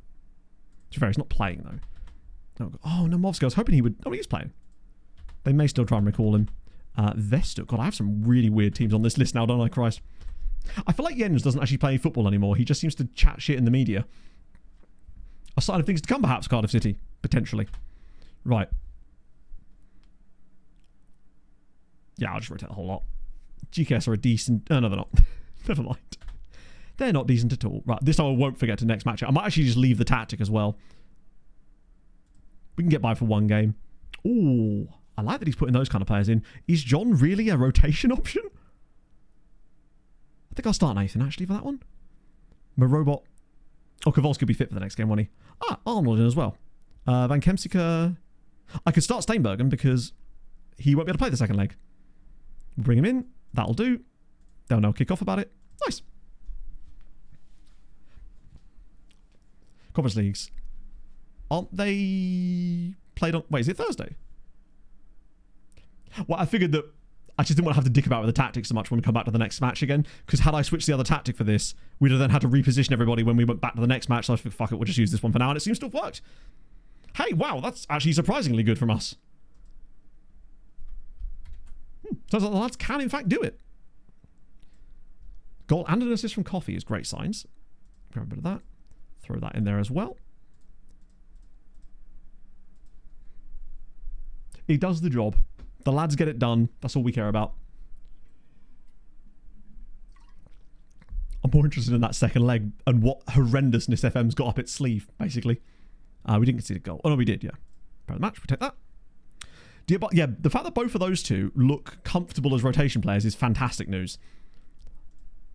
Makes me want to give them a bit more football. Oh, Sharpie did okay as well. Got a goal. Coffee with bits as well. Actually fell behind as usual. Faroe Island and Iceland players. But like realistically, Faroe Islands and Iceland players are very low youth rating wise, which means you're almost never going to find any good ones. I mean, you get the occasional good one, but they're not going to be able to... Nothing will be built because you're with Faroe Islands and Iceland players. If, for example, if I did this save and I only signed Faroe Islands and Iceland players, we would be exactly where we were originally because they would not add anything to the development side of things. So nothing would actually get built. It would just be a normal save. I mean, that's fine too, ultimately, right? It's your save. I just don't see it as like something that is that achievable as a goal, essentially. And he's training well too, which is a lovely thing to see. Okay. I'm going to just temporarily, even though I don't think any of them actually featured, do it anyway. Extra day off. Enjoy, lads. Right, now we can go check the Europa League games, which hopefully are progressing nicely. Oh yeah, Offset's done it. So they play this week after the Liverpool game. They had their first legs. I can never remember which round it was that the offset happens. Peskovic to win again. This feels like a good year for Cracovia to finally take the punt down to the second tier, because they may struggle to get back up again, actually.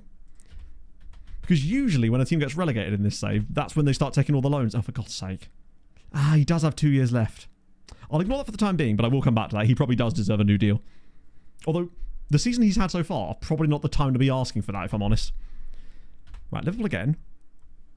God almighty. I wish there was a way that you could just say, hey, please, for the love of God, just don't notify me about this in bulk. But I suppose the game isn't really designed to have 200 and whatever loan players out, so I guess they probably didn't think of that when they were coding it. Oh, speaking of the second tier, actually, Shalikashvili somehow isn't playing very frequently. Oh, I'll tell you why. It's because they've got that ridiculous guy in front of them, haven't they? Are they crushing it? Yes, they are. Looking very likely for promotion. But Pushnia Pulmanica could maybe make a comeback up there. Oh, who's that other fun team? Booty is still in charge of Stow, by the way, which is good. Corrupt does the business. Doesn't he just? Right, Alan's making more progress, which is never a bad thing. Oh, there's a little blip there in his progress, which you don't like to see. Molsky's back in training. Awesome. Then it's just the 7th. Oh, it's on my birthday. My in-game birthday. No, technically my actual birthday. Gorny got relegated last year. It was the weirdest thing. They came... they got to the Europa Conference League final, but were so bad in the league that they didn't win a game from, I think, like the 1st of February onwards.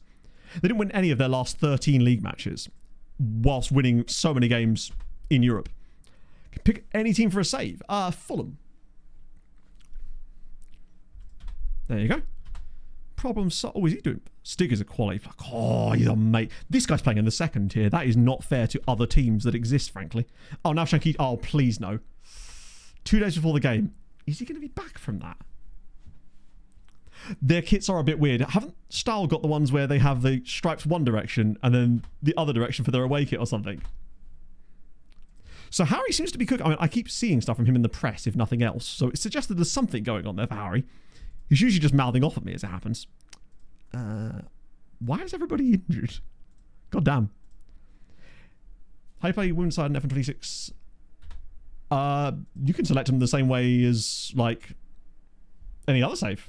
Like, the database is just there. You just... In fact, sometimes you actually have to go in and turn it off if you want to save database space. But yeah, it's just as easy as playing the men's game. That's one of the ways they've integrated FM would be, yeah. Say foreigner for the loan farm. Well, you wouldn't be, that's my point, especially, you wouldn't be able to do foreigners for the loan farm because there can't be a loan farm in Norway. Norway has locked rules that prevent you from building a loan farm now. They have a rule that means you can only have 6 players out on loan at any given time, no matter whether they're domestic or foreign. So there's no way that you could actually build the loan farm in Norway anymore, unfortunately. They hard-coded themselves in the more macro rules that FIFA introduced, which has kind of put it off the table for building a nations, sadly. Javier Bodden. Ooh. Honduran, though. Immediately just makes him a better player, doesn't it? Off to the chiropractor. A broken old man. How is Kath, James?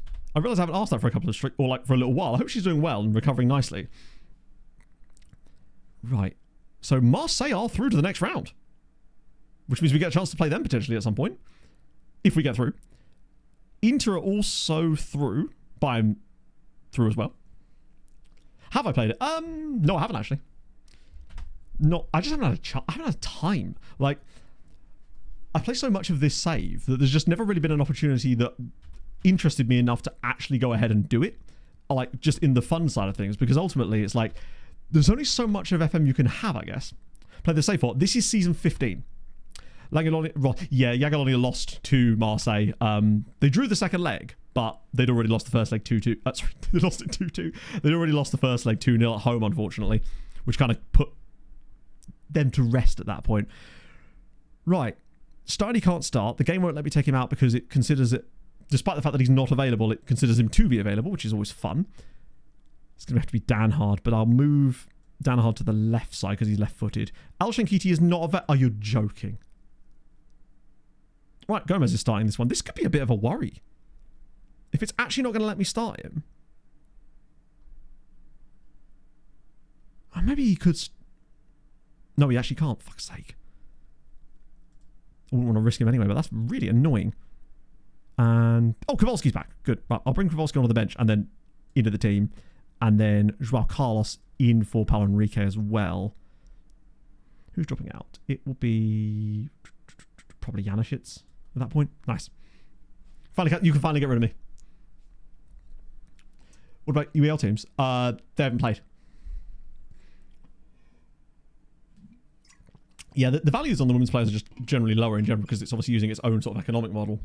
Gaz, for Danhard. Gaz, he's not in the squad. He's also much worse. We couldn't register him in the team. Oh, menopause managed, but otherwise all clear. That's amazing to hear, man. Seriously, that's awesome. Type of centre back. Oh, let's have a look. It was the Conference League. Team went through the playoff. Well, yeah, Zag Lubin went through the playoff. There was obviously games in the Europa League as well, but the quarterfinals of the Europa League or the round 16 don't start until they're like offset a week, basically. So their first legs are after our second leg. Wow! 20 jumping reach is just the king, isn't it? What a player. He's extremely good. Okay. I don't like not having to start El Shankiti here, but to be fair, Gomez has had a worldie of a season, so I respect it. Stops play is... I guess it depends on what sort of system you're playing, but yeah, I wouldn't want to play with stops play in this team, for example. That would certainly be an annoying one. But if you're playing a much more slow, methodical type, it's a weird trait to have in general. But I guess if you are playing like really, really low tempo, then I guess it could work, but I'd probably be trying to get rid of it. I'm not even sure what attributes would cause a player to be good for a stops play trait at that point. Okay, where's Tool playing this time?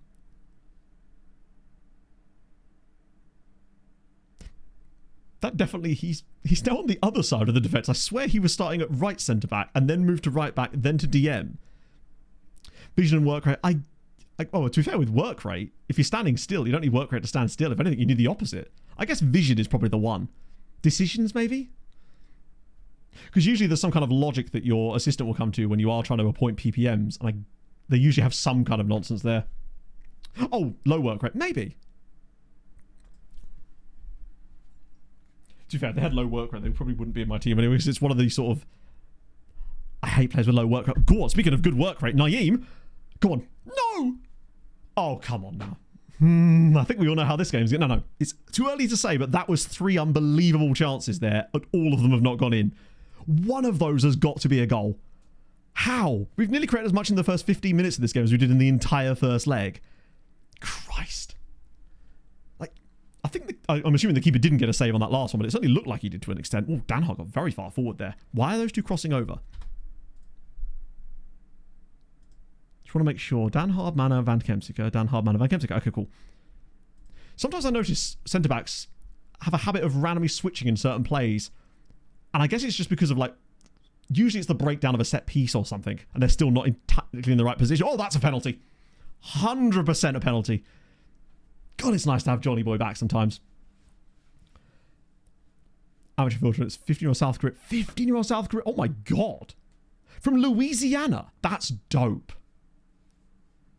Hell yeah. Patreon amateur filter. Which filters? I mean, we have an amateur filter, but I don't think that's a Patreon thing. Either way, dope. That's sick. How did he end up there? Go on, Mompa. Beautiful. 6th goal in the Champions League. He does go missing from time to time, but finally a goal has happened in this tie.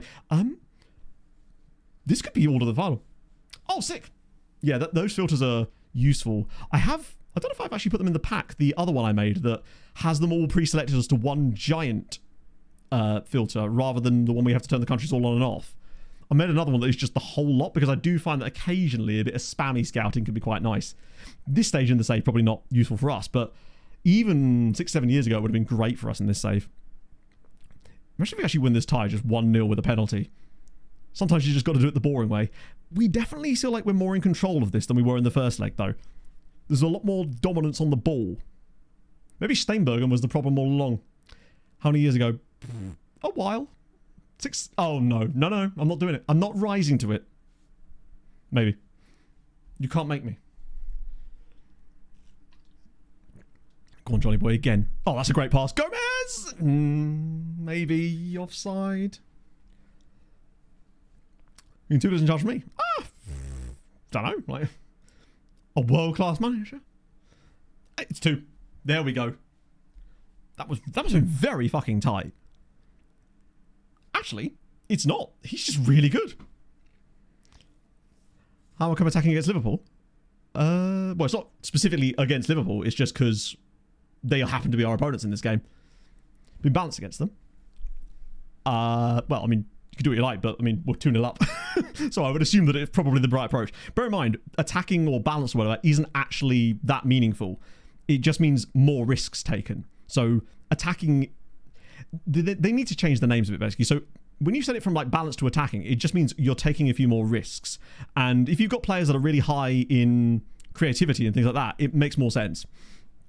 But I found that I always used to be a positive only kind of guy, where every single tactic I built would use positive as a base. Because it was like, hey, we'll take a little bit of risks, but not too much.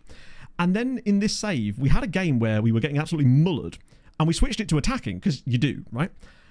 And then we started to absolutely cook with it. And I've basically just used it as part of the main tactic ever since then. And it just seems to be a little bit better. It does occasionally lead to more long shots, but you're going to get that no matter what, right? Svartagraben. Hopefully I said that correctly. Thank you for the follow. But try to think of it as just the higher it is towards very attacking, the more risks you're taking, rather than purely... Because bear in mind, the tactic I'm using in my non-league save is actually cautious. As a base mentality, I am using cautious as a mentality. And I've never had a tactic work using cautious as a base mentality, but it's actually working for me. Defensive is just going to be more and more disciplined, yeah. So ultra defensive or whatever it's called. Is it very defensive they call it now? Yeah, very defensive will be 0 risks other than like even things that are in the base tactic. Simplest things possible, but sometimes that can be bad too, and that's why I don't always use them, because taking less risks can sometimes invite too much pressure. So even when I'm like defending a lead last second of a game, I very rarely ever switch the mentality. I'll use instructions in the roles instead to kind of get the effect I want. We've been really quite good here, although they did start to come into it a bit more in the second half of the first half. Bloody hydration breaks. Have a bit of that. I thought they had a midfielder called George Lucas then. Take you. As usual, their wide players are getting involved a bit, but we're 2-0 up now, and provided we don't do something really stupid, we're in a good spot.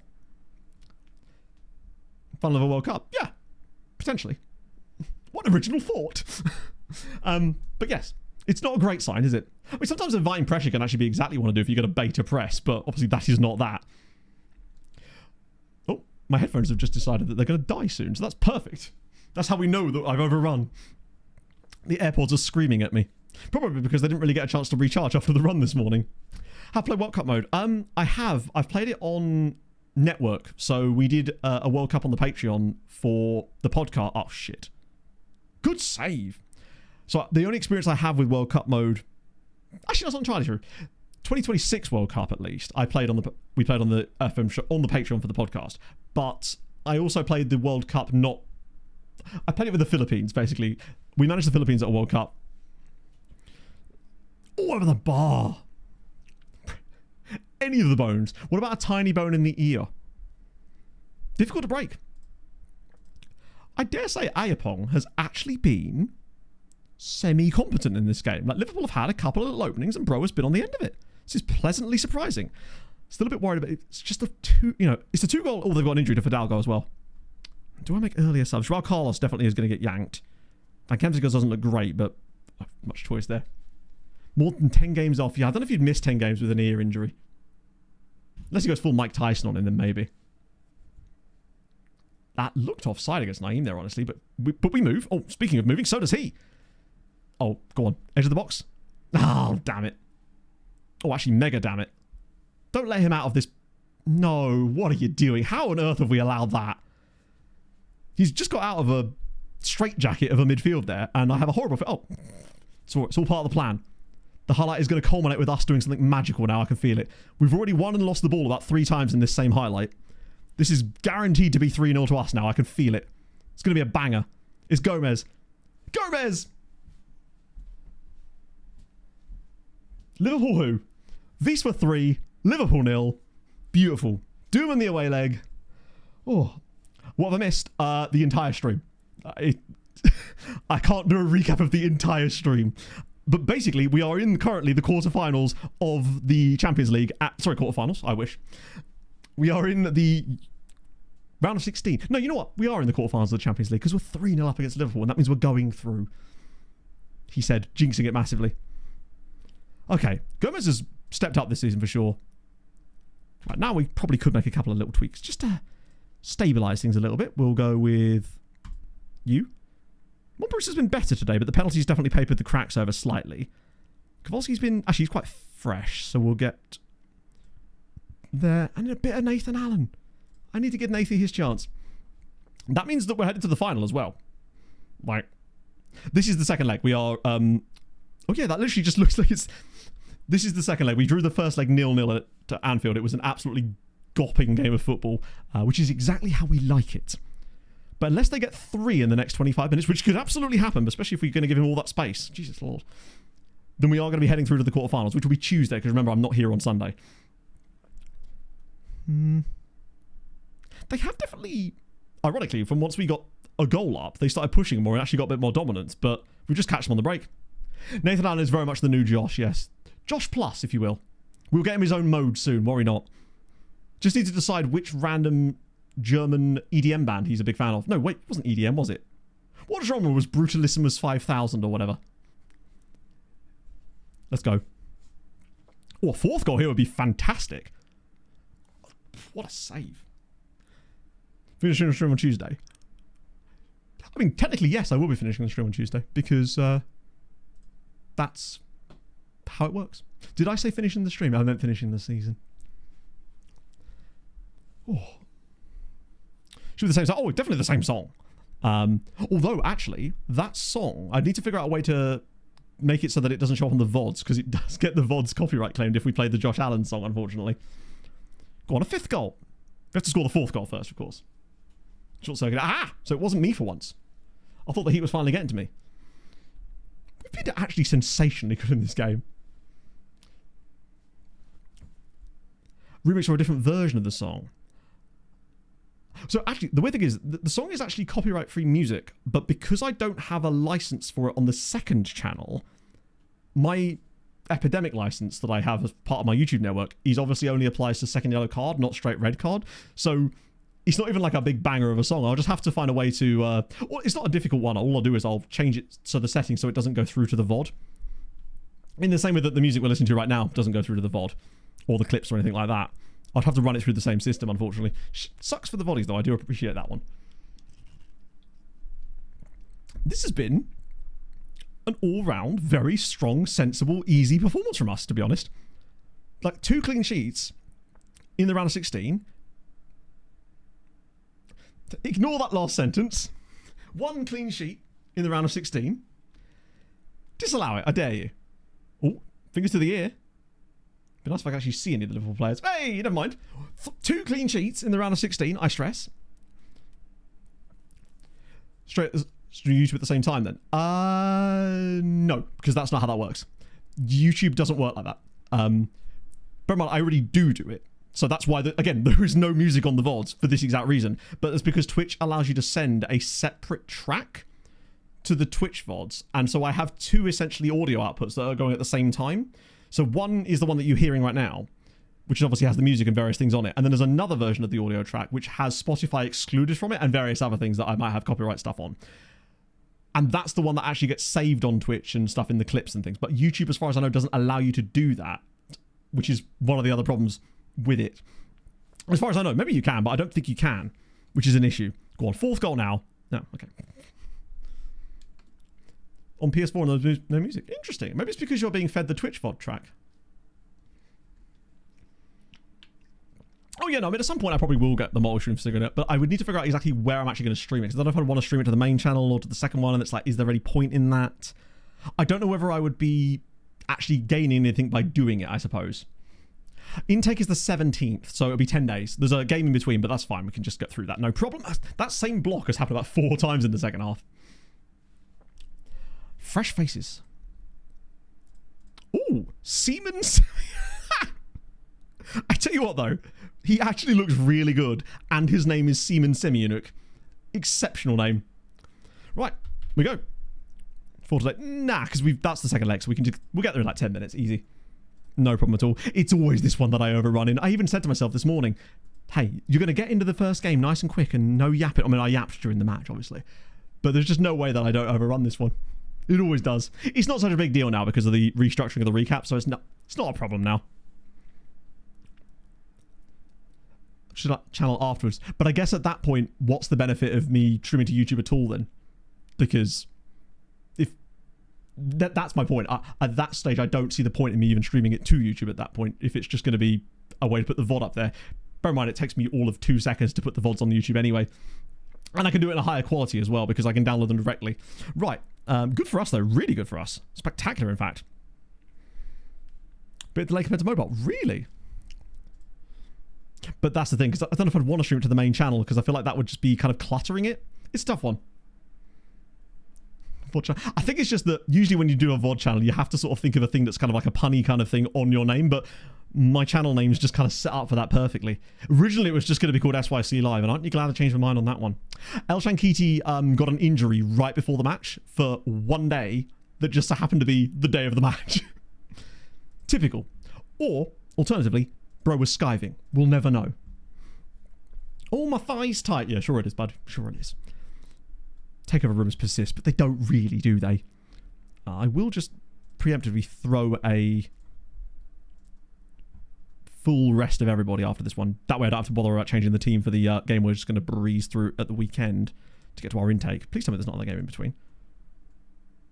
Yes, it's before the... I feel like we always play Cracovia around the time of our intake. Like, I have to go back and check that, but it just seems like we're constantly playing them, and it's always that game. Whoa, okay. So Arsenal are out. PSG are through. Barca are through. City are through. Okay. Not bad. But, I mean, once you get to the quarterfinal stage, it's like, oh, yeah, just... He's doing that thing where apparently if you hang upside down over the side of the bed, it makes you sound ill. The English side's being out is good. The downside is that a French side is through, which is kind of not great. Particularly because we've still got another French side in it. But as long as their other ones are getting beaten and battered elsewhere. Rowan while stream is going. Yeah. I think you can do that on Twitch, can't you? I swear you can. I think that Twitch used to have a... I just want Twitch introduced a system that you could rewind the stream while it was live. Maybe that's wrong. Oh, only subs can... Ah, okay. That's... I guess that they have to have something behind that, I suppose. Like, if I could think of a way that YouTube streaming would actually be beneficial, I'd probably try to figure out a way to do it, but... Oh, no, he's kicking off about the contract again, isn't it? I'll tell him I'll give him a new one. Hopefully I'll remember to do so. Maybe it's a subs only thing. I feel like I've done it. I don't think it'd be that. It would just be more things for me to... I don't think there'll be a lot to gain from it, potentially. And ultimately, that's like, would it improve the experience for the viewer?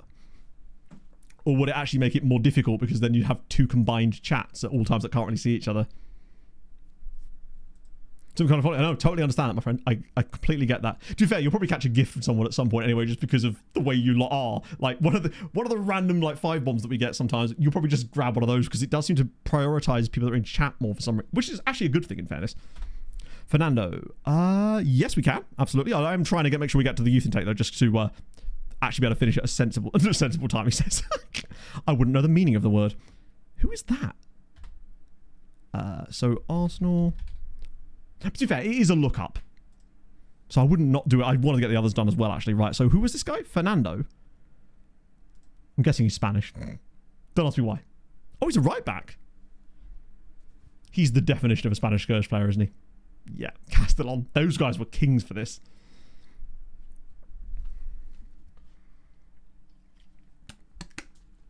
He's a very good player. Doesn't have very good penalties, though. So that might be where that went a little bit wrong for him, in fairness. Frederick Wannikers on this FM. I don't really have any because I don't really sign them. I just think it's a bit boring. Plus, most of the socials I do, I'm never in a position to sign them anyway, so they kind of just pass me by. The only one I could even name is probably Mora, so I don't really have a favourite Wonder Kid. Because ultimately, it's like, I think the thing I enjoy the most about FM is the discovery of players organically through the save. What now? Underpaid. You're on £82,000 a week. Although, actually, you probably also need a new contract because the last thing we want to do is lose you for free. So, actually, I agree. But again, that's a story for a minute. Get talks on the way soon, yeah. Hopefully, we can do that after the intake. Missing 2, Hayden. This Sunday, next Sunday. An inquiry for Josh King. They can inquire about sucking my arse, frankly. Have players learned nothing from this? It just seems like a weird thing to do. I would really hope that he wouldn't do that. Jens is one. I guess so. But the thing is, we didn't even know about Jens. I say we, meaning me. About Jens until he came across our desk as a scoutable option. And then chat informed me that he was a really good player. So, at least he's one we stumbled upon naturally, I guess. Dory from Japan. That's my point. I have no idea who that is. And I kind of like the fact that I don't know who that is. I'll literally just play the same exact lineup for this one just to make sure that we can get through it quick enough. Last time Ballon d'Or winners. So we have like a lookup thing for stuff like that. Otherwise, we will literally never finish the stream. Oh, not again. One sec. It's like either people want to see the youth intake or they don't. For the purposes of this game, he can come in. Nice. So apparently... Oh my god, Aaron. Wait, can't be registered. Did I take it? Oh, I think I took him out when he was about to be loaned, didn't I? That's on me. I should do it like that for the time being. Yeah, exactly. That's the only thing preventing me from finishing the stream, Hayden. It's true. Where have I heard that before? I know. And then he ends up at Brentford. So congratulations, Brentford, on signing Josh King in a couple of years then. Yeah, Kevin, I would really hate that as well, just because I want to see what Kevin could do. That injury just completely did it. I get the feeling our intake is going to be dreadful, given what we've predicted. But you never know, right? He's a Champions League only player. Ayapong with another little assist. Oh god, John's injured now. Fuck. Liverpool's feeder club. I think it's the other way around, isn't it? It seems like Liverpool are Brentford's feeder club in some respects, or like they're getting the hand-me-downs at times. Right, there we go. Lost a tooth. Jesus. Oh, that was summer. That goal is going to be completely forgotten just because of what happened immediately afterwards, but what a goal it was. Ryan is such a good player as well. I wish Fulham could find players like him. Well, I suppose Kevin is a player like him, but he certainly stood out way more. So Vandenberg, Kelleher, Fabio, but surely that would mean Liverpool are the feeder club in that scenario. Unless that's what you said, forgive me. That was a clean sheet, wasn't it? Man of the match. Oh, no, what was that clean sheet? Yes, for once. It actually was. And that means that... Oh, Rob takes it by a single point over Leafy right at the very death. Oh, that's a lot of points up on the board. Oh my god, there was a load of you in fantasy today. That's kind of cool. Right. Oh, thank you all for this. That's really kind of you, friend. Yeah, we wanted to make sure we got to the intake. Oh, please don't tell me he's buggered himself. Dreaming Smile deserves this. Thank you so much, man. That's extremely kind of you. Adrian, thank you very much for the follow. It is with great sadness that I report a moderate injury to John. 2 months out.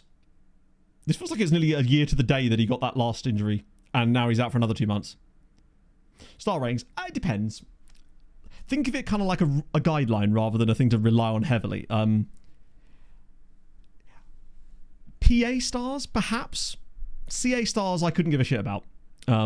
Because if you look at the player and think this guy's good, then sob what the CA star's like. If it's a younger player, you kind of have to take some heedance, or like some guidance from the PA stars, because ultimately you're presumably signing them for the future, right? That is a lot of the rest of the season, which means even more Nathan Allen, and just as well we didn't sell Alvarez.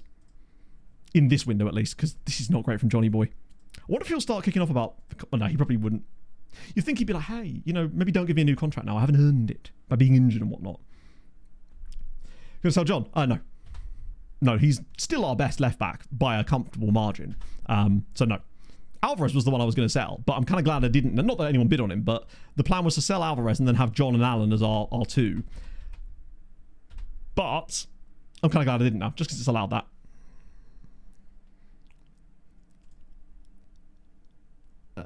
Why is... Oh, there it is. Ryan does look fantastic, yeah. Cash in 29. I don't know. Like, I think he's too good of a player, honestly, to do that. Because he is just such... I mean, look what he did in that game against Liverpool. He's just that next level. So I'm mostly Wonder Kids and... Oh, no, not at all. We sign everybody. We'll sign a player because they have a funny name. I couldn't give a shit about Wonder Kids. Actually, I would argue that's one of the things I care least about in FM is Wonder Kids, as we were just discussing. Like, the 4-star PA thing, it just depends entirely on what club you're managing and what level. Because for me, now, we look at 4-star PA guys. When we were sort of, you know, just challenging to get into Europe and stuff and playing in the Europa League and things, then... I wouldn't even look at a player with 4-star PR because you can find so many with 5 that there was no reason to look at the 4-star guys. But now, a guy who has 4-star PA could actually be a usable player. So that's why I use it as like a cutoff. So anyone that's just making into that little bit, I'll give them a bit of an extra scout, basically. 8 stars. It sounds like the editor looks at CMPA. I mean, that just... I mean, hey, ultimately it's a single-player game, right? But that is an odd one. Right. I come across Tuchel in the save you've had. Probably. Like, ultimately, he's a manager that's in the game, so you're going to come across it. Yes, you're right. We came across Franz Tuchel earlier. The very man himself.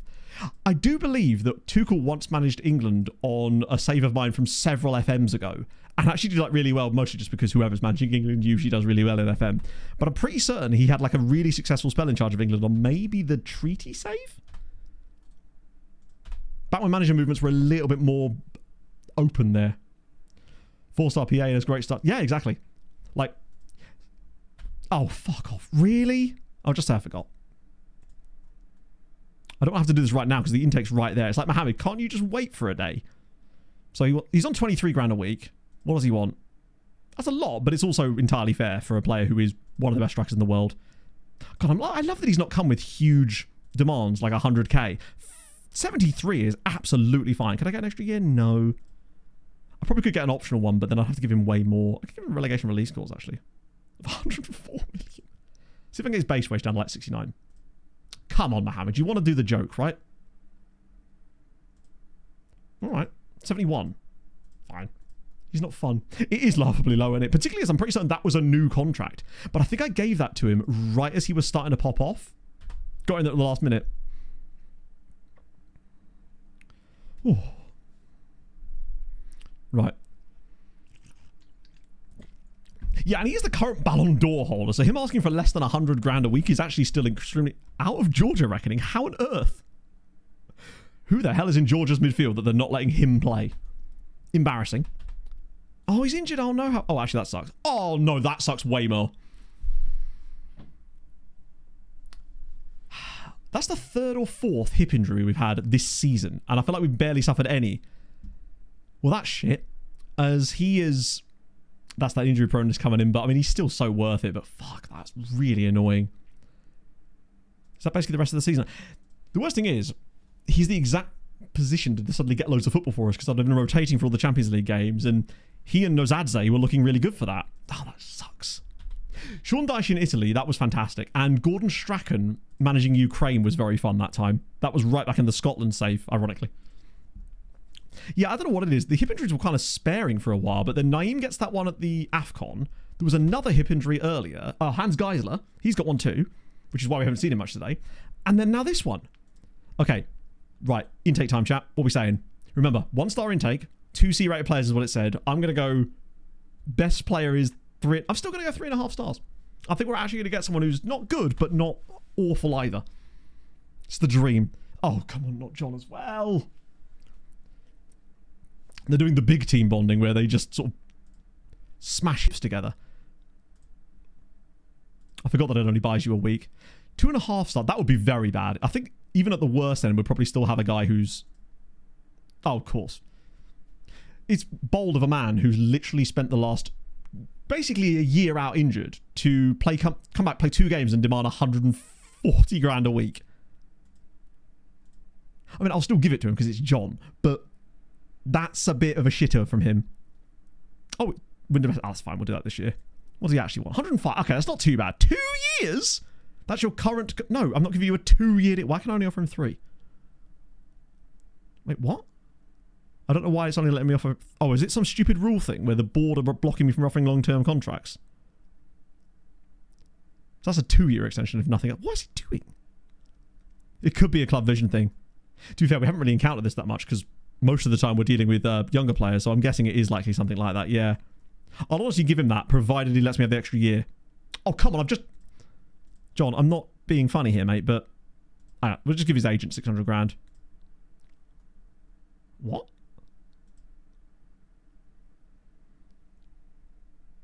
That's absurd. Why would I give you a 1-year extension? No, you can have it or not. Right, fine, fuck you then. Literally fuck yourself. He might sack his agent over that. There you go. His agent's a knob. Try again. Wait, what? Oh, hang on, we have to go ahead a day. 1 continue. Back we come. It's probably no long term, but he's only... That's fine. He sacks his... I knew that he'd do that because that was a really unreasonable contract demand, and now... Important player, wins the domestic cup, but now I'm dealing with him directly. Do you know what? I'm starting to think that his agent might not have been the problem. Now he wants an extra £40,000 a week and the same terms. Fuck that. Do you know what? I take back that thing I said earlier about maybe not selling him because he's acting like a knob now. £60 million. I'm just going to lock it in and say take it or leave it. Oh. Wait. Hang on. Couldn't possibly accept those. Oh no, that would be terrible, wouldn't it?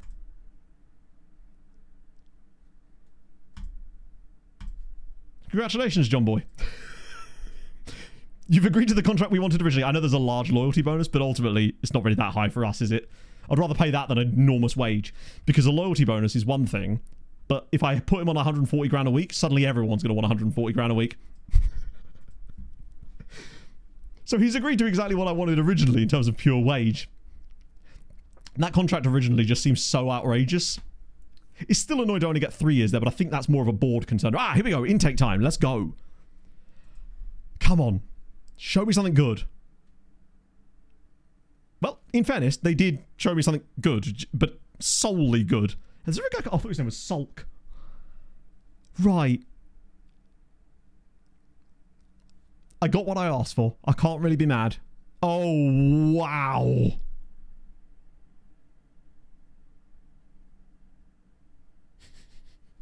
That is, we did get a Peruvian, and a Malteseman, and a Slovak, and a Swissman, and another Malteser, and a Spaniard. Hang on, are all these players good?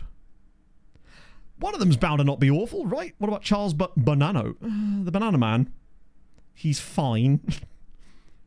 Jairo Vega is fine. Big fan of this. I am the Sentiment. He's the ultimate... Actually, he's not even that bad. Oh, I like this as well. He's got 12 finishing and 14 tackling. He actually is a striker / centre-back. He's my favourite. And then the 2 decent prospects... Oh, there's 3. We've got another Swissman.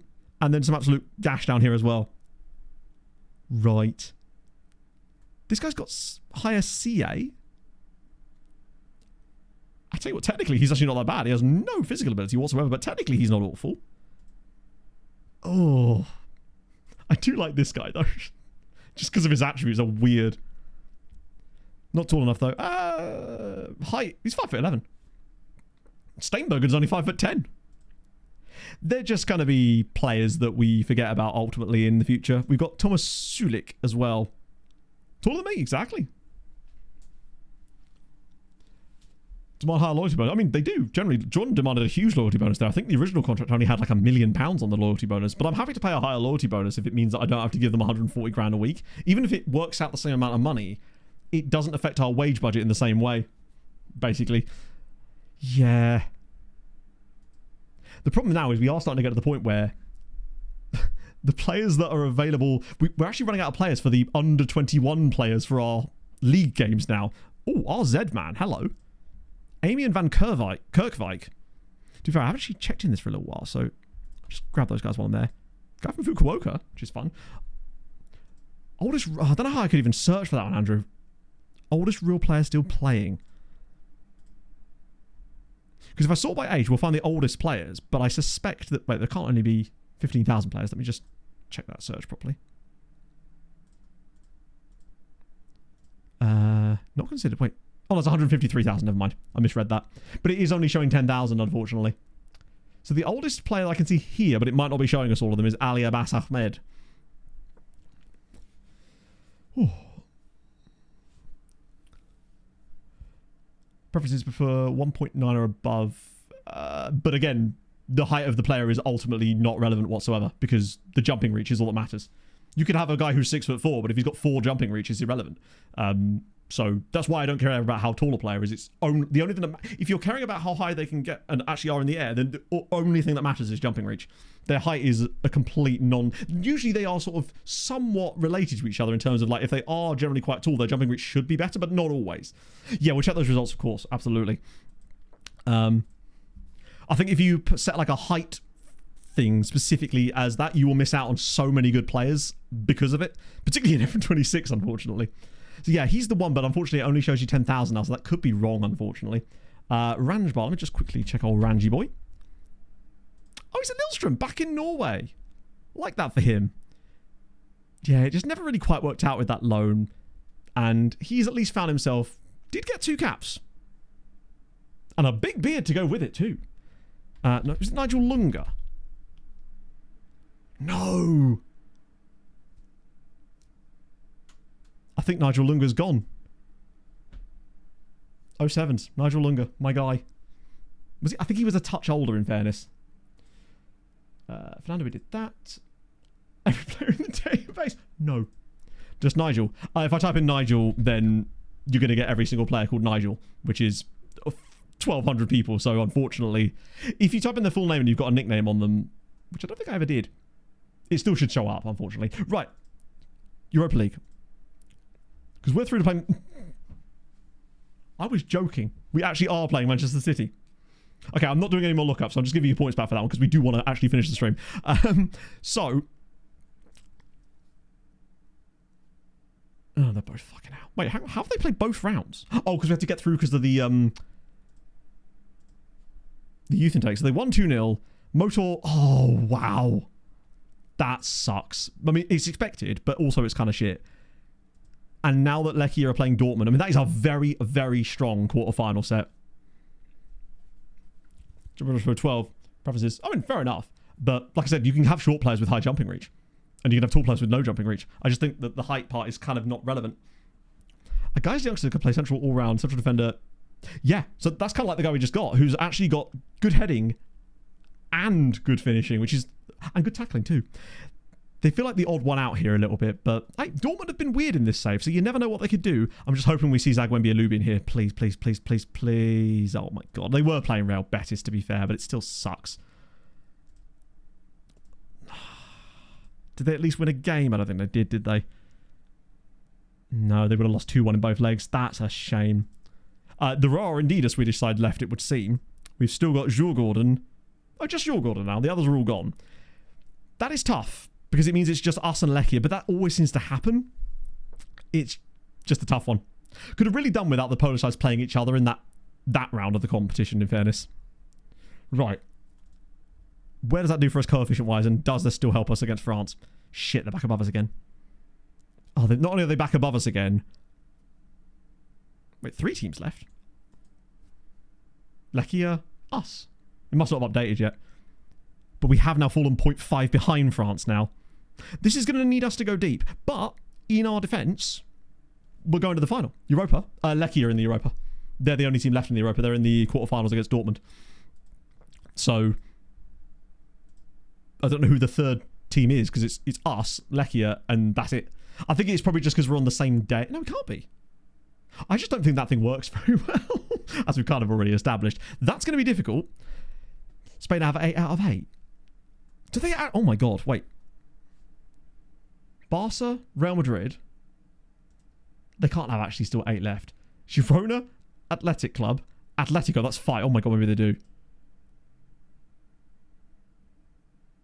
So they have 6. They do still have 6 left, which is a good thing for them maybe taking points off England, though, perhaps. I am Pog, but I'm about to finish now. You'll be pleased to know. If I can finally sit down. Oh, Confirm they went out.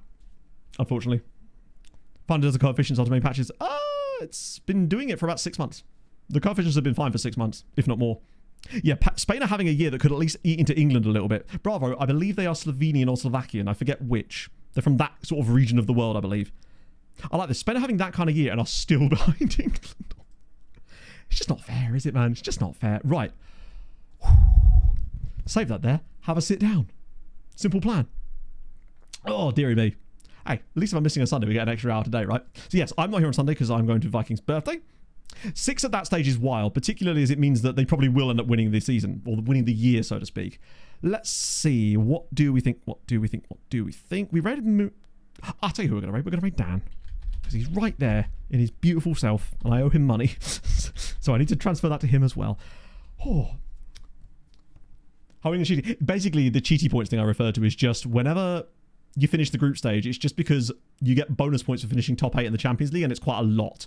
And England usually have a cluster of teams up there, and it really boosts their numbers up. Which is good. You did, Rob, by 1 point. Sorry, Leafy, but you still got second, so we take that. I'm very sweaty today. It's more noticeable, I think, because I've changed the lighting setup slightly, but I need to take my top off. No. Anyway, thank you very much for joining me today, friends. This has been a wild ride, but it's not done yet because we're going to the final on Tuesday, of course. It is written in the stone. Yeah, that's as the saying goes. I'll see you guys very, very soon. Thank you very much for all the support and the general lovely vibes as always. Enjoy your time with Dan.